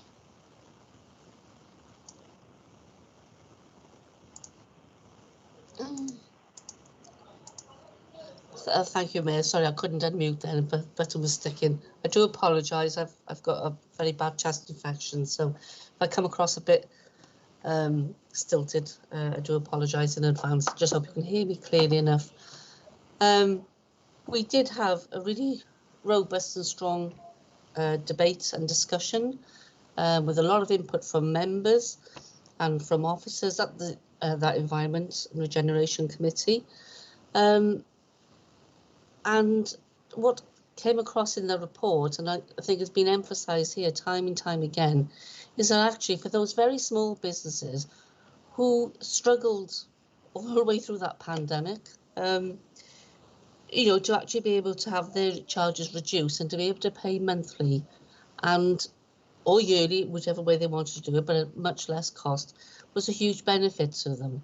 I've actually had comments from mainly the very small businesses saying that how much fairer they thought the system was. They felt a lot more supported, and they also felt that their space that they were paying for was protected, that they weren't encroached on by other people, and that is a really important point. So they felt they had the legitimacy there just to have 2 or 3 or 4 tables, which actually then helped support their business. And they felt that that was regulated and it was a lot fairer than the previous system. So we did, I'm not going to say much more on that, I think everything has been said here tonight, but we did have a really good, strong and robust discussion around this. So that's all I wanted to add. Thank you, Mayor. Thank you, Councillor. Councillor Peter King, do you wish to reply to a question? Point of order, Lady Mayoress. I think Councillor King's already spoken, and I was told I'm just wondering if he wishes to reply to an accusation that was made. You didn't wonder that with me, Lady Mayoress. I think I assume was Councillor Kemp speaking. No, it's sorry, Councillor Robertson. It's sorry, Councillor Robertson. When I wanted to respond to when I wanted to respond to Councillor Burnett on the previous vote or issue, I was told that I couldn't speak twice. You're going to allow Councillor King to speak twice? In that case, if it is I'll take a point of order, please. If it is a point of order, it can be raised. I don't know whether Councillor King has a point of order he wishes to raise. It was exactly that. It is merely that I said that it was to cover the cost of assessing and agreeing the space and issuing a licence. Thank you, Councillor King. Does that satisfy you, Councillor Robertson?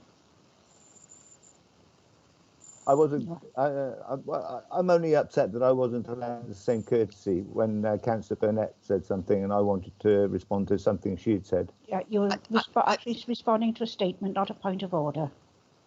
I would, yes, I'd suggest if there is a point of order that has been missed, that that it be raised now, albeit a little bit after the debate. But if that has been missed, but it's a matter for yourself, Mayor. I think we've actually just debated this point long and hard. Councillor Kemp, do you wish to come in on this? Thank you, Madam Mayor. And can I say, I think you've been very indulgent tonight with members speaking twice, and I'll try just to speak once. Picking up on some of the points that have been made, it's very noticeable that some members have stressed how much this is per week rather than per year. Well, that's the typical way of trying to minimise costs. The costs are the costs, whether they're expressed weekly, monthly, or annually. And what we have to look at, they may be comparatively small costs, but these costs are added to all the other costs that businesses have had and continue to have in dealing with the pandemic. And I think it's unfair for this council to impose yet further costs. I would not disagree that we have to do something to regulate the use of the pavements. You know, I'll be honest, I get annoyed sometimes in Bridgend when I walk around there and during the day and suddenly find that the large part of the pavement is taken up by someone's tables and chairs, and we need to regulate them, but we don't need to do it at this point in time financially. Businesses, as have been said, are coming out, particularly cafes, restaurants are coming out of a very, very difficult time, and I don't think we need to add to it.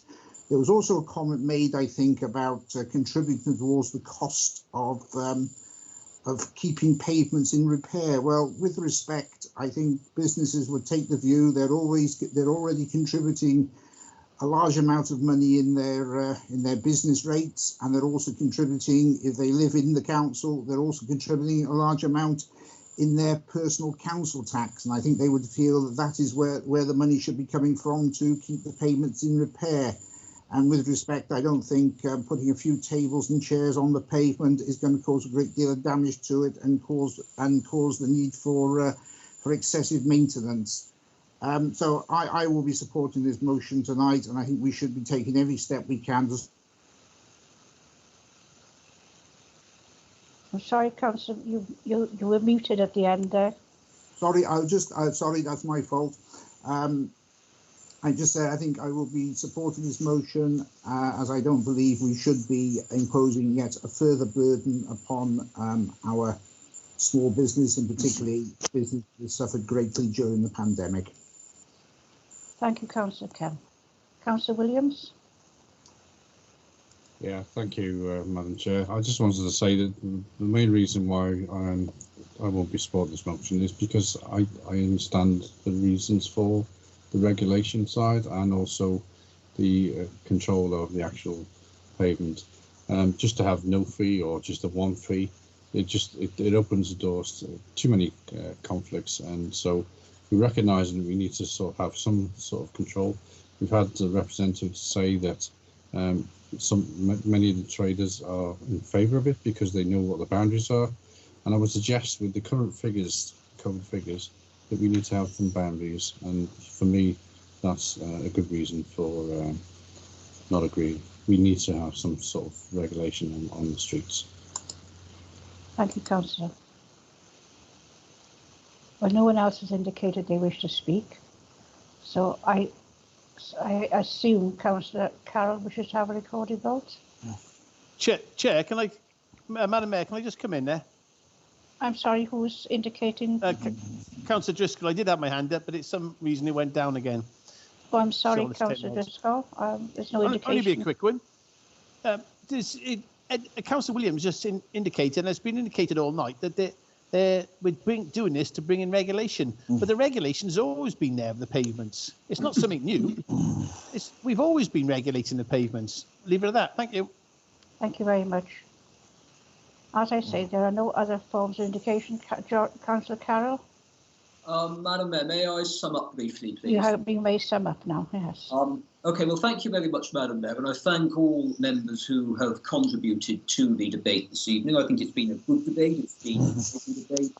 Members have spoken with passion, and I thank Councillors Rowlands, Charles, Robertson, Driscoll, Kemp and Marnie for speaking in support of the motion. And I think that Councillor Marnie in particular made an important point when he said that many members may think these are small charges, but ultimately they add up and businesses do live hand to mouth. And I think that we shouldn't underestimate or understate the impacts that what many people may perceive or call small sums can actually have on a business's balance sheet. And I would just urge members to consider that. I think that Councillors King and Wilson made an important point about regulation, and I think that, and I would agree with you regarding regulation. I don't think that anyone's saying that our pavements shouldn't be regulated, but I think that the point that Councillor Driscoll made regarding the fact that these licences have always been there, just because it's licensed, it doesn't mean that we have to reintroduce the charges. And I think that we could operate under a system whereby the licences still operate, but the fees are suspended for the foreseeable future. And I think that that's something that the council could look at. We talk about the cost of implementing these licences and administering them, but I would point to the surplus that the council generated last year and suggest that the council could perhaps charitably absorb that cost so that local businesses don't face those pressures. And I'm not quite sure whether Councillor Johnston's going to be voting in favour or not. I didn't quite get that amongst everything else he said, but I look forward to it. I'll be requesting a recorded vote and we will see one way or another on that. And I think Councillor Burnett's point about businesses thanking the council, I mean, I would actually agree with that. I think that initially, and I said that in my opening remarks, the council did do a good job in not charging these fees, and I just think that it's regrettable that position has now changed, and I would urge everybody to think again on that and urge people to support the motion. Thank you. Thank you very much. And do we have indication of the members requesting one? Yes, two, recorded vote. 3, 4, 5. We have enough hands up, yes. Okay, Mayor, if I can take members through the motion. So when I call your name, if you indicate whether you're for the motion under agenda item 7, against it, or wish to abstain. And we'll start, please, with Councillor Julie Aviett. Against. Councillor Rhiannon Birch. Against. Councillor Jonathan Bird. Against. Councillor Glamorgan Brooks. Against. Councillor Liz Bennett. Against. Councillor George Carroll. For. Councillor Christine Cave. For. Councillor Janice Charles. For the motion. Councillor Millie Collins. For the motion. Councillor Jeff Cox. Against the motion. Councillor Robert Crowley. For the motion. Councillor Andrew R.T. Davis. For the motion. Councillor Pamela Drake. Against the motion. Councillor Vince Driscoll. For the motion. Councillor Stuart Edwards. For the motion. Councillor Ben Gray. Against the motion. Councillor Owen Griffiths. For the motion. Councillor Stephen Griffiths. For the motion. Councillor Tony Hampton. For the motion. Councillor Sally Hanks. Against. Councillor Nick Hodges. For the motion. Councillor Hunter Jarvie. Against. Councillor Gwyn John. Against. Councillor Ian Johnson. Or Blyder Cynnig. Councillor Gordon Kemp. For the motion. Councillor Peter King. Against. Councillor Kevin Marney. For the motion. Councillor Catherine McCaffer. Against. Councillor Anne Moore. Against. Councillor Neil Moore. Against. Councillor Michael Morgan. Against. Councillor Jane Norman. Against. Councillor Rachel Nugent-Finn. For. Councillor Andrew Parker. Against. Councillor Bob Penrose. For the motion. Councillor Sandra Perks. Against. Councillor Andrew Robertson. For the motion. Councillor Leighton Rowlands. For the motion. Councillor Ruba Sivanianum. Against. Councillor John Thomas. Against. Councillor Neil Thomas. Against. Councillor Stefan William. Or Blyder Cynnig. Councillor Margaret Wilkinson. Against. Councillor Eddie Williams. Against. Councillor Mark Wilson. Against. Councillor Margarita Wright. For. Okay, my figures make that 21 for and 25 against, Mayor. Yes, I very agree. much. Yeah, the motion has fallen. Thank you. We have a comfort break, Madam Mayor. We're requesting, with everybody in agreement, we have a 10-minute comfort break. 15. We'll be back 12 in hours. 10. Thank you.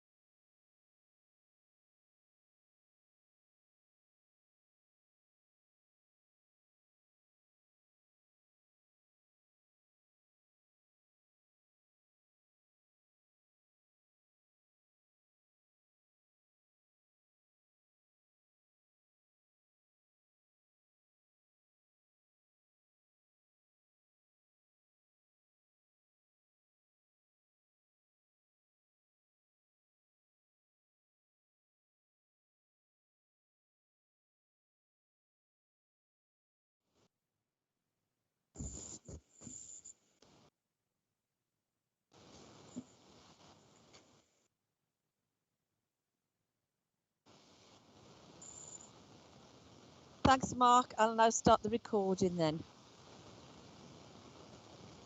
Thank you very When much. you see the recording coming up, then obviously the sign will come up to show you, so you can start. Lovely, thanks.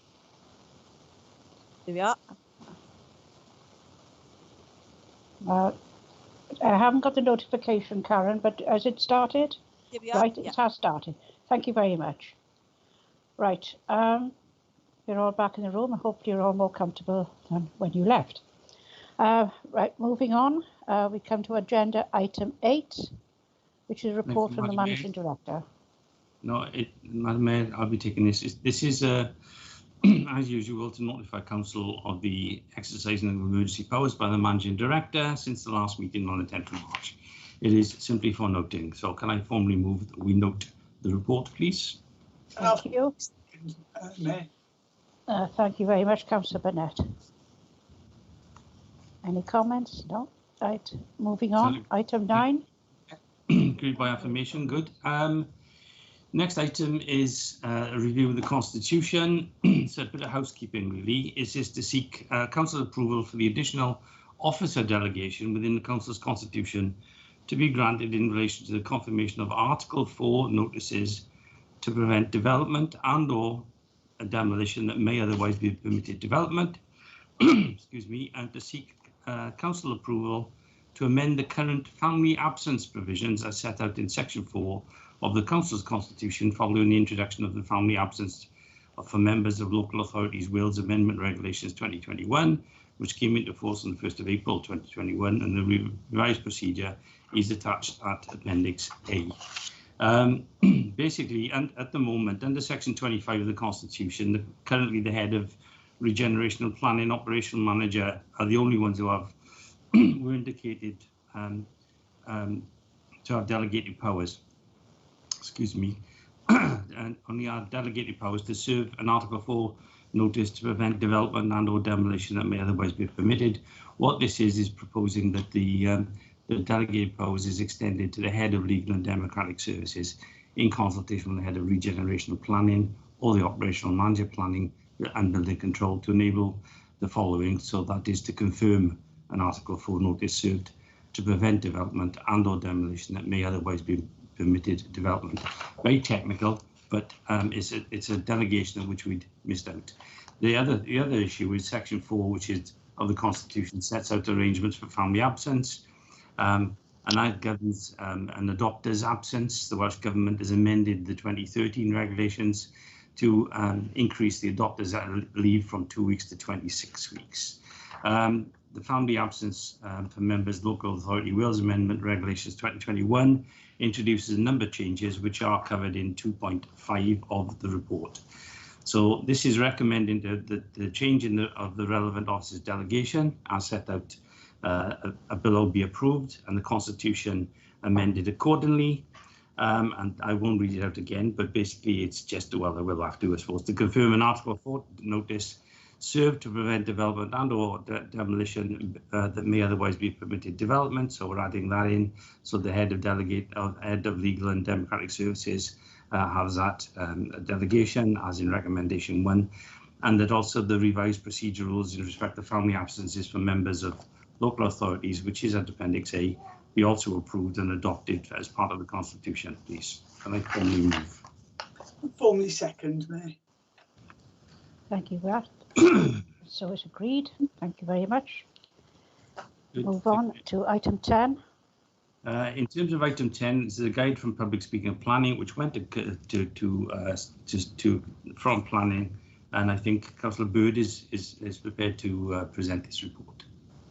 I am. Thank you, Madam Mayor. The current guide of public speaking at Planning Committee has been in operation since the 1st of February 2015 and is available to the public on the Council's website. At the 24th of March 2021 Planning Committee meeting, the committee received for consideration a report setting out details of a review of the guide that had been undertaken, including highlighting proposed revisions to the current version of the guide aimed at further promoting the public speaking arrangements at Planning Committee. The committee subsequently endorsed the proposed updated version of the guide, subject to the inclusion of 2 amendments.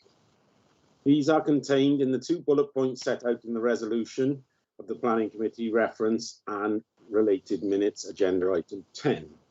Subject to the approval and adoption of the revised guide by the Council, the guide will be made available on the Council's website, as well as referred to the Community Liaison Committee for information. A further review of the guide is proposed during 2022 local government election term, and I so move, Madam Mayor. Madam Mayor, can I formally second that? And I assume that this was to take effect from the 11th of May, but it will now take effect after tonight's meeting, because it was coming to an earlier council meeting. So if we approve it tonight, it'll take effect. So I assume. And I formally move a second. Sorry. There's no one indicating they wish to speak, so that is accepted. Thank you. Agenda item 11. Agenda item 11 is a reference from Cabinet on the 12th of May in relation to the Audit Wales Scrutiny Fit for Future Action Plan, which came from for scrutiny, and I believe that Councillor Wilson is prepared to speak to this particular item. Councillor Wilson. Thank you, Madam Mayor.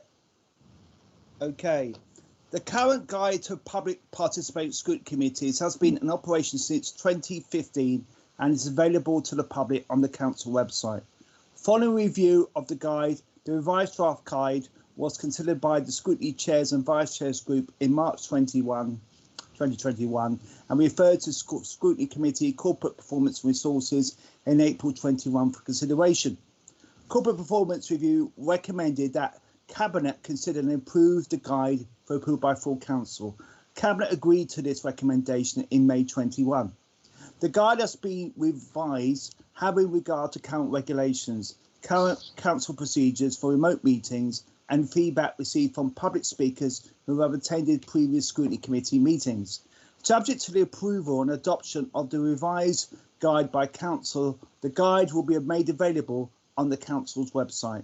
The guide will be monitored with the intention that a further review be undertaken sometime during the next local government election term. So I would like you all to support this. Thank you, Madam Mayor. Thank you, Councillor Wilson. Thank you, Councillor Wilson. Can I formally second that and just confirm that it did go to Cabinet on the 12th of May, and that's why it's coming to you here today for approval, and it will then it'll be uploaded on the council's website, and the council's constitution will be amended accordingly. And just for brevity, the appendix is attached to the report too. So can I formally second? No one's indicating they wish to speak, so that is accepted. Thank you very much. And next one is the Licensing Act Review Statement of Licensing, and again, this was a reference from Cabinet, but it actually came from the Licensing Committee. That the statement of the licensing policy be changed, and I think Councillor John Thomas is prepared to talk to this one too. Thank you. Yeah, thank you, Leader. Thank you, Madam Mayor. Agenda item 11B then is the statement of licensing policy 2021 to 2026. As a requirement of the Licensing Act 2003 that council statements of licensing policy are reviewed and renewed every 5 years, and ours is due in 2021. Due to most premises being closed for much of the last year due to COVID, it was proposed that the existing policy be readopted. This was consulted upon and slight changes were asked for by the South Wales Police and Llantwit Major Town Council. These have been incorporated into the draft policy, but I notice a problem tonight, and I don't think I've missed it, but these amendments don't appear to be in the policy as it's in front of you, so I will read them out for clarity. One is to insert a paragraph in section 17 as follows: to recognise the South Wales Police traffic light system as a method on which representations or reviews are submitted. And that is, an example of a recognised early warning system is the traffic light system operated by South Wales Police. Any information supplied to the licensing authority as part of the representations or a review process will be considered in light of the broad principles set out in the Shared Regulatory Services Enforcement Policy of proportionate, accountable, consistent, transparent and targeted. If such an enforcement tool is used, the licensing authority will expect to receive information on how the points system was allocated, the interaction with the licensee and what interventions have been carried out, and the risk to the licensing objectives which underpin the representations and the review submitted. And also to submit, this is in response to Landwick Major Town Council's request, to substitute the word should by must in section 14 of the following paragraph. So it reads, operators of premises of this type must consider measures to prevent crime and disorder on or emanating from their premises. The draft policy with these amendments has been approved by the Statutory Licensing Committee and Cabinet, but adoption of the policy is a council function. So I'm asking Council tonight to approve the draft policy for use in licence and application determination from 2021 to 2026. There is nothing to prevent the Council reviewing this policy again in a shorter period of time should this be necessary, and we will not hesitate to do so if we think it is necessary. Therefore, I ask Council's approval of this draft so it then becomes our statement of licensing policy for the years 2021 to 2026. Thank you, Madam Mayor. Councillor Thomas, thank you. Thank you, John. Councillor Thomas, can I formally second and for the insertion of those paragraphs? Thank you, Leader. No one's indicating they wish to speak, so we take that as accepted. Thank you, Madam Mayor. Item C. Thank you, Madam Mayor. This is in relation to Project Zero. It's a request that the draft climate change plan, which we've talked about earlier today, is considered by Cabinet, by Council and agreed. The draft plan, the draft climate change challenge plan sets out the Council's response to the climate emergency. The draft plan also details some of the work already underway across the Council, and the report also details consultation undertaken, the resultant feedback and the revisions to the climate change challenge plan. The report also details some of the ongoing engagement as part of Project Zero and the recent Welsh public sector net zero guidance issued by Welsh Government to calculate carbon emissions. The report also sets out the timetable for the plans being approved and endorsed by Council. And it's important to note that this has all been considered not only by Cabinet but also by Environmental Regeneration Scrutiny Committee and the Corporate Performance and Resources Scrutiny Committee as attached to the Appendix C and D, and they were duly noted and agreed that they should go forward as a draft plan, and Cabinet approved the same, and therefore the resolution before you is number 6, that subject to resolutions 1 to 5, the climate change challenge plan be approved and the report referred here for endorsement. And can I formally move that we endorse the plan, please? Thank you, Leader. Delighted to formally second, Madam Mayor. Thank you, Councillor Burnett. Councillor Johnson wishes to come in on this. Thank you, Madam Mayor. Thank you to the Leader for presenting the report. Some quick points. First of all, thank you to the officers who obviously worked very hard on developing the Climate Change Action Plan and consulting far and wide over the last few months. I think there's a lot of very good work in here. I also look forward on the basis of tonight's earlier motion on the incorporation of additional elements regarding nature, which are not currently included. I'm not sure quite how that work is going to carry on alongside this draft plan. I will, however, add one note of caution, which is my concern following the debate on Model Farm a fortnight ago about how we incorporate planning within this. I'm aware, obviously, that some members of Cabinet supported this in Cabinet a fortnight ago, or 3 weeks ago now, and made a decision to support the Model Farm development when that was in front of Planning Committee. I'm concerned that that Project Zero, which leads us to passing an application for a 45-hectare business park and creating 3,000 jobs for the aerospace industry, is not as well aligned with the climate emergency goals that we've set out as a council as I would hope, and maybe that needs to be considered because the fact that the council didn't even blink suggests that there is maybe a mismatch between how the words look on paper and how those are acted upon when in the real world. I look forward to making sure that those holes don't exist in future. Thank you very much. Thank you, Councillor Johnson. Thank you, Councillor Johnson. I take your point in some respects, but you also have to, and I'm not a member of Planning Committee, but you also have to consider the fact that when we set up policies from now on, then this has to be taken into consideration.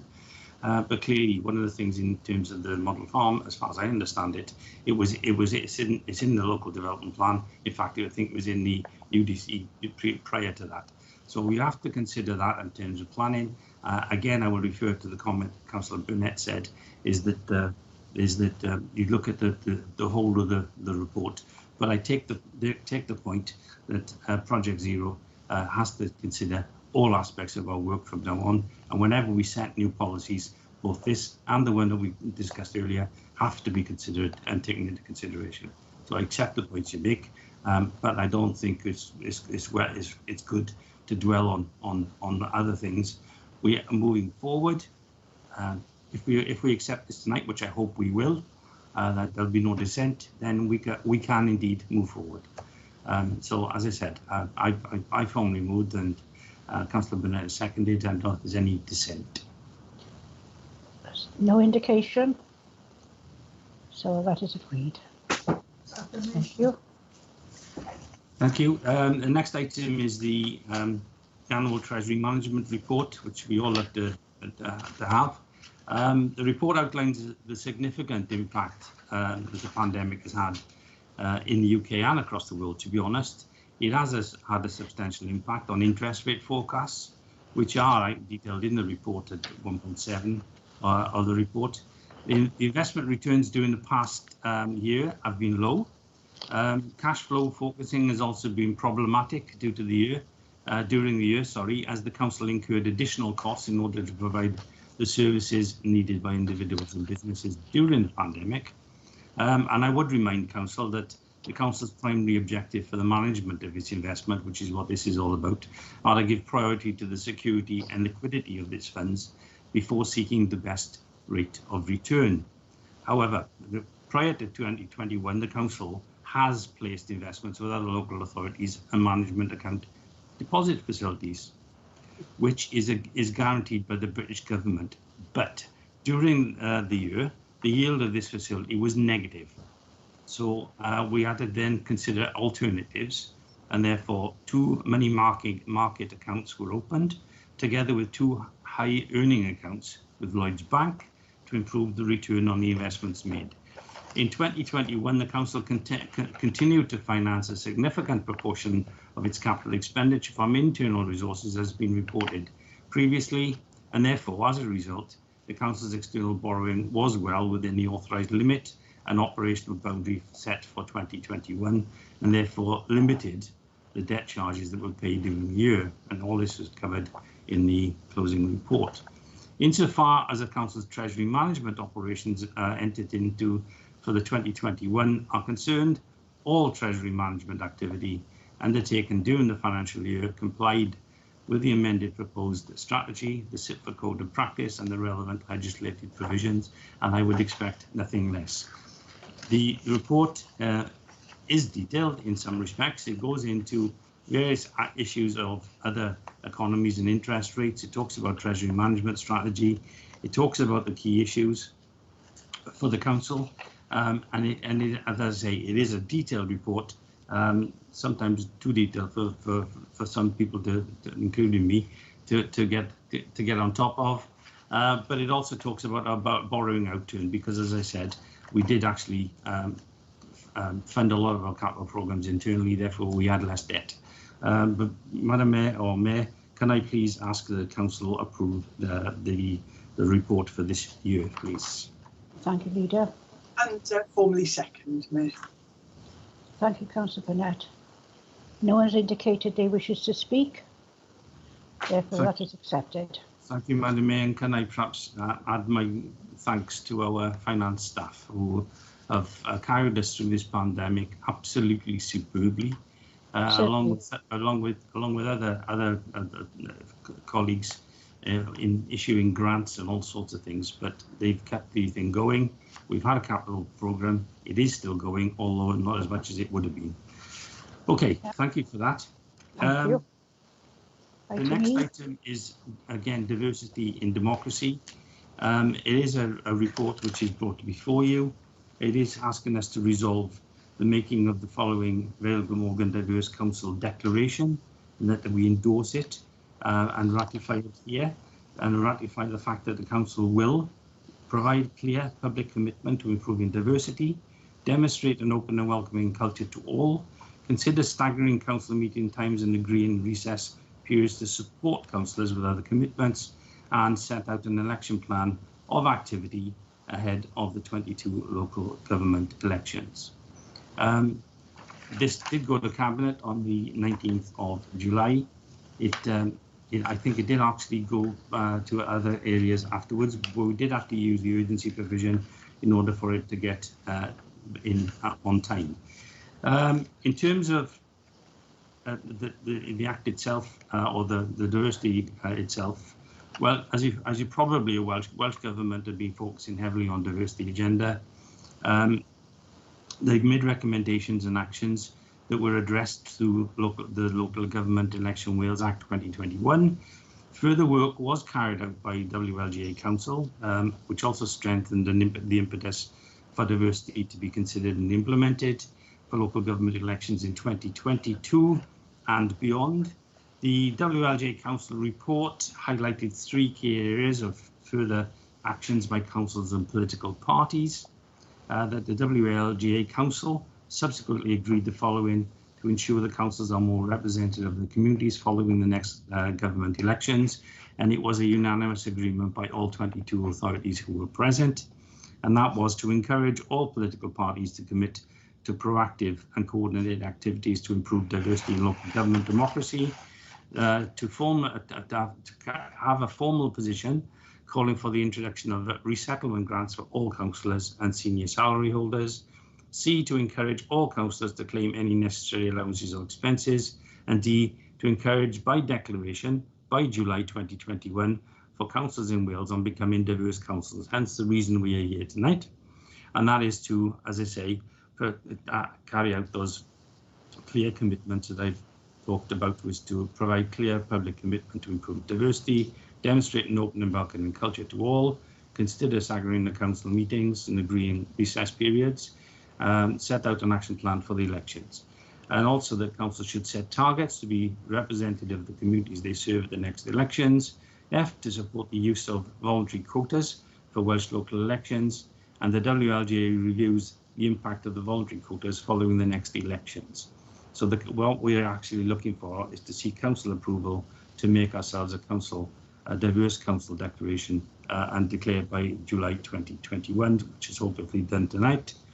We will also looking to establish a diversity democracy working group for the Democratic Services Committee to progress the WLGA Council recommendations and other actions identified. And also this, if you recall, will complement the work of the Welsh Government's and indeed our adoption of the Race Equality Action Plan for an anti-racist Wales and associated goals for local government. There's some big asks in this, and it is something that will mean that all political parties in particular, and I hope this is, as was pointed out at WLGA, it is difficult for those who are independent, but if we can agree as a council to at least try to address these issues, and if we can do it through our political parties, all the better. Can I formally move that we declare ourselves as a diverse council, please? Thank you, Leader. And could I formally second, Madam Mayor? Could I just make a couple of comments along with seconding this? That I think it's the Leader and I were both at WLGA when this was first taken to them, to the WLGA Council.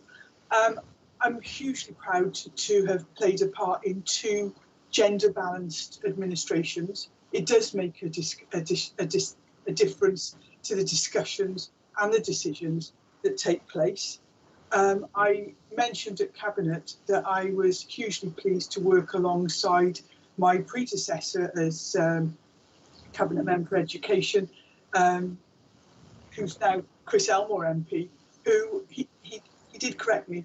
He was 28 when he became Cabinet Member and took forward Penarth Learning Community and Lantwit Learning Community and you know, multi-million-pound projects, and did it brilliantly.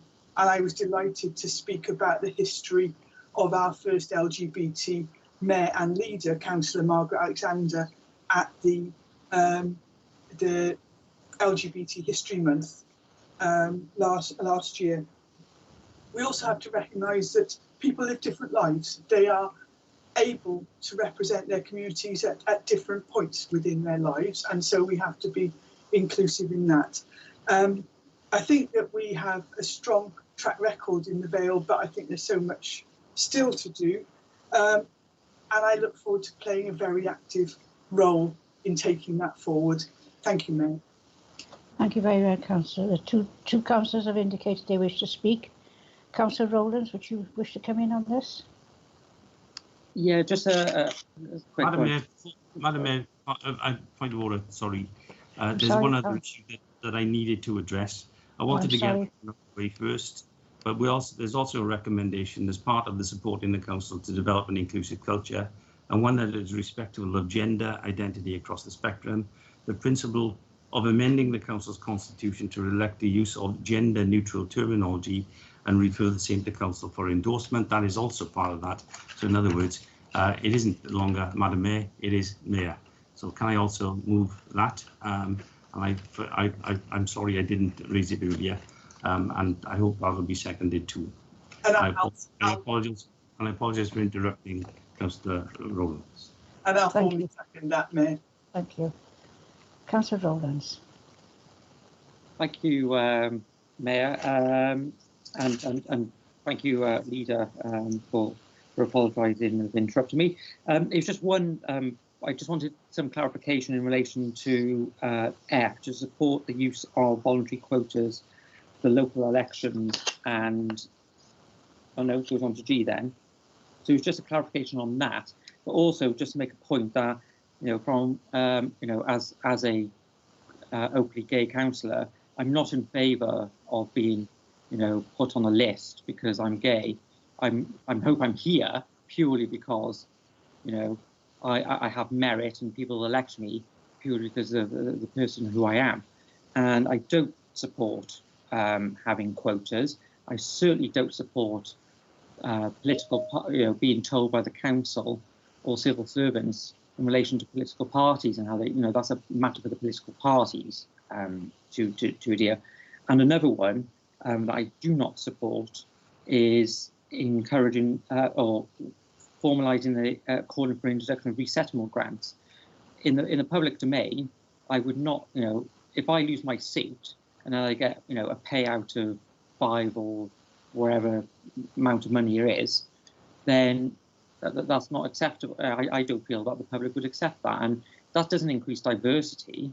That just feels that we're on a money, sort of a gravy train. Though I do support, I think Councillor McCaffrey raised it at Democratic Services, the change of the meetings. I think that is good. Moving it from be it training from 9 o'clock to 9:30, and councillors to if they've got childcare issues, I do agree with that, and I think she made a fair point there on that one. So essence, I don't agree with A or B, or I don't agree with C, but the essence I would like to clarify is F, and what does voluntary quotas mean? That's it, Madam Mayor. Mayor. It's going to take a bit of getting used to. Thank you, Councillor Rowlands. Ida, do you want to reply to this, or can we move on? I was muted, sorry. This is something which has been put together, yes, by Welsh Government, also by Welsh Local Government Association. And basically, the aim is to encourage political parties, because obviously you can't impose it on anybody, but it is to encourage political parties through the groups to commit to proactive and coordinated attempts. In other words, things like something that we've done in the Labour group. Now, I don't want to be political, but it's something we try to do, is to have at least a gender balance within our seats and our candidates going forward. I think we've been very successful in that, and in fact, you can see that in terms of the quotas that we had in terms of the last administration and this one. It is something which they are encouraging political groups to do. If political groups don't wish to do that, that is fine. That is up to that political group.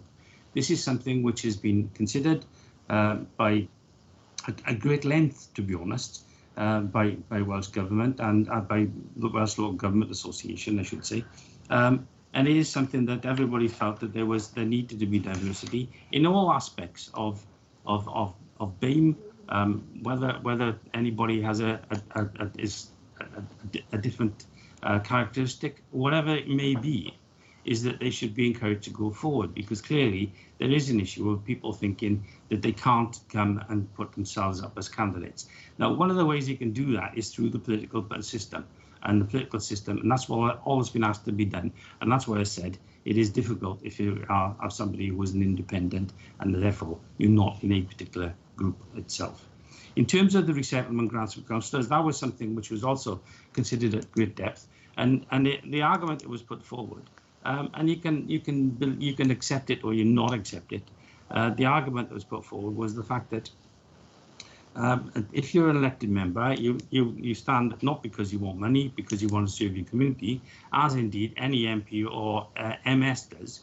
But if you serve a long period of time, then you may be entitled, so this is suggesting there's a resettlement grant for councillors and senior salary holders.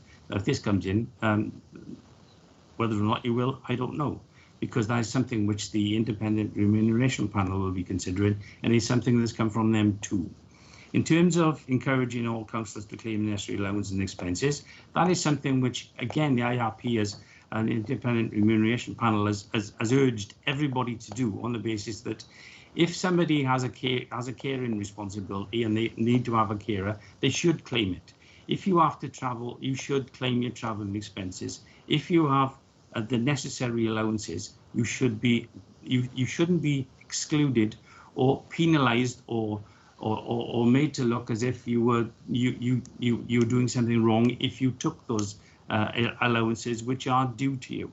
In terms of the F, to support the use of voluntary quotas for Welsh local government elections, I think that comes back to the stage of where we were sort of trying to encourage the quotas, because you can't do that. That was something that was being considered.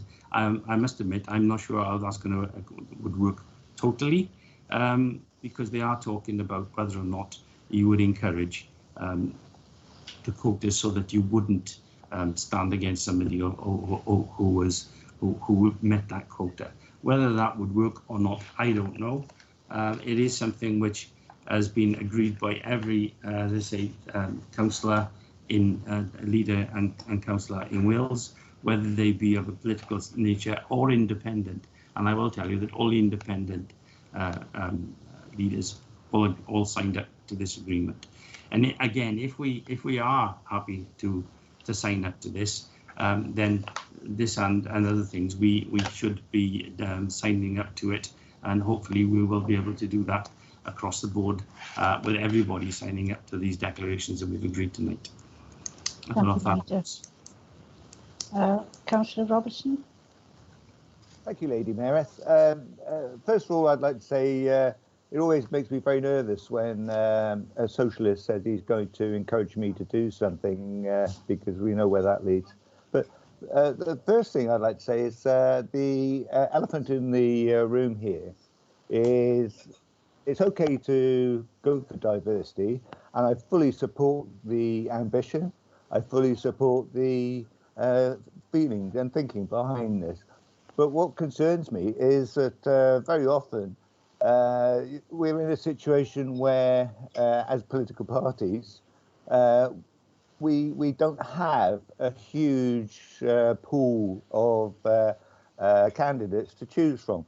Also, I think it's important that when you do have a pool of candidates in front of you, you should select the best candidates, the candidates you think are going to support your community the best, the candidates that you think are going to do the best job.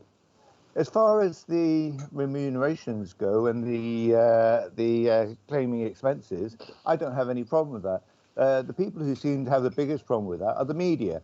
So basically what I'm concerned about is that any councillor who, through need, because they need to, claims all the expenses they possibly can. The next thing you know, the newspapers will be on their back saying this councillor has been taking so many thousands out of the council in expenses, and they're just milking the system. You know, we have this problem with the media.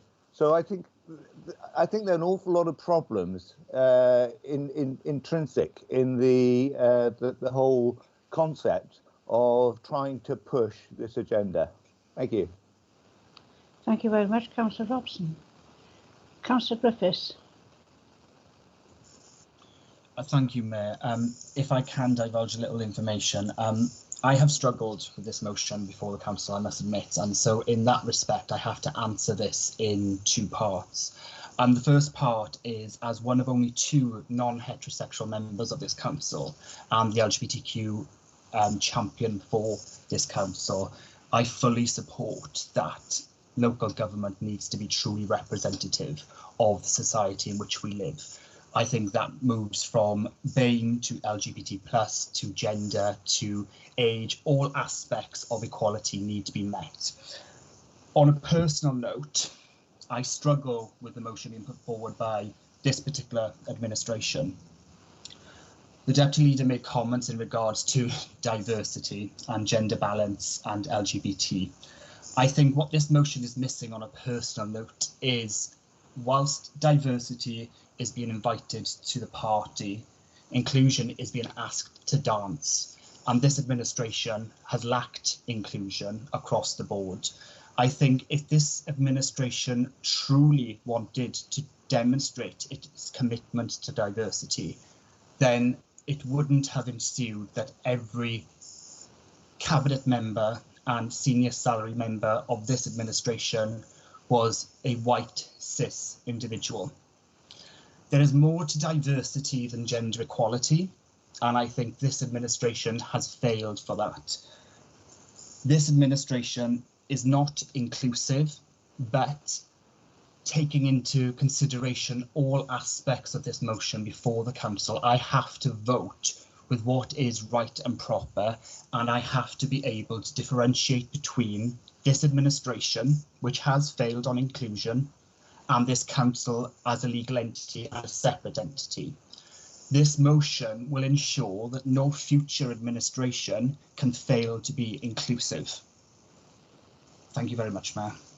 Thank you, Councillor Griffiths. Councillor Marnie. Yeah, thank you very much. May I start by saying that I never take a trace value or put any value on anything that comes out the WLGA, the Labour-dominated WLGA. They don't represent me. I remember just a short time ago, Neil Moore coming back after they passed the motion and then put the motion to the Vale that we should recommend that all our residents in the Vale vote to remain in a referendum. Thankfully, it's the one and only time I've seen a rebellion from Labour councillors who were as appalled as I was, and he was defeated on that. I mean, who the WLGA are, I do not know, and they don't speak for me. Neither do any independent self-termed leaders of any independents there. They don't represent me either, so that's the deal. The deal is here, that it has been touched on by a number of people, is I want to see the most able people. I think the main thing is inclusiveness and removing barriers to anybody who wishes to stand. If political parties themselves feel they haven't been doing that, well, sort yourselves out. Don't lecture the rest of us. Sort yourselves out. I just want the most able people there. That doesn't mean going out looking for people just to fulfill quotas and things like that if they weren't that bothered in standing in the first place and all the rest of it. I mean, to be lecturing others is just nothing sort of disgraceful. And I will just end on the resettlement grant. I'm sure councillors the length and breadth of Wales must be delighted about the independent remuneration board, because all they seem to do on every occasion is recommend rises and payments and this and that. And I've told them to their faces, stop shoveling more money to councillors. I've took the decision to take a lower income many years ago over this. I could be earning many times what I pull in now, because much of my job would have involved moving away. I took the decision myself to do that. and sacrifice perhaps my career, if you like, without sounding too pompous, if you like. But I believe I'm the main person here who's always fought against pay rises. I'll be against resettlement fees. That was my decision. Again, if you don't want to do it, don't stand. So I would like my vote, when it comes, to be counted against this. I certainly wouldn't adopt anything that the WLGA proposed. They're not representative. I never voted for them. They're nothing to me. Thank you. Thank you, Councillor Marnie. Councillor Hodges. Thank you, Mayor. I'm broadly in favour of the report. There's some good stuff there, and I think it's the way that society is moving. My point is slightly different, though. The second page of the report, out of 3, does something that rather negates something we voted on earlier. Motion 5(4) on transparency said that councillors' contributions to council, full council, cabinet and scrutiny should be identified by name. And I note there's 3 named councillors in this report on page 2. So just saying, it can be done. So well done. Thank you, Councillor Hodges. Councillor Siviano.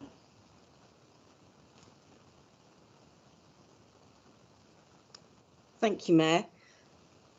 I just wanted to make 2 points. Firstly, this is about diversity, and this, as the leader opened, this is about making councils an open and welcoming place for all people from all communities, from whatever their their gender, race, sexuality, across the board. So that's I would hope that everyone in this council would be committed to that. And secondly, because it's been brought up by Councillor Robertson and Marnie, this isn't about looking for people who aren't good enough to be councillors.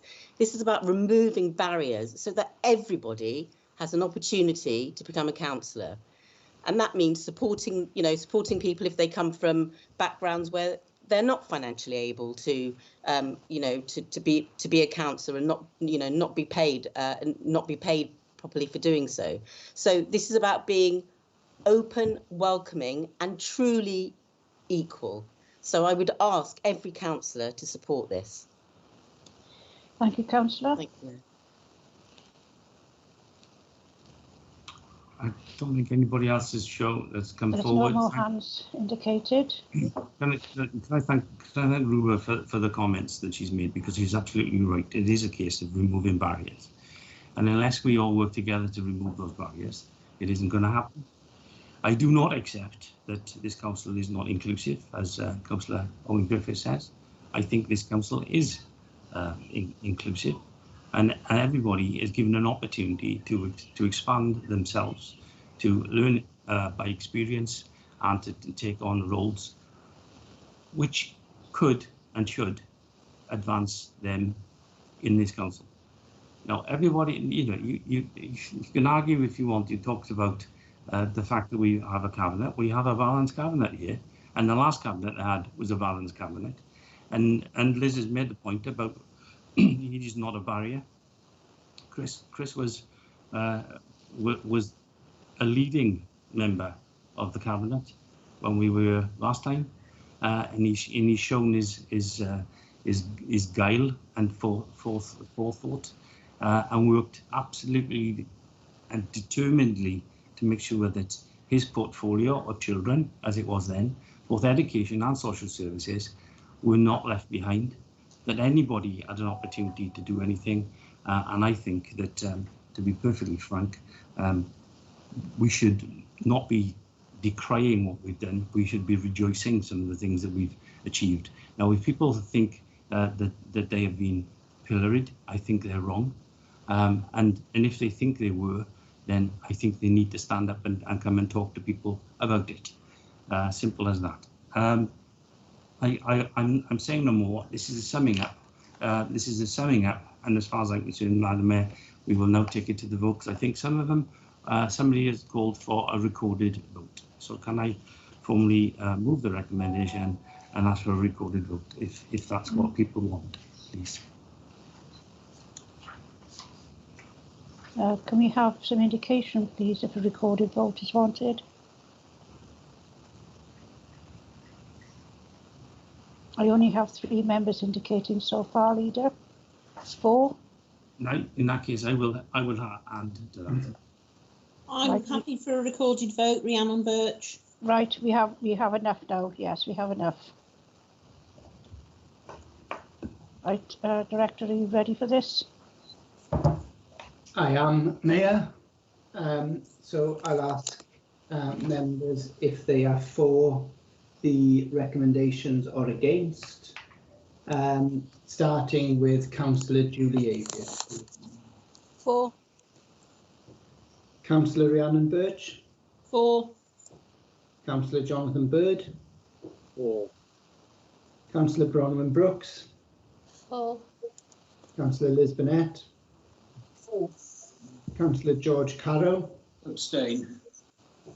Councillor Christine Cave. Abstain. Councillor Janice Charles.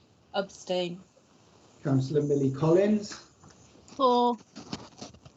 Councillor Jeff Cox. For. Councillor Robert Crowley. Abstain. Councillor Andrew R.T. Davis. Abstain. Councillor Pamela Drake. For. Councillor Vince Driscoll. Abstain. Councillor Stuart Edwards. Abstain. Councillor Ben Gray. I'm voting for this motion. Councillor Owen Griffiths. It's the right thing to do. I vote for the motion. Councillor Stephen Griffiths. Abstain. Councillor Tony Hampton. Abstain. Councillor Sally Hanks. For the motion. Councillor Nick Hodges. For. Councillor Hunter Jarvie.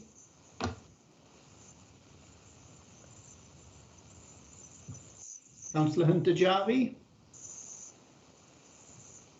Okay, I'll move on. Councillor Gwyn John. For. Councillor Ian Johnson. O blaid yr argymhellion. Councillor Gordon Kemp. Abstain. Councillor Peter King. Sorry, for the motion. Councillor Kevin Marney. Against. Councillor Catherine McCaffer. For the motion. Councillor Anne Moore.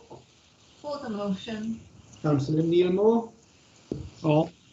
Councillor Michael Morgan. For. Councillor James Norman. For. Councillor. For the motion. Thank you. Councillor Rachel Nugent Finn. Abstain. Councillor Andrew Parker. For the motion. Councillor Bob Penrose. Abstain. Councillor Sandra Perks. For. Councillor Andrew Robertson. Abstain. Councillor Leighton Rowlands. Abstain. Councillor Ruba Sivinianen. For. Councillor John Thomas. For. Councillor Neil Thomas. For. Councillor Stefan William. O blaid and bendant. Councillor Margaret Wilkinson. For. Councillor Eddie Williams. For.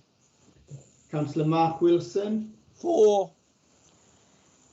And Councillor Margarita Wright, please. Abstain. Thank you. And I'll just go back. Councillor Hunter Jarvie.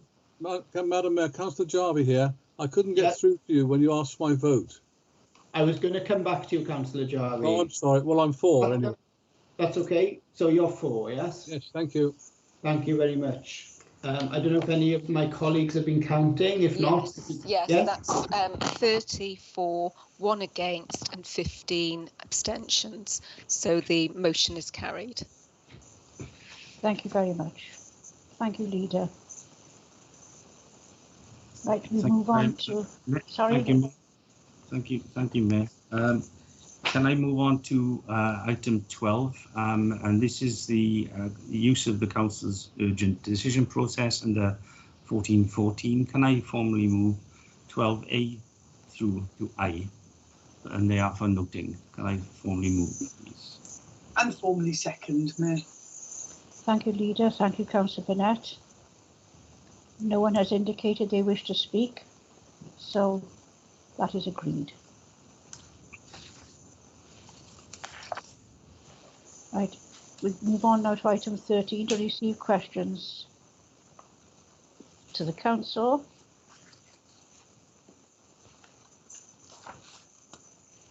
Thank you, Madam Mayor. The first one is for me, I think. Yes, if you just bear with me a moment, Councillor Leader, I'll Sure. get them.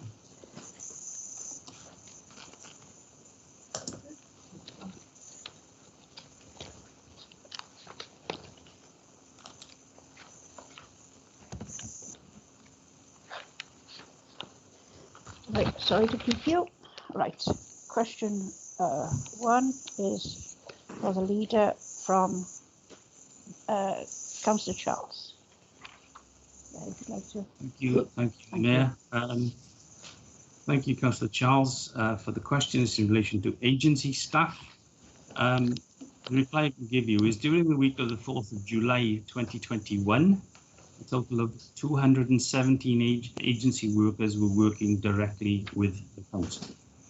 In relation to the question on total spend in 2019-20, the council entered into a new agency vendor neutral contract in November 2019, using a new computerized booking system. Therefore, providing data for 29-20 is not straightforward and would take a considerable amount of time. However, to make life easier or to help, is the total spend for the financial year 2021 to 20. So for the year 20 to 21, this is a year after, is £6,868,090. This is actually a saving of £290,580 based on the previous agency contract due to the new agency framework rates. Does that help? Thank you very much, Councillor Moore.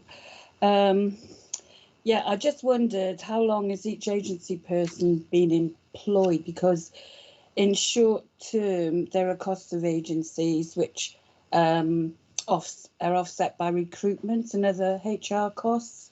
If long term, why haven't they been hired to save agency costs? And my biggest thing is an ethical consideration. Why not give people job security and other benefits such as access to union, pensions, etc.? Remove the worry of instant dismissal without repercussions and make people feel valued. And I believe that this will reduce staff turnover costs of training and hiring, etc. So if you could give me the figures of short term and long term, how long they've actually been on agency, that would be useful. Thank you. If you want those figures, I'm going to have to give them to you after this meeting because I don't have them to hand now. As I said, there are 217 agency workers working on the 4th of July. Some of those agency workers are part-time, particularly as we're doing the summer months. As you know, we take on different staff during times of the year. Some, believe it or not, some agency staff actually prefer to be agency staff rather than be in permanent employment. But in areas, for example, sometimes they're, give you an example, I know, because I know you asked a question in July 2019 in relation to this similar question. And I know that the services are working hard throughout the council to ensure that all the vacancies are filled. But those hard to fill posts are particularly difficult to fill, and sometimes you have to backfill them with agencies workers, particularly in some of the very difficult positions that we have.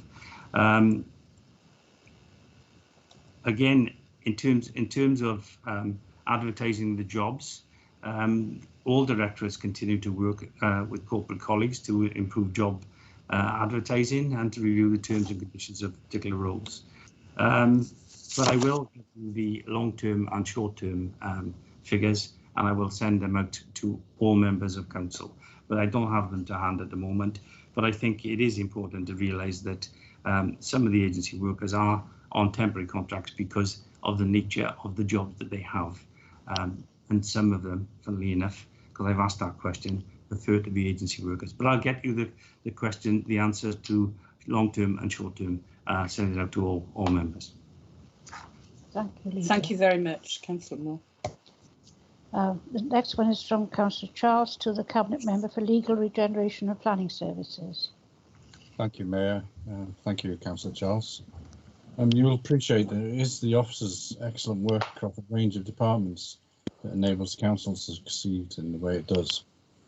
I support and confirm that a range of measures and actions are taking place involving building control, planning processes and policies, staff training, changes to fabric of new buildings and retrofitting, and the first net zero operational carbon primary school in Wales.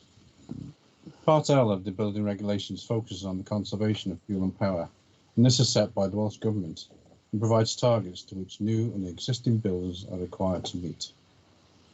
The Council has a number of planning policies designed to improve and encourage sustainable building design through the planning processes wherever possible. For example, we introduced the requirement for electric vehicle charging parking in our parking guidelines, supplementary planning guidance, before Welsh Government did in the new National Development Plan. When building new homes, the Council has adopted a fabric first approach, meaning that the building form and structural elements of the scheme are the primary design principles by which improved energy performance will be achieved. The Council has specified that all new homes will be built using modern methods of construction, MMC, and utilise off-site manufacturing techniques to improve the energy performance of the building fabric. Energy efficient heating and water systems also means that any new homes will not rely on the gas network in 2025. The Council's Housing Development Programme Manager is also chair of the Delivering Net Zero Carbon Project Steering Group. The Delivering Net Zero project has been formed by the 11 stock retained councils as Caerphilly, Cardiff, Carmarthenshire, Denbighshire, Flintshire, Isle of Anglesey, Pembrokeshire, Powys, Swansea, Vale, Glamorgan and Wrexham, and a small number of housing associations, Cartreffe, Conwy, Coastal and United Welsh. In terms of the 21st Century Schools programme, following Council's declaration of the climate emergency, the Council launched a project to enhance its sustainability as part of the 21st Century Schools programme. The Council has developed a design for a net zero operational carbon primary school building, which is currently being delivered at Llangcarvan Primary School in Lewes. This will be the first net zero operational carbon primary school in Wales, and overall, the Council has successfully secured more than £2.4 million Welsh Government funding to support the delivery of net zero carbon schools across the Vale. I hope that answers your question. Thank you. Thank you, Councillor. Supplementary, please. Councillor, yes. Thank you, Mayor. Thank you for that, but I'd really like to know, I was pleased that you're getting rid of the heat pumps, but and that you were hopefully eliminating the gas boilers in replace with these heat pumps. I would like to know that on all buildings and houses that are now being erected, you put PV on roofs, excuse me, and that district community energy stations are being erected. And I'd like assurance in writing, please, that ensure long-term cost benefits of a transition is taken into account. Yes, I've got a more detailed response here, Councillor Charles, and clearly this time of night I didn't want to go into that much detail, but you're right. We've the plans, all the future developments, new buildings will comply with the new regulations and the guidelines. The fact that the council are, that will all be part of the National Development Plan, and the council are doing. For itself, taking 50 or so houses and doing a study into that with the group of social private housing to come up with a template, and that will consider the costs and benefits of the technology, and that's going to be using air source heat pumps, and hopefully that'll produce, and that'll be in line with the past 2035, the improvement modernisation schemes, and we've got staff being trained in that as well. So so we're moving forward, and we'll have this look at the retrofit using the air source heat pumps, and that will develop a template, as I say, for future retrofitting and whatever. And we're building new homes council has adopted the fabric first approach, and we're looking at the utilising off-site manufacturing techniques to improve the energy performance of the building fabric. We've mentioned at the moment we've got energy efficient fabric, but we're also incorporating different heating systems. We've been using energy efficient Dimplex quantum storage heaters on Economy 7 tariff for space heating, and Thermoq electric cylinder to provide hot water. And also, as you're probably aware, that some of the modern housing, there's been concern in the past about they're sealed, aren't they? So we need to improve the ventilation, and that assists with the amount of heating. So we've got different types of mechanical ventilation, heat recovery pumps, and ventilation units, and they're being retrofitted as well. So there's a lot going on, and I'm more than happy to send some of the details through to you. I'll probably suggest that maybe the scrutiny would like a report on it, and we can get a fuller detail on that, and that would probably help, would help members to get a better idea of all the things that the council are doing. I'm really pleased with what's going on, and we're certainly not sitting back and waiting for it. So yeah, I hope that answers your question. Thank you, Councillor. Thank you, Councillor Charles.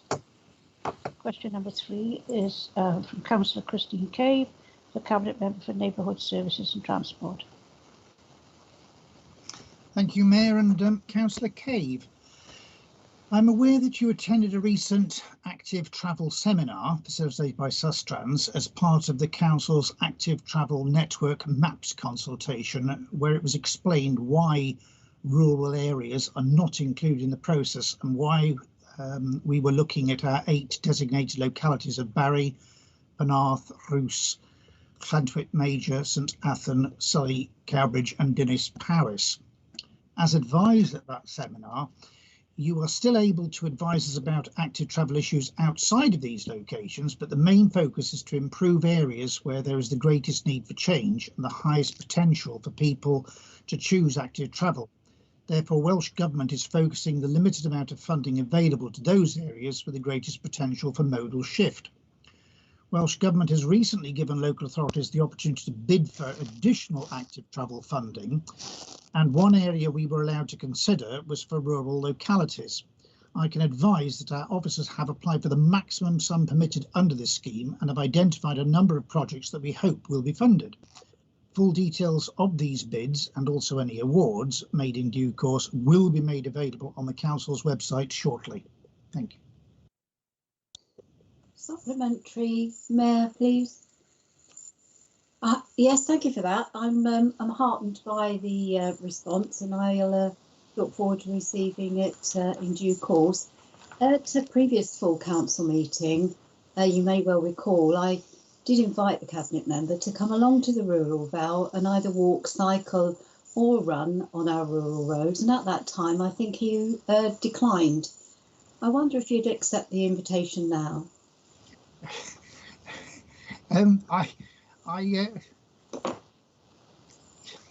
Yes, but I do have certain caring responsibilities which I think are personal and private, and I'd rather not go into, but perhaps you and I can work out some mutually acceptable date.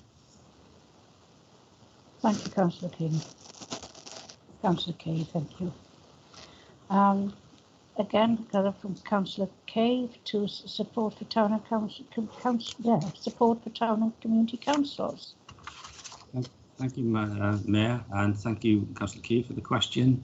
Obviously relates to issues in relation to the town and community councils who've taken on land and taken on responsibilities. And you asked what support can they have when things go wrong? Well, what I would tell you is this. is on an annual basis, the Legal Services Department writes to each town and community council in Vale Glamorgan, providing them with a service level agreement for consideration by the relevant town and community council. And that offers the opportunity to instruct legal services on matters where no conflict of interest arises, that's between the two, obviously, and subject to there being capacity to deal with the instructions. Currently, only one community council has entered into a service level agreement with the Vale Glamorgan Council's Legal Services Department for 2021-22. However, a reminder of the offer has been sent to the remaining 25 town and community councils. So you ask for support, support is there, but you have to accept the fact that there's a service level agreement put in place. If you want to take it up, you can take it up. If you don't, you don't. Thank you, Leader. Councillor Cave. Oh, thank you for that response. I'm not sure it will be something that the community councils rest easy over, but definitely I do believe that this is an issue of major significance for the community councils, and maybe one that they'll bring at a later date to community liaison committee. Well, can I say that wasn't a question, but the point is that only one community council has ever taken up the offer, and it's offered every year, and that's Dennis Powers Community Council, as it happens. But any town and community council can take up the offer, and all they got to do is contact Victoria Davison, which is the operational manager for legal services. But to be honest, you know, if you're waiting for things to go wrong, and therefore that's a risky strategy in essence, and we offer to work in partnership, and if something goes wrong, that partnership is still available, but we need a service level agreement to go forward. If things go wrong and you need legal advice, then that's one way of getting it. And if you don't wish to take it through our offices, then I'm sure the town and community councils must have something in place in cases where they need legal advice. And I would have thought that's where they would be going. If you take on a responsibility, clearly you have that responsibility. So, but the offer is there. And it always has been there, but it's up to each town and community council to take up that offer. Thank you, Matt. Thank you, Matt. Thank you, Leader. Next question, number 5, is from Councillor Cave to Cabinet Member for Education and Regeneration. Thank you, Mayor, and thank you, Councillor Cave. A comprehensive report on the impact of coronavirus pandemic on the social, emotional and mental health of children and young people in Vale Glamorgan was actually presented at the Learning and Culture Scrutiny Committee on the 8th of July and was discussed at length. In addition to the report, the committee was live streamed and a recording of the discussion is available online. I recently spent a morning in discussion with the council's Pupil Voice Network, and it was a topic that they were concerned about. I was able to tell them that concerns about deterioration in the social, emotional and mental health of learners has actually predated the pandemic, with specific work to address these concerns having been undertaken in recent years, with for example, the development of the Directorate of Learning and Skills strategy based on developmental trauma, adverse childhood experiences, attachment theory and the neuroscience of mental health and ill health. The progress made in implementing this strategy alongside specific support provided by the local authority as outlined in the report which was presented to scrutiny has enabled children and young people to access appropriate support in relation to social, emotional and mental health. Thank you, Councillor. Thank you for that. Just a quick supplementary. Do you know how many people have taken that up? I wouldn't know that tonight, but I can find that out and get it forwarded to you. Thank you very much. And question number 6 is from Councillor Cave to the Cabinet Member for Social Care and Health. Thank you very much, Mayor. Thank you for your question, Councillor Cave. The Vale Glamorgan's carer services have continued to put the individual carer's needs at the heart of any assessment of support, and during the periods of lockdown have adjusted the way they both assess need and provide support to those individuals.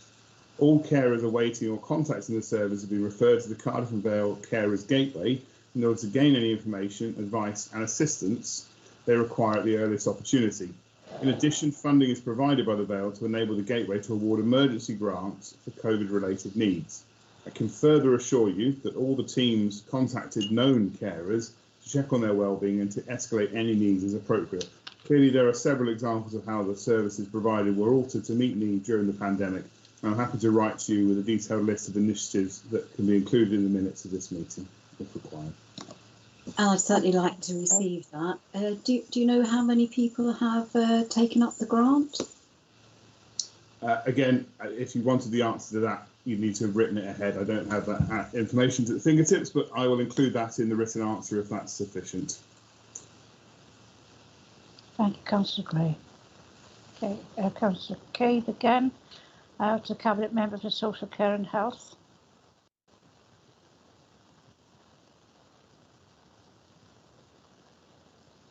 Apologies, get myself off mute.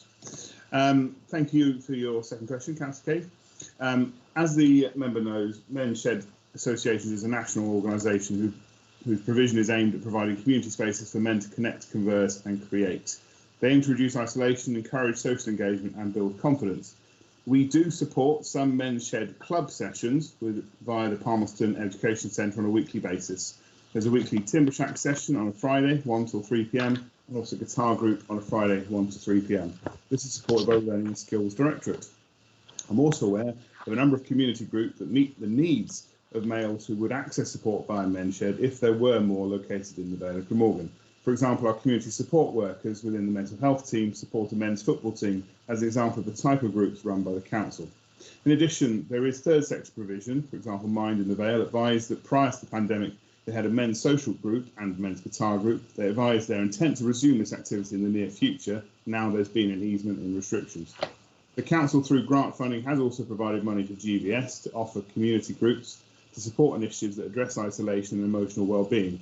This has primarily been targeted at the older population. Officers have advised that they have been in discussion with local third sector partners who've indicated there is an interest in developing further Men's Shed in the Vale. If we have a willing partner to expand this provision being present within the Vale, I would support them in whatever way I can to bring this to fruition.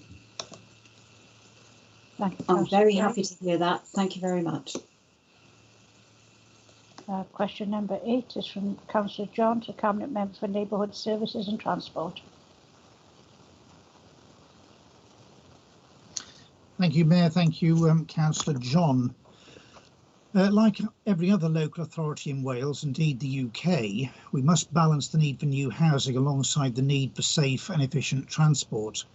Any developments progressed or proposed to be progressed on land in the Vale of Glamorgan is subject to the Council's current Local Development Plan 2011 to 2026, which seeks to mitigate associated traffic issues by identifying local sustainable transport measures in line with Welsh Government policy and current good practice guidance. Development should also be consistent with the Wales Transport Strategy objectives.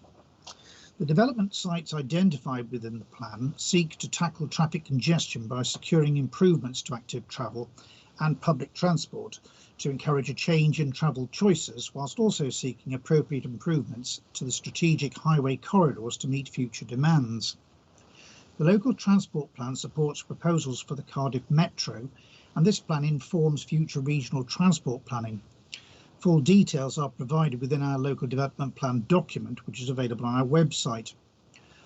All significant developments are required to undertake detailed traffic assessments, a comprehensive and systematic process that identifies what measures will be taken to deal with the anticipated transport impacts of the scheme in relation to all forms of travel. The Council has a specific policy of promoting and encouraging sustainable forms of transport to reduce reliance on private cars in favour of public transport, walking and cycling wherever practicable, and has over several years successfully implemented several miles of shared footway, cycleway or active travel routes connecting key destinations throughout the Vale. In particular, the Council has created a high quality shared footway cycleway along the Port Road corridor through the north of Barry and Wenvoe onto Culverhouse Cross to provide safe, suitable, direct and usable infrastructure to encourage modal shift and reduce reliance and use of private car. There are plans to extend this route to Cardiff Airport and the Western Vale subject to available funding. Alongside this, you'll be aware and supportive of the ambitious proposals associated with the proposed South Wales Metro improvements, including Transport for Wales improvements to rail transport over the next few years, which will hopefully assist with improving public transport, providing better capacity and therefore assist in attracting people out of their private cars. You will also no doubt be aware that the Council, with funding from the Welsh Government, has successfully completed the construction of a new route along the A4226, known locally as 5 Mile Lane. This new road is straighter and safer than the old road, improving journey times between the A48 and Barry, as well as enhancing the overall connectivity to the Cardiff Wales Airport and enterprise zones in the Western Vale, which are vital for the economy of the area. Sorry, the future economy of the area. Despite this, it is still unfortunate, Despite this, it is still an unfortunate fact of life that we all rely very heavily upon the car for our transport needs. And in the vast majority of cases, we travel as single occupants. If we as a society are going to seriously tackle road traffic congestions, we need to change individual mindsets about people using their private vehicles for journeys, whether this is to work, to do shopping, or wherever they may be going. It is just not an option to say anymore that my journey is too difficult and people have to make choices whether to sit in queuing traffic or consider public transport options, walking and cycling as appropriate. The Vale of Glamorgan has joined with the Welsh Government and other councils across the UK in declaring a global climate emergency in response to the findings of the Intergovernmental Panel on Climate Change. Given the climate emergency, we cannot anymore always rely upon creating more capacity by increasing road size or building more roads. It is worth noting that Llantwit Major is served by good public transport, including a rail link, and as a consequence, alternatives are available. Thank Supplemental. you, Councillor. Supplementary, Councillor. Thank you, Councillor King. I consider the best way to get rid of the queues is by using the railway. We were promised at Llantwit Major to have a half-hourly service there in September 2017. This still hasn't arrived. It's supposed to be now 2023. But in addition to this, with the extra houses development at St Athan, would you be prepared to campaign with the Welsh Government to provide a railway station at Gilston? The old station is now gone, but when I campaigned for this in 2013 with our officers, they were rather reluctant to consider it. But quite honestly, it's needed. A railway station at St Athan is a must to get more cars off the road. People down there are begging for a station, and there's no likelihood of it coming.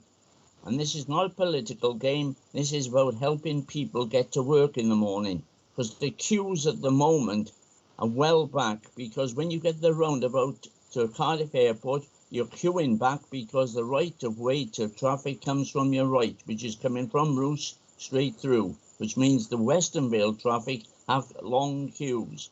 So will you take this up with the Welsh Government and campaign for a railway station to get people off the roads? Thank you. Thank you, Councillor John.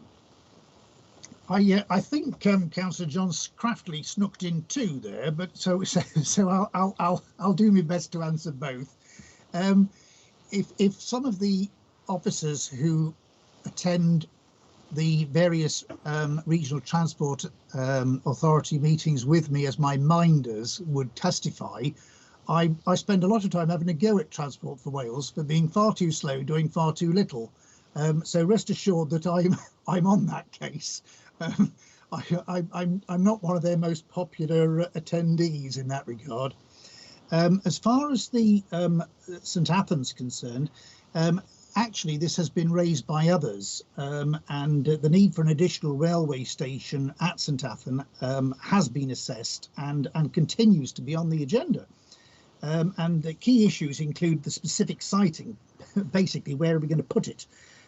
Because, as you rightly say, the original station's now a housing arrangement. We're looking at a lot of these things, and we are actually exploring options about how we might be able to access the Levelling Up Fund. So I can confirm that we are looking into this. I am lobbying for it. and we are trying to get somewhere, Councillor John. So watch this space, I dare say. Thank you very much. Thank you, Councillor King. Question number 9 is from Councillor Nugent Finn to Cabinet Member for Leisure, Arts and Culture. Thank you, Mayor. Thank you, Councillor Nugent Finn, for your question in relation to the Knapp Skate Park. Extensive work was undertaken there in 2019 due to a lot of the skate light boards failing. They're very expensive boards, and it was noted at the time of replacement that the structure was not in ideal condition, with some corrosion of the frame evident. The work undertaken at the time did, however, prolong the availability of the facility. Unfortunately, that skate park is approaching the end of its useful life and needs significant refurbishment. It's currently estimated to cost in the region of 150,000, which we currently don't have funding for. Unfortunately, we cannot keep repairing the facilities. It's no longer cost effective. We cannot find a funding solution soon for its refurbishment. We will need to consider closing the facility on health and safety grounds. Our officers are currently working through the options here, and we will obviously seek to keep the facility operational for as long as we can, but it's a challenge that is becoming more and more difficult. Thank you, Councillor McCaffer. Supplementary, Madam Mayor. Councillor Nugent Finn.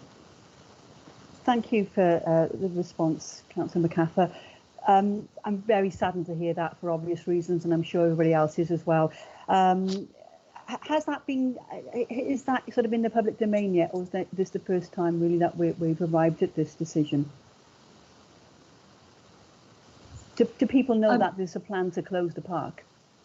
I didn't say there was necessarily a plan to close the park. I just said that it's approaching the end of its life. We haven't said that there is a date the park will close. That's not what I'm saying today. I'm giving you an honest answer to your question, that we are aware that, unlike the skate park that's recently been built at Cogan, which has a long lifespan, the skate park at the Knapp does not. I'm fully aware of the value on all levels that this skate park holds for the people of Barry. And I was there the other day looking at it thinking, wow, clearly we do need to give this some sort of serious thought. So I'm not saying that it's closed, so please don't go away and say that. And whoever's watching this from a public point of view, that's not what I'm saying either. I'm just accepting the fact that as it stands at the moment, it certainly is coming close to the end of its life, but we need to find a better way to fund it. Thank you, Councillor McCaffer. Question number 10 is again from Councillor Nugent Finn, the Cabinet Member for Neighbourhood Services and Transport. Thank you, Mayor. Thank you, Councillor Nugent Finn. I'm aware that our plans to improve the condition and to increase the use of Romilly Park tennis courts have attracted significant local interest, and it is pleasing to see that these courts are held in such high regard by the community. As detailed in the report to Cabinet in January this year, the Council has been approached by Tennis Wales and offered access to an exclusive grant scheme they have available to improve public tennis facilities. If this grant is not used by the Council, it is likely to be offered to another Council area. Match funding for the grant is available from a saving resulting from the recent refurbishment of the floor of Barry Leisure Centre and a further grant from Sports Wales as part of their recovery initiatives. The grant opportunity would enable a full refurbishment of the tennis courts to ensure that they will remain fully operational and are well maintained for the future. Tennis Wales would lease the tennis courts from the Council with the clear intention of ensuring that they are used by as many people as possible. This would include a small payment for the use of the courts at certain times, and that would be controlled via their electronic app.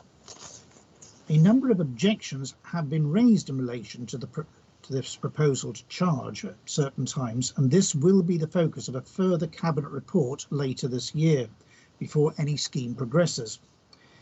These are currently in place for Romilly tennis courts, but due to their irregular use and the fact that we no longer have fixed numbers of staff based in parks, they have not been collected for some time. The ability to book a court has advantages, with customers able to see availability rather than arriving at the park and being disappointed. Tennis Wales will also ensure that all funds generated are invested in tennis locally, as well as being used to maintain the courts. Free-to-use courts that exist across Barry, including Millwood and Gladstone Park, will continue to be free to access, as will the courts at Romilly Park at certain times, as Tennis Wales very much want to encourage new players to the sport of tennis. I must state that the courts at Romilly are in poor condition, and without investment face an uncertain future. The proposed scheme builds on the council partnership approach to leisure provision and has already proved successful at Llantwit Major, where the town council has entered into a very similar partnership with Tennis Wales that has safeguarded the tennis facilities at this location. Should the scheme progress, the overall cost of the refurbishment of the courts is estimated at £150,000, with Tennis Wales contributing £45,000 and Sports Wales contributing £30,000. The remainder is being funded via saving made at Bury Leisure Centre. Thank you, Councillor King. Councillor Nugent-Finn. Thank you, Madam Mayor. Thank you, Councillor King, for a very comprehensive response. Just for clarification, the app, is that the booking system, and how much is the small charge? Is this in effect now, or do you have a date to work towards? I think what I said was that it's the subject of a further cabinet report later this year, so it will. I will be able to answer you better when I've got that report, and you'll also be able to see it yourself. Thank you, Councillor. Okay, so still free at the moment. The next question is from Councillor Nugent-Finn, the Cabinet Member for Neighbourhood Services and Transport. Thank you, Mayor. Thank you, Councillor Nugent-Finn. Unfortunately, all the funds within the relevant budgets are currently committed for this year, and there is no Section 106 funding available in these areas. However, if there is any underspend on the play equipment budgets, consideration will be given to adding additional play equipment or benches to the council's parks in these locations. In particular, my officers have recently been liaising with residents of Palmerston regarding their park facilities, and a number of options were discussed, including seeking funding from the private sector. An independent safety report has recently been undertaken of all play areas, and any recommendations from that report will be actioned to ensure that all facilities continue to be safe to use. This report will also inform future plans for the refurbishment of play areas and will be used to prioritise any capital funding that may be available in future years. I would dearly wish to be in a position to refurbish all our older play areas, but unfortunately there are limited funds available and huge demands with over 100 play areas and skate parks. Dave. We will continue to prioritise any funding we have on those areas with the worst equipment and facilities based on the evidence from our safety inspection reports. Thank you, Councillor King. Thank you, Councillor King. Right, supplementary, Madam Mayor. Supplementary, Councillor Nugent-Finn. Thanks again, Councillor King, for a full explanation. Glad to hear that you have shared some of the concerns with regards to the health and safety. Perhaps if we were lucky to have any consideration of 106 money, we could also consider inclusive parks for some of the disabled children. Thank you. Thank you. Question number 12, again from Councillor Nugent-Finn, the Cabinet Member for Neighbourhood Services and Transport. Thank you, Mayor. Thank you, Councillor Nugent-Finn. There are currently no plans for this building. They were open as functioning toilets many years ago, primarily to serve the children's paddling pool that was in this location. We do not see a need for toilets in this area now, and as the building is not currently a major liability for us, we are not actively seeking other uses for it or its disposal at this time. Thank you, Councillor King. Supplementary, Madam Mayor. Councillor Nugent-Finn. Thank you again for your response, Councillor King. No proposal to use the toilets. Have you consulted with the Beer Street residents? No. Thank you. Question 13 from Councillor Nugent-Finn, the Cabinet Member for Neighbourhood Services and Transport. Thank you again, Mayor and Councillor Nugent-Finn. The ramp leading to the Eastern Shelter was repaired in January this year and reopened for public access as I advised.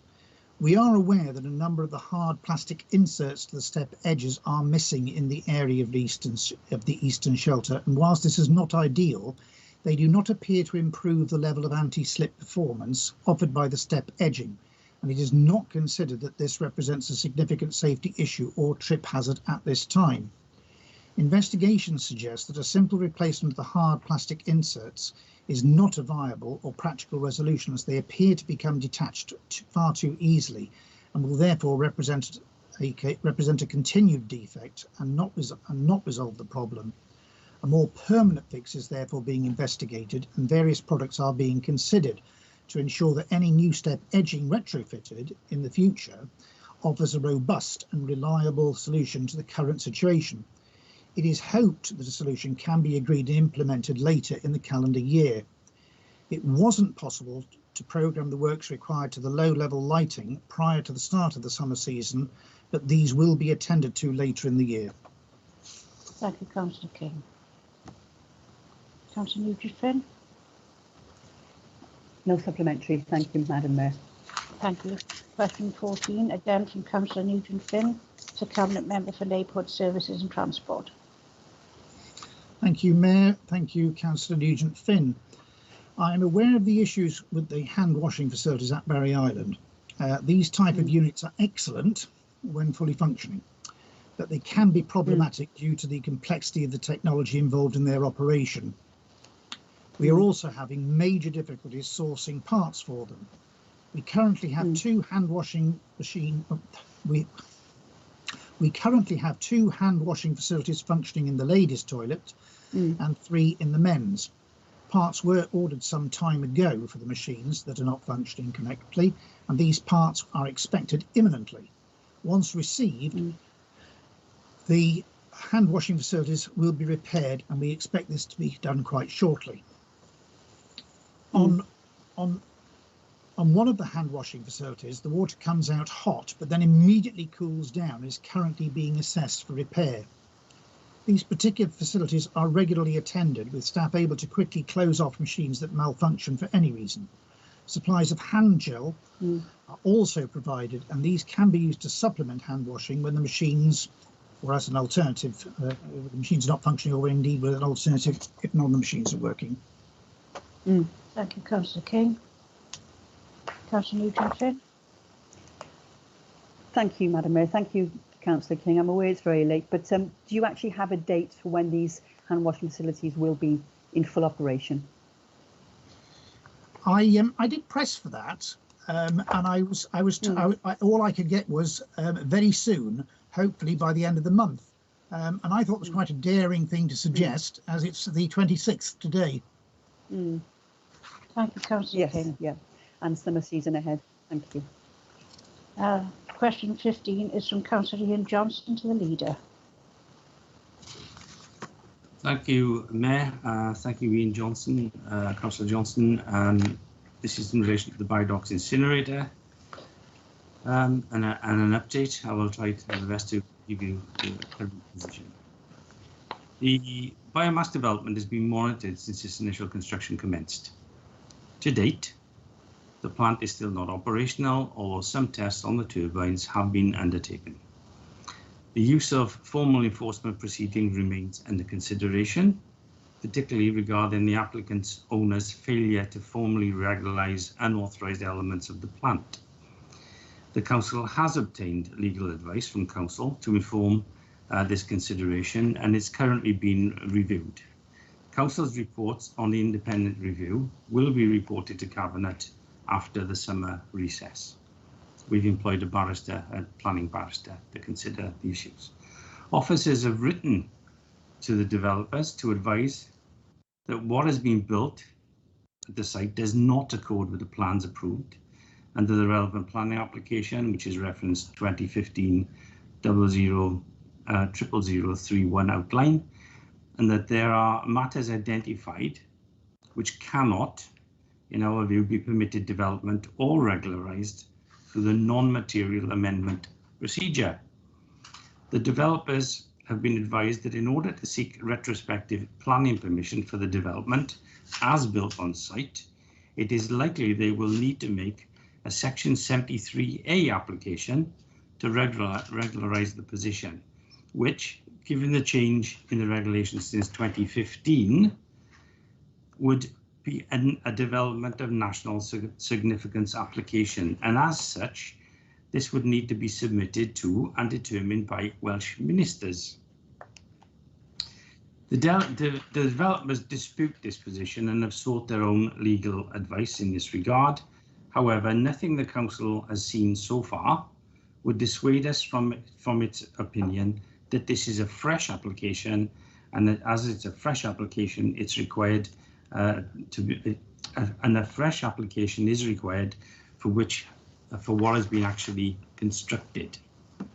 In late May this year, the applicant submitted an application, but only for retrospective Section 73 planning permission for the erection and use of cylindrical fire water tank that had actually been previously removed by the developers, but has since been re-erected without the planning consent. I don't quite understand why they took it down and then they've rebuilt it. The council formally advised the developer this is not considered to be this is not considered to be a valid application because it forms part of the development as a whole, and as such should be part of the wider Section 73 planning application to regularise the whole development, and that this should be instead be submitted to the Welsh ministers as a Section 62D of the Town and Country Planning Act as amended as a development of national significance. The applicants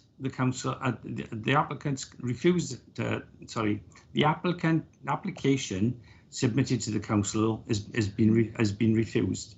The council is refusing to register it under the normal. I'm sorry. Start again. You're tired now. Let's start again. It needs to be done under a development of national significance. I apologise. The applicant. Right. I got it written down wrong here. The applicants refute the council's position. Sorry, right? They refute the council's and their refusal to register it under a new form of appeal known as a validation appeal to the planning inspector. So they lodged a new form of appeal, but it's only a validation appeal. The planning inspector quashed the notice of invalidity on the grounds it was not in the current process to follow. So we didn't follow the correct process in his opinion. However, we've not been told by Welsh Government that the validation appeal process is only considered if there is enough information to register the application rather than more detailed legal points about whether it's a development of national significance or not. So basically, they are saying they re-erected the tanks. They think they can do it on a piecemeal development. We say they can't. We've refused to register it. They've gone to an informal, if you want, appeals process. The inspector says the notice we give them was invalid because it didn't follow the right process. However, we're asking Welsh Government, well, what do you think is the correct process on the basis that we believe this information has to be registered as an application and therefore more legal points about whether it's a national development of national significance or not is being considered. We've asked Welsh Government. We still haven't had an answer. We're now seeking that further view from Welsh Government regarding the submission. But given it's our view that this application for the water tank can't be considered in a piecemeal way, separately to the rest of the whole plant, particularly as it's now required as part of any licensing agreement with National Resources Wales, the application will not be registered. Welsh Government have indicated that it will respond to the request regarding the correct way that this matter should progress once it is obtained its own further legal advice, which it keeps on telling us, and we will await this response before proceeding further. I'm sorry, I didn't get that quite right. Late in the day, my eyes are going. But basically, as far as we're concerned, what they've built is outside the scope of the previous record, the previous agreement and the previous planning permission. Therefore, we say they have to apply a brand new application. If it's a brand new application, we say it's a development of national significance. If that is the case, it has to go through Welsh Government. I have written to Welsh Government previously. I've had a response in I think it was the 12th of February, which said, I gave you the response 2 years ago, which was the press statement that they issued at that time. I've written back to them on the 16th of February, and I still haven't had a response. But I know in the meantime, the officers have also been writing, seeking further advice. We are in what can only be called a bit of a stalemate. Sorry, it was long, convoluted, but thank you, Leader. It is where we are. Thank you very much, Leader. It's a very difficult and detailed situation, very technical. I appreciate taking the time to outline, and I'm sure that the Leader will keep those councillors who are interested in this informed as to how when we go forward. Thank you. I will indeed. Right. Question 16 is from Councillor Johnson to Cabinet Member Housing and Building Services.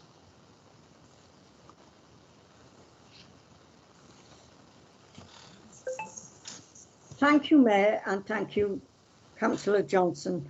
The Housing and Building Service team has now engaged a local Barry-based contractor to deliver the instalment of 57 hybrid heating systems within our council housing stock. This is a 16-week programme due to finish the second week of November 21. Prior to the carrying out the instalment works, we have successfully engaged Bridge End College to upskill in-house council staff and the contractors operating to enable the undertake the retrofit works with further upskilling training to be delivered after the summer break. But I will now say I have discovered today that the first two pilot properties have been completed on the 19th of this month, so they too have been definitely completed. As part of the Welsh Government's requirement for the grant funding, the team are providing regular updates about the challenges surrounding the delivery of the retrofit project, including lessons learned to communicate with tenants and install hurdles and support chain requirements. Welsh Government has also engaged Swansea University to gather data at the various stages of this process, and the team are working closely with them to ensure the data is correct at the key stages. The team continues to work with the Passer for UK Limited to develop monitoring software which will be installed into future 100 properties within the council housing stock. A building passport, which includes a PSA 2035 emergency survey, will be processed for each property, which will provide data to support further grant funding bids to install retrofit technology within our council stock to reach carbon zero or as close to it as possible. The Housing Development and Investment team will now also be undertaking the PASS 2035 assessment to inform the correct and financial sound retrofit solutions to be installed on our stock, the outcomes of which will feed into the housing revenue account business plan and direct our investments directly over to for the coming years. The discussion will be ongoing. Thank you. Supplemental, Madam Mayor. Thank you very much to Councillor Wilkinson for that response, and I'm pleased to hear that the I think it's the Rural Vale Hybrid Retrofit programme is going well. Obviously, like myself, Councillor Wilkinson has a large percentage of council accommodation, and I look forward to working with her on how we can best ensure that retrofit technology can be used, especially in the context, as we were discussing earlier, of our climate change plans. And so I look forward to that. Thank you very much. Can I say, there wasn't a question there, was there, Councillor Johnson? Not really, no. Thank you for your answer. Thank you.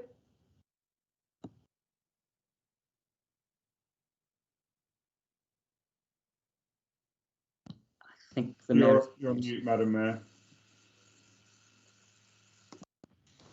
I'm sorry.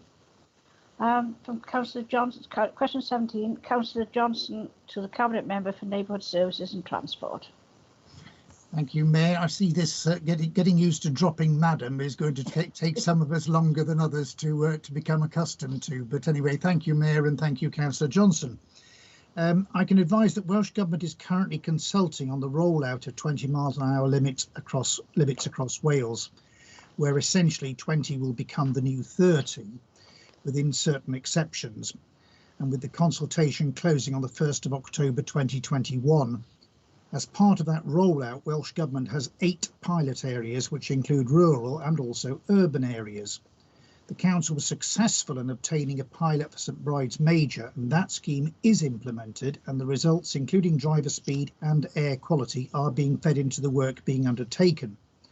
Other areas including the pilots include Abergavenny in Monmouthshire, Central North Cardiff, Sevenside Monmouthshire, Buckley Flintshire, Kilfrew Village, Neath and Port Talbot, St Dogmills in Pembrokeshire, and Llanelli North, Carmarthenshire. A report was considered by Cabinet on the 21st of June 2021 in relation to 2 additional areas for experimental 20 mph speed limit orders at Berthin and Peterston Super Ely. The reasons for these areas being chosen is fully detailed in that report, and the Welsh Government progressing the legislation apace is not considered prudent to consider any further areas for pilot projects at this time. Thank you, Councillor King. Councillor Johnson. Yes, supplementary. Thank you very much for the response, Councillor King. There is the concern here is regarding lessons on compliance and enforcement of speeding rules in built-up areas. I use as an example Butchell's Road in my own ward, where the most recent traffic speed check we did a couple of years ago showed that actually more than half of vehicles were going above the 20 miles an hour, which it was supposed to be going at. So I know that councillors such as Councillor Hodges and William have complained about speeding in, for example, a garden suburb. I'm just concerned that what reassurance can provide that we do have answers to enforcement and compliance on this, and will the Cabinet member consider a trial at some point between now and the legislation? I don't know what trial you're asking me to, what further trial you're asking me to undertake, because I don't think it'd be appropriate to take her any further areas. As far as enforcement's concerned, you'll be aware that it's something that only the police have the powers to do, but it is possible that in the legislation things will be varied or changed, and it may become a little bit different. What we've got to try and do is win over the hearts and minds of motorists, and I am personally concerned that some of the roads that are being reduced to 20 miles an hour are harder to persuade the motorist to adhere to than others. And it's a huge distress to me, Councillor Johnson, it really is. All the statistics suggest that at 20 miles an hour, if we are involved in a collision, we will live to complain and fight. And I'm afraid at 30, our chances of survival, and particularly for children, it's pretty awful. I think I'll settle at that. I'll settle for that. But if it's any consolation, Llandoch was an early trial, and Councillor Carroll will confirm that whilst the latest speed measurement figures do show speeding in excess of 20 miles per hour, it's about 5 miles down on what it was.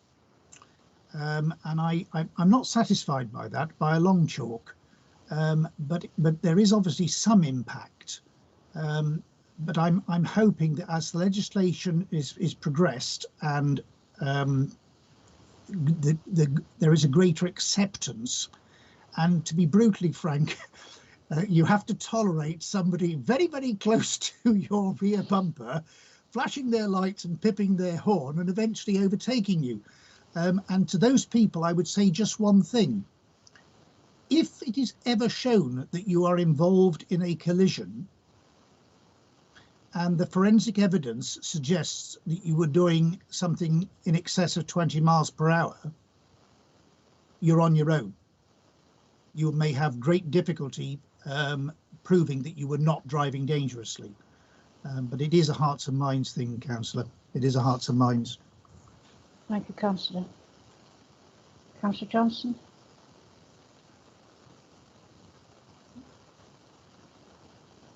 No supplementary. I've asked a supplementary already. Thank you. Oh, that was, sorry.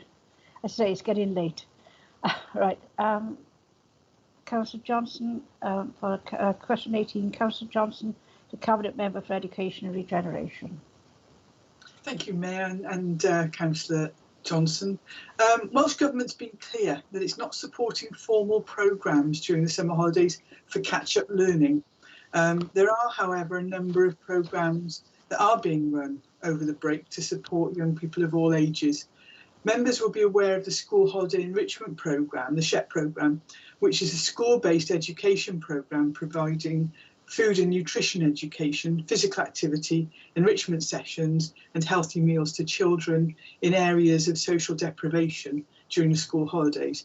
This year, 4 primary schools will be taking part in the programme over the summer, including Gladstone, Ysgolhaig, Oakfield and Cadixton. And Cadixton, incidentally, I visited with the Welsh Government Minister for Education last week, and he was hugely impressed. The council and its schools are working alongside its trading company, Big Fresh Catering rather, who've designed healthy and nutritious menus, ensuring the pupils get a balanced, healthy and interesting diet. The Welsh Government has allocated the Vale of Glamorgan Council £196,000 to run the Summer of Fun programme across the summer period to children and young people up to the age of 25. Whilst the Summer of Fun is open to all children and young people, local authorities and partner organisations are asked to consider how they can reach those who have experienced the greatest impacts of COVID and provide inclusivity within this age range. The Vale has taken a dual approach, providing activities that are open to all, as well as undertaking some targeted provision for those individuals who may not be able to access mainstream provision or who would benefit from more targeted support. The programme is delivering an extensive programme with additional clubs, activities, sports, arts and play sessions and much more. Information is available on the Family Information Service, whatever it is, on the Vale website. This provision is in addition to what the council services are already offering. For example, the play and sports teams will also be hosting their own sessions and workshops in key areas across the Vale, alongside a 3-week programme by the youth service supporting the community safety team. Thank you, Councillor Burnett. Councillor Johnson. Yes, thank you very much, Mayor. Thank you very much, Councillor Burnett, for the response there. I'm pleased to hear there's now 4 schools involved in SHEP. I remember discussion about it a few years ago when I think it was just Cadixton doing it, so I'm pleased to see more schools involved. But if I understand correctly from the schools you named, they're all English medium schools. I'm just wondering if work can be done next year to ensure that a Welsh medium primary school engages with the programme. I would be absolutely delighted if they would. We promoted it as widely as we could. The SHEP programme has actually got criteria, and my understanding is there's only one that would be eligible. But I definitely hope that we will have, if we get funding for it, that we will have more available. But it's also worth thinking that through the success of the Big Fresh Catering Company, we do have some funding available for initiatives with schools across the Vale that actually use Big Fresh Catering to organise their own initiatives. So, you know, we're looking at maybe homework clubs with food and that sort of thing. So again, there are opportunities for Welsh medium schools to engage, and I look forward to them doing so. Thank you, Councillor Burnett. Question 19 is from Councillor Rowlands to the leader. Thank you, Mayor. Thank you, Councillor Rowlands. Workforce bullying is a question, and the answer is the council has had one case of bullying harassment during the last 12 months. The case was resolved in May 2021, and there are no further cases outstanding or have been received. Thank you, leader. Supplementary, Mayor. Councillor Rowlands. Thank you, Mayor. Right, first of all, can you see me? Probably. Yes. Yeah. Oh, good. Can I thank the leader for his answer, and I hope he agrees with me that bullying should not be accepted or tolerated in our society or in this council, whether you're a member of staff or whether you're a councillor. Back in 2010, a former councillor quit their party, and recent reports suggest another member has quit the same party, citing the same reasons. Would the leader agree with me that to lose one member may be regarded as a misfortune, but to lose two members is carelessness in relation to bullying? Do the reports of bullying from councillors get reported as part of the figures? And what is the leader to address the issue of bullying by staff, but also by elected members? Thank you, Mayor. Thank you, Councillor Rowlands. I don't really know what the question was then. Do I about bullying? No, I do not, in any place or otherwise. And I don't believe that there's been any bullying, and I would advise you that if you have any bullying within your group, then you go and talk to your leader. Thank you, leader. Question 20 is from Councillor Ian Johnson to the leader. Thank you, Mayor. Thank you, Councillor Johnson. It's about credited living wage employer. The council has, as you know, been paying staff and agency workers. Somebody's eating chocolate. The council has been paying staff and agency workers above the living wage for a number of years. The council appreciates that we are currently paying a minimum rate of £9.43 per hour, which is only 7 pence below the current living wage. However, the national pay award for local government workers has yet to be set, as you are probably aware, which is likely to take us above the living wage once again, which would be backdated to the 1st of April 2021. Discussions have commenced to review the council's becoming a living wage employer, which will also require the council to ensure any contractors also pay the living wage. The council is in discussion with our procurement team to review the living wage process on how this can be included in future procurement exercises. Further information will be provided in due course once the discussion has taken place, with a view that we become an accredited living wage employer. And I know that you've asked this question before, and we are still, unfortunately, working on it. Thank you, Councillor Moore. Councillor Johnson. Yes, thank you, Mayor. Thank you, Leader, for that response. Absolutely, you weren't the leader at the time of that motion being passed in December 2018, but this is 2.5 years on. I appreciate we've had a pandemic in the meantime, but the progress here seems fairly glacial, and I hope that can the leader put a timescale on us achieving this rather than talking about working towards. Thank you. Can I put a timescale on it? Unfortunately, I don't have a crystal ball, so I can't put a timescale on it. All I can assure you is that discussions are ongoing. Our procurement team are reviewing the living wage process and how this can be included in the future procurement exercises. Because clearly the major impact is not on our own staff, but on those who are contracted out.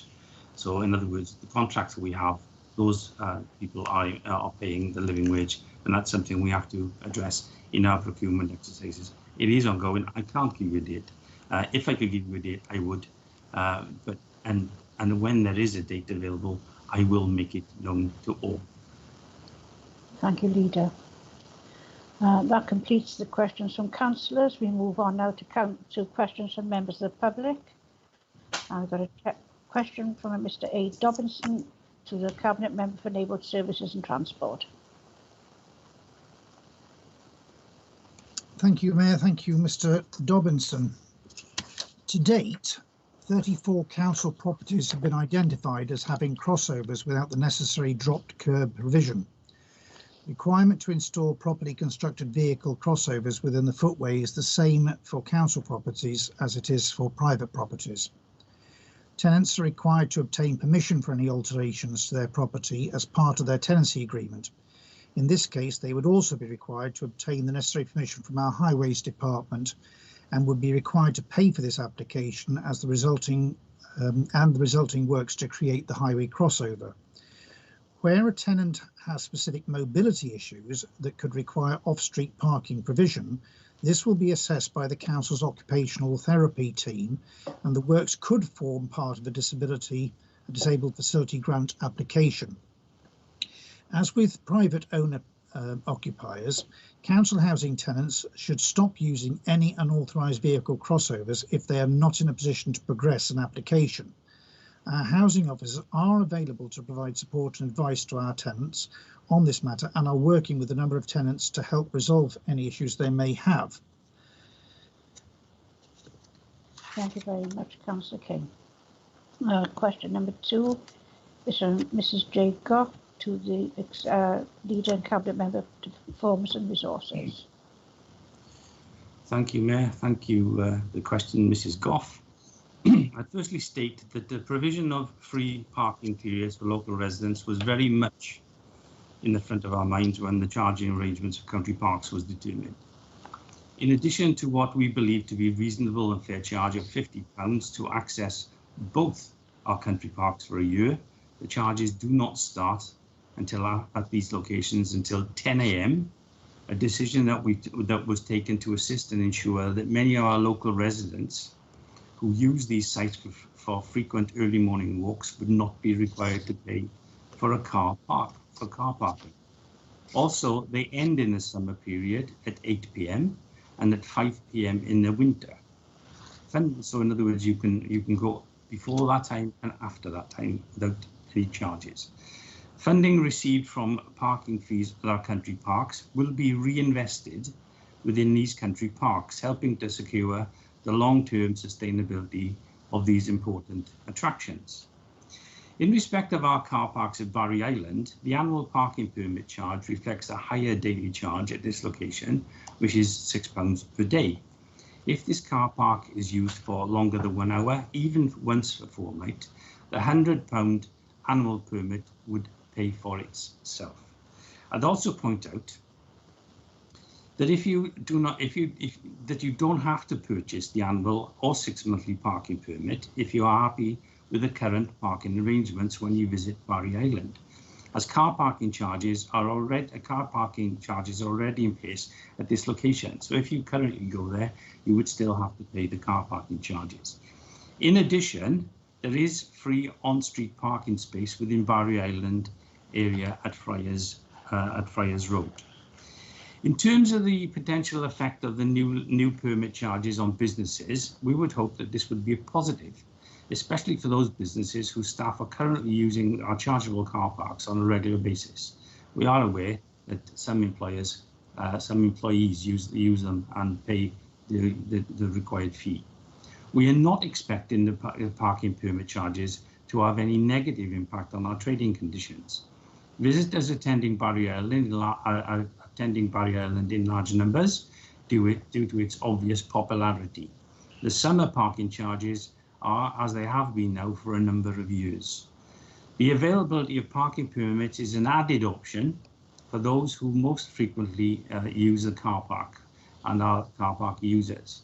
And rather than deterring anybody from attending Barry Island, it provides an additional and considerable cheaper option for regular and frequent visitors.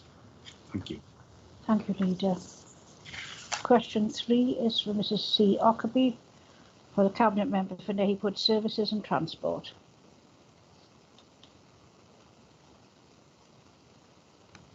Thank you, Mayor, and thank you, Mrs. Ockerby, who submitted the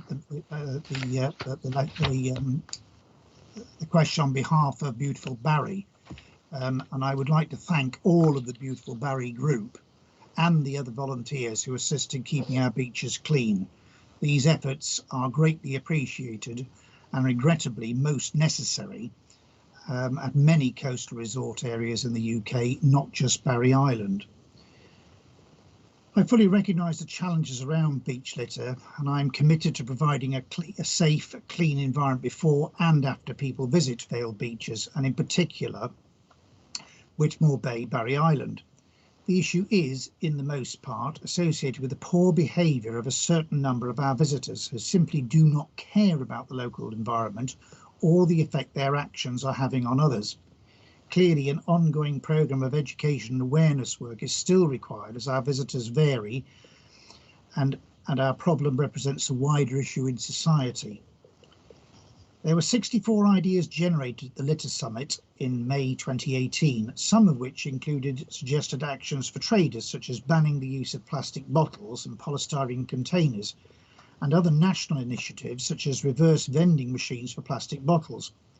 A number of the ideas where the Council had responsibility have been implemented, including the introduction of gold, silver and bronze litter responses that are pre-agreed leading up to the weekends and bank holidays, half-terms and weather changes, where the amount of resource allocated to the resort is based on expected visitor numbers. There has also been an increase in bin provision and signage, as you have recognised. Bulk bins and dedicated waste collection vehicles have also been arranged during busy periods. The Public Space Protection Order aimed at addressing alcohol-related antisocial behaviour has been renewed. Officers also prepare social media posts advising visitors of the litter arrangements and the impacts on the environment should any litter be left on the beach. For this summer, there will be an increased enforcement presence and cleansing staff assigned to the shoreline at certain tide times to help prevent the litter entering the sea. The danger of litter to the land and marine environments will also feature in our regular tannoy announcements. Hopefully, these measures will see an improvement in the behaviour of our visitors during the summer season, but we will continue to be innovative in assessing new options for behavioural change, as this was identified as a common thread through many of the ideas suggested at the summit. Thank you, Councillor King. Question number 4, again from Mrs. C. Ockerby to the Cabinet Member for Neighbourhood Services and Transport. Thank you, Mayor. Thank you, Mrs. Ockerby, and again, thank you, Beautiful Barry.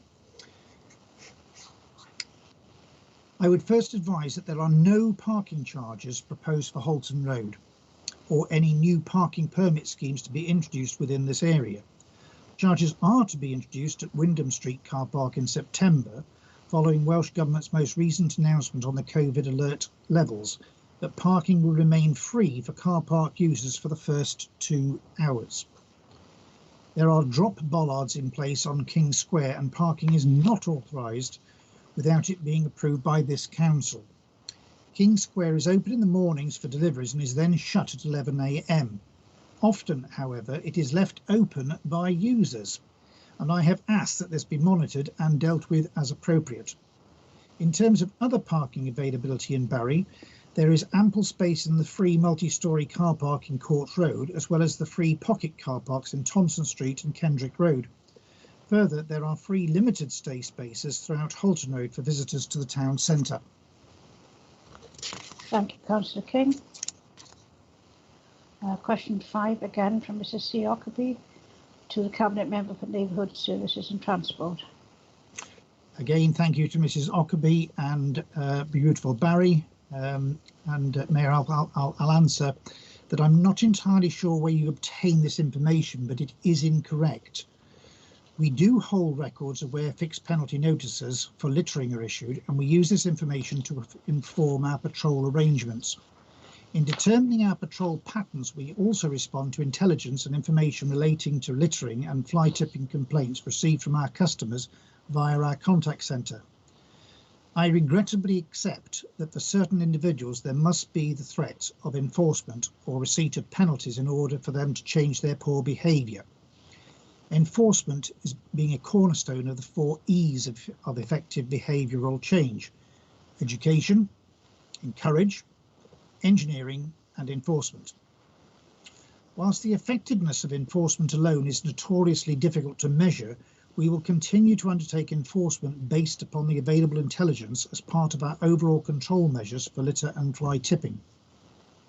I would add that a great deal of information is put out via our social and other media outlets regarding our activities for both parking and environmental enforcement, and we will continue to do this. Thank you, Councillor King. Question number 6, again from Mrs. Siockaby, to Cabinet Member for Neighbourhood Services and Transport. Yeah, thank you, Mayor. Thank you, Mrs. Ockerby. Thank you again, beautiful Barry. I'm delighted to advise that at present we have 11 drinking stations installed on our sites, around the Vale, as follows: Upper Gladstone Gardens, Barry, 2 fountains at Barry Island Prom, 2 fountains at Victoria Park, Barry, Bellevue Park, Penarth, the new skate park, Cogan, Penarth, Kerry Road changing rooms in Roos, Milburn Park Pavilion, Roos, Merch Community Centre, Dinis Powys, and the toilet block near the main car park at Ogmore by Sea.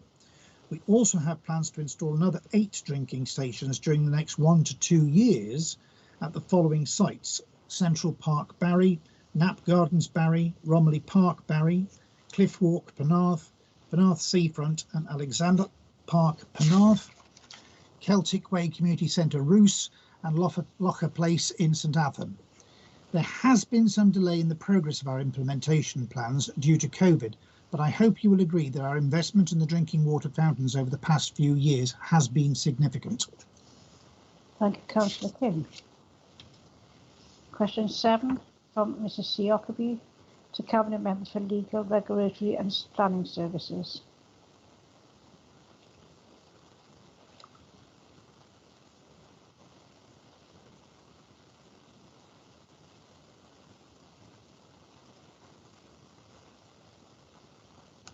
That's you, Eddie, not me. Councillor Williams, you're muted. Yeah, sorry, I've drifted there. Can you take that one then? I've closed the document. That's all. It's just I'm trying to get it back on screen. Give me a moment. Shall we come back to that one, Councillor Williams? Yeah, thank you. Sorry about that. It's okay. Another one for you, Councillor King. Question number 8 from Mrs. Ockerby, Member for Neighbourhood Services and Transport. Mayor, thank you, and again, thank you to Mrs. Ockerby and indeed beautiful Barry. The police have dealt with the matter, but regrettably are unable to recoup any costs associated with the graffiti for reasons that I am unable to publicly disclose. Thank you, Councillor King. Advice has been, well, a little bit more. Oh, sorry. I can share. Sorry, no, that was, sorry, I'm going to take a breath. Right.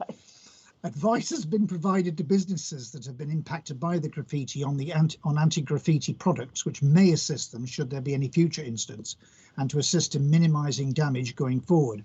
At present, this is a cost to the private businesses concerned. Ongoing meetings between the Council's community safety team, our town centre management staff and the police are taking place on a monthly basis to ensure effective communication between our respective organisations and the businesses and the business community.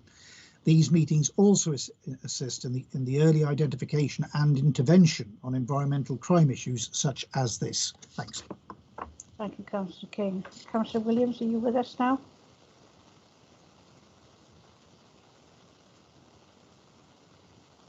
I can assure you I'll be with you all night. Hey, guess what? Right. Are you able to take the question? Yeah, question 7, yeah? There you go. The question is, the communication has the council had with Dŵr Cymru regarding the extremely high amount of discharges into the dock from the combined sewage outlets. The council shared regulatory service undertakes twice yearly inspections of the designated bathing water beaches within its area, 3 of which are in Barry, Natural Resources Wales, as they are the regulators for this. Natural Resources Wales take water samples during the bathing water season to ensure the water quality is of a standard that falls within the Bathing Waters Directive. Further information on this can be obtained by visiting the website for NRW. SRS is not aware of the number of combined sewage outfalls within... I'll repeat that.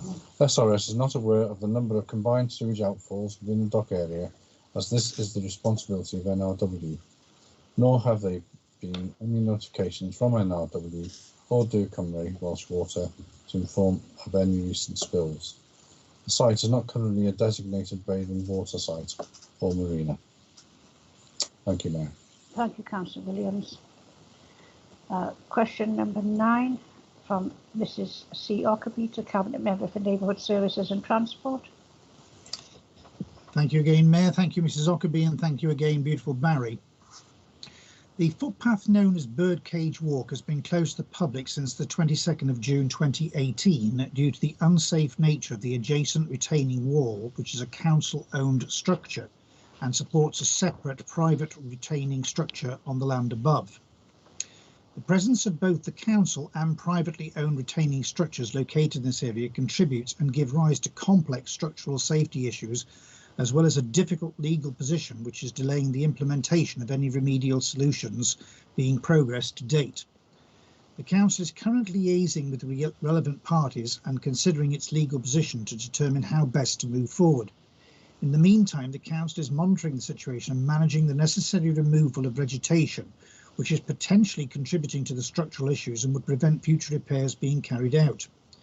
It is therefore necessary to keep Birdcage Walk closed for public safety until the issue of liability is resolved and a repair scheme, paid for from the appropriate party, can be successfully determined and implemented. Regrettably, given the complex nature of the situation, it is not possible to provide a timescale to reopen Birdcage Walk at this time, but I would assure you that the Council's professional officers are giving this their full attention with the intention of best protecting the public purse and reopening the route as soon as possible. Thank you, Councillor King. Question number 10 from Mrs. Ockerby to the Cabinet Member for Neighbourhood Services and Transport. Thank you again, Mayor. Thank you, Mrs. Ockerby, and thank you again, beautiful Barry. The Council has sought advice from the relevant external agencies, and even though the boat poses a low pollution threat, the situation is clearly unacceptable. The boats entered the harbour without permission from the Council and remained without permission, despite the owners being instructed that the boats should be removed. The removal of the boats is a complex process, but the Council is working to have them removed as soon as possible. Legal proceedings have commenced, and therefore I am limited in how much further information I can disclose, as we clearly do not wish to prejudice any proceedings. What I can do is to assure you that this is a high priority, and I can add that I understand the work has commenced today. Thank you, Councillor King. Question 11 is from Mr. Locke to Cabinet Member for Leisure, Arts and Culture. Thank you, Mayor. Thank you, Mr. Locke, for your question. For the other councillors here, this is going to be very similar in response to the question that Councillor Nugent-Finn asked me in relation to the Knapsgate Park. His question was related to an FOI request in relation to the money that we spent on it, and the work referred to was carried out in 2019 due to the skate light boards failing, which are very expensive. We noticed at the time the replacement was not in ideal condition, with corrosion supporting frame evident. The work undertaken at that time did, however, prolong the availability of the use of the facility. Unfortunately, the skate park is now coming towards the end of its useful life, and there is strong interest in certain members of the skate community in having the facility renovated.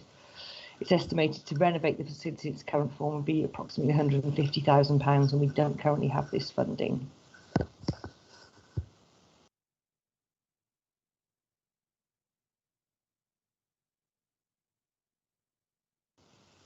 You're on mute, Mayor. Muted, Madam Mayor.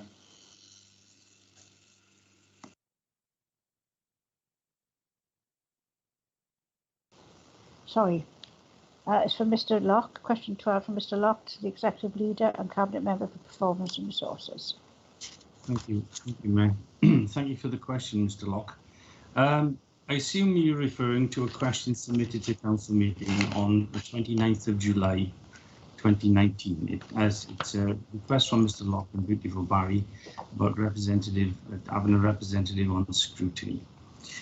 The question you submitted at that time on behalf of Beautiful Barry referred to the council making improvements by not just the live streaming of full council and planning meetings, but also each scrutiny meeting and cabinet meetings in the interest of public engagement. I can confirm that the council has since May of this year live streamed the meetings you previously referred to and will continue to broadcast the majority of its meetings in the future, well in advance of the new regulations to be enabled in May of next year as a result of the introduction of the Local Government and Election Wales Act 2021. In regard to scrutiny committees, members of the public and individuals representing groups are already able to submit a request to speak at the scrutiny committee and indeed planning committee on planning applications.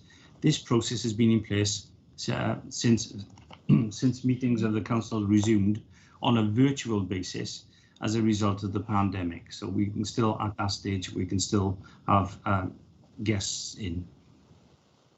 So anybody can ask to speak and make representation on matters under consideration by the council, and we would invite Beautiful Barry to take up and the facility to engage with the council on matters of the mutual interest. The council engages with many forums as part of our overall public engagement strategy and will continue to do so. However, there are many forums that exist, and therefore it would not be practical to have all these groups sitting formally on the scrutiny committees. This is why we have the above arrangements in place. Scrutiny committees are able and will continue to invite individuals and representatives of forums and groups to give evidence on issues where the committee considers it appropriate to do so. It is also important to point out that elected members of the council in their elected local constituency role are able to raise matters of concern on behalf of their communities. This is another avenue open to all. You may also be interested to know that Council has also recently made changes in how it raises its public awareness about future Council meetings, including scrutiny committee meetings and matters that will be considered therein. Details of upcoming meetings and items that may be of interest being also provided via social media, Twitter feeds, as well as on the website. Lastly, can I thank Beautiful Barry Group for promoting the council meetings on its Facebook page? Thank you, Leader. Question 13 is from Mrs. Ockerby. It's a Cabinet Member for Neighbourhood Services and Transport. Thank you, Mayor. Thank you, Mrs. Ockerby. Thank you, Beautiful Barry. It's about traffic to Barry Island.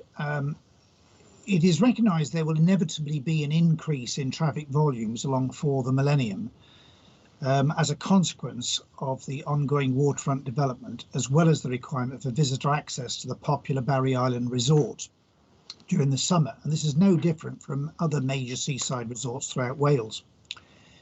The council previously worked proactively with the Waterfront Consortium to ensure that a second access to Barry Island resort has been constructed. This new link road has proven to be of significant benefit to both residents and businesses alike, and the availability of two access roads onto Barry Island has vastly improved access in the peak summer season and reduced the road congestion previously experienced. I would also clarify that traffic studies were carried out for the waterfront development and the new link road at planning stage prior to planning permission being granted, and as well as the new road serving both the development and Barry Island with the increased traffic capacity that this provides. The council also ensured that there were good quality active travel routes provided as part of the overall waterfront development to reduce reliance upon private car and in so doing reduce traffic congestion and CO2 emissions. I would encourage residents and visitors throughout the Vale to consider alternative modes of transport to the private car wherever practical, especially for short journeys. However, I recognise that many will still find it far more convenient to travel by car, especially if travelling as a family. The focus for the Council and likewise Welsh Government is to encourage active travel and the use of public transport in order to reduce the reliance upon private car and address traffic issues and congestion generally wherever this is practicable. The provisions for active travel at the waterfront and Barry Island are already significant and in place, providing good alternatives to private car, especially for more local journeys. I would also suggest that a park and ride operating from civic offices, docks offices and Memorial Hall would require a dedicated park and ride bus service along a corridor where there is already a rail service that serves Barry Island. The Council has previously provided temporary signage from the Barry Docks Link Road to the Council Docks Office in Barry, advising of park and ride facilities so as to encourage visitors to park and use the train service instead of driving onto Barry Island itself. And this arrangement will be reinstated to assist with addressing the concerns raised and providing visitors with appropriate options. With traffic to Barry Island regularly at a standstill during the summer, restricting residents from reaching their homes and going shopping, is it possible that a park and ride facility could be implemented using the civic offices, docks offices and Memorial Hall car parks for visitors at the weekends to help reduce congestion over Barry and stop visitors parking illegally when they reach the island because the car parks are full? The car parks at the Council's docks office remain available to the public who wish to use the dock station and would also be available to any member of the public who wished to park there to access the island on foot or by bus or rail. This is in the same respect of the civic officers in respect of evenings and weekends, I believe.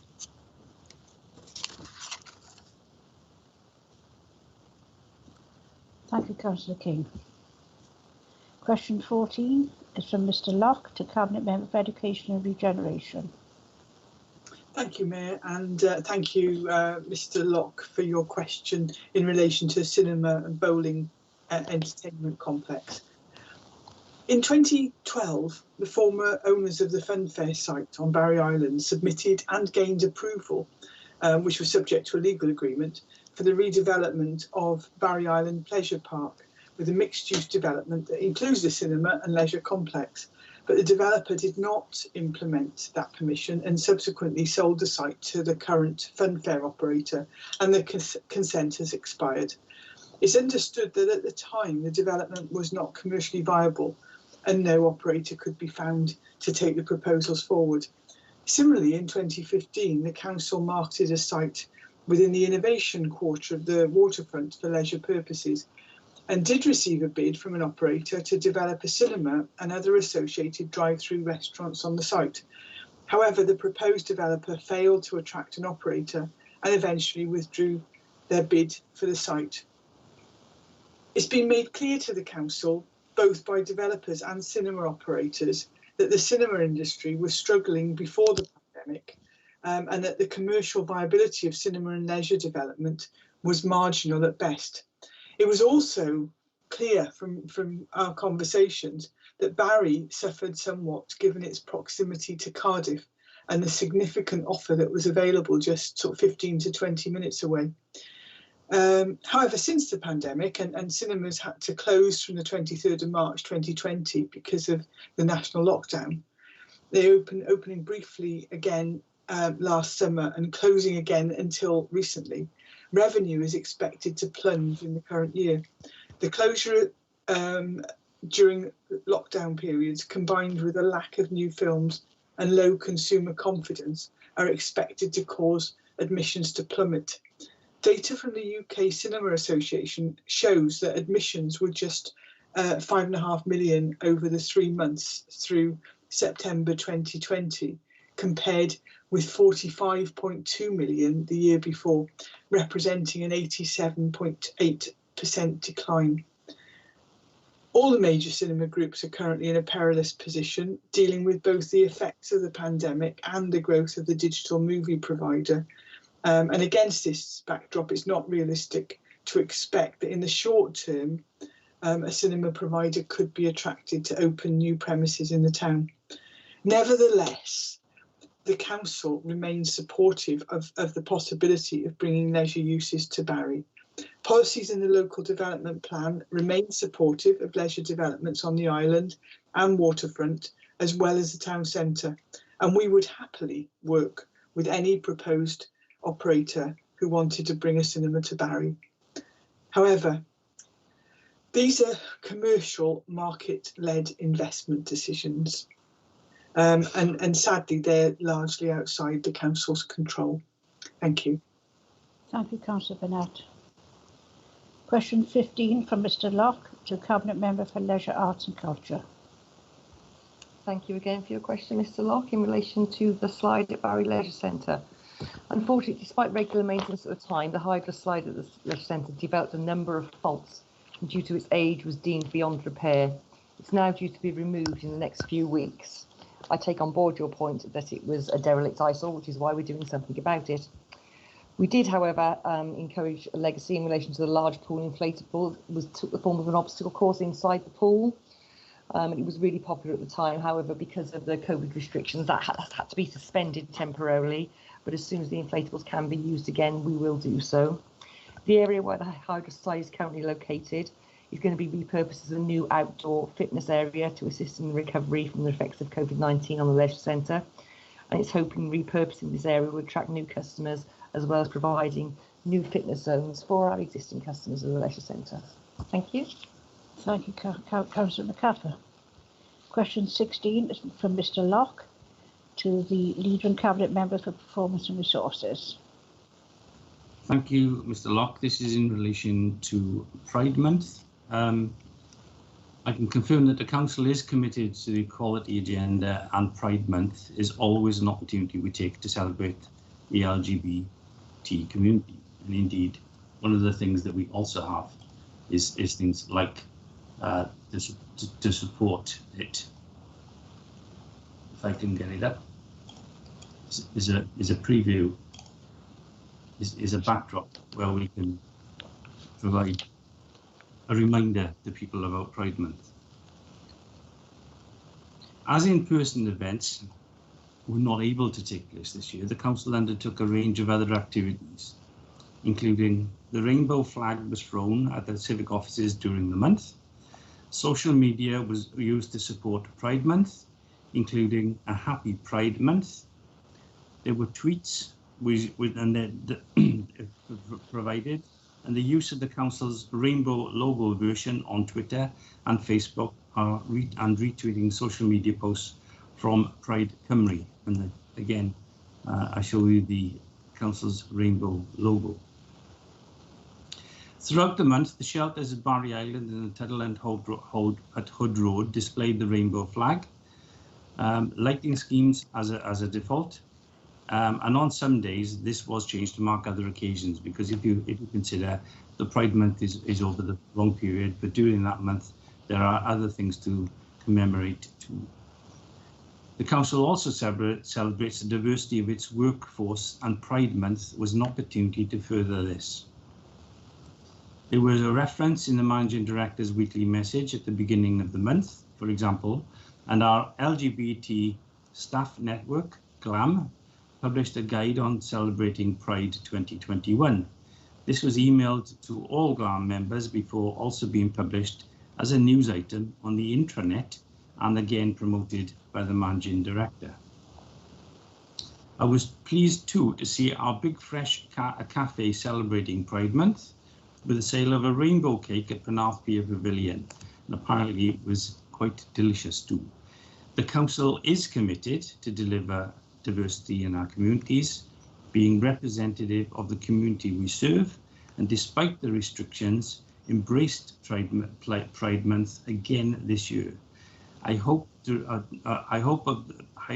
hopeful of the return to in-person events on issues such as this, including things like Windrush Celebration Day, which we also threw a flag for, and other areas in the not too distant future. Sorry. Thank you for your question. Thank you, Leader. Question 17 is from Mr. S. Burnell to Cabinet Member for Neighbourhood Services and Transport. Thank you, Mayor. Thank you, Mr. Burnell. It's on the topic of placing items on the highway and resonates with earlier business tonight. Keeping footways as clear as possible for pedestrians and those partially sighted is essential for active travel and safety. By doing this, the Vale of Glamorgan is a much more attractive and vibrant place to visit. The footways are a public asset and as such should be managed for the greater public interest, not just for the few who wish to place items on it for their benefit.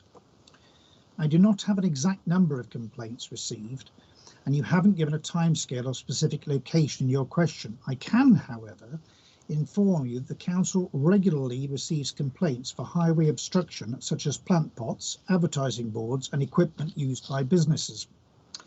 As an example, in the last 15 months at Penarth Esplanade alone, we have been receiving at least one issue per week. Likewise for the residents in the apartment blocks in this location who regularly contact us regarding obstructions of the highway and footway. Last year at Barry Island, one business expanded to cover a significant area of the footway, such that pedestrians had to step into the road to pass by. Also, the drinking of alcohol across uncontrolled areas of the footway can be intimidating, especially to families with young children. We received 10 individual complaints about this. The number of complaints and officer time dedicated to dealing with these issues is significant, and the proper control of items on the highway improves highway safety, creates more welcoming spaces, and also reduces the risk of complaints. Payment for this provision from the businesses concerned also avoids such costs being picked up by our council taxpayers.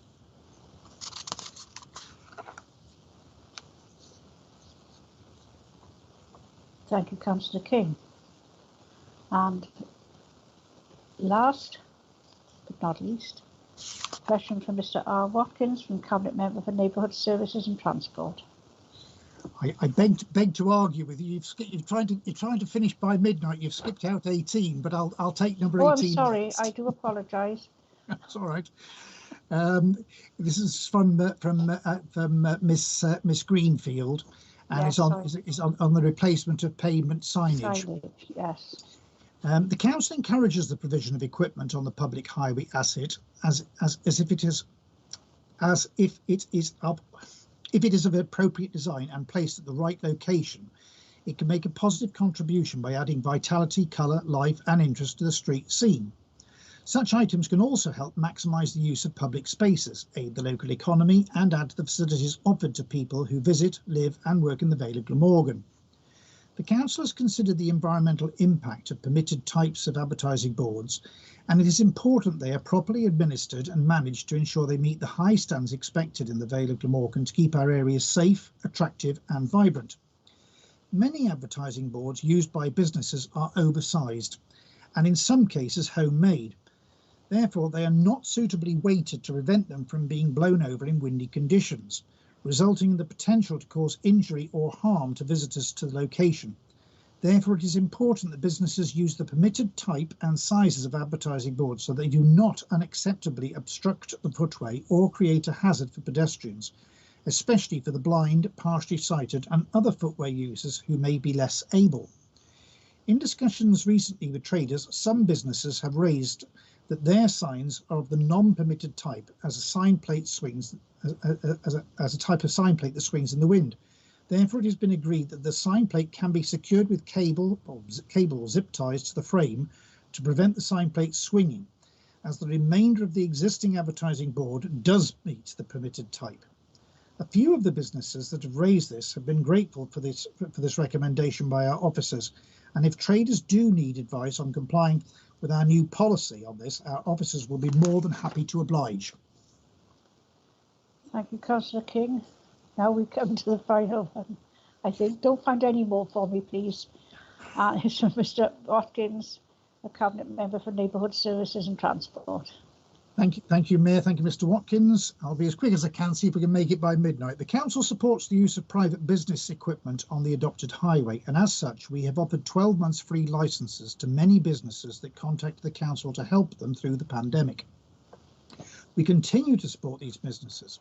However, if a business in the Vale of Glamorgan chooses to extend their business outside onto the adopted asset, the then this needs to be administered to ensure control, compliance, and that it does not adversely affect visitors and residents using the many facilities the Vale has to offer in its towns and coastal areas. There is a cost to this, and this cost should not be borne by our domestic council taxpayers. The charges that we have introduced are very reasonable when compared to other councils in Wales. Cardiff, Bridgend and Newport councils all levy similar charges. Some of these councils have had free periods during the height of the pandemic, but are all charging currently. Unlike many other councils, we offer a direct debit option for businesses in recognition of their potential cash flow issues, so allowing monthly payments. Thank you, Councillor King. And that brings us to the end of the questions. And I have nothing I consider urgent, and nothing under part 2. So at midnight, thank you all very much for your patience and say good night to you all. Thank you. Good night, Matt. Have a good summer. Good night. Have a good Good night. night. Good night.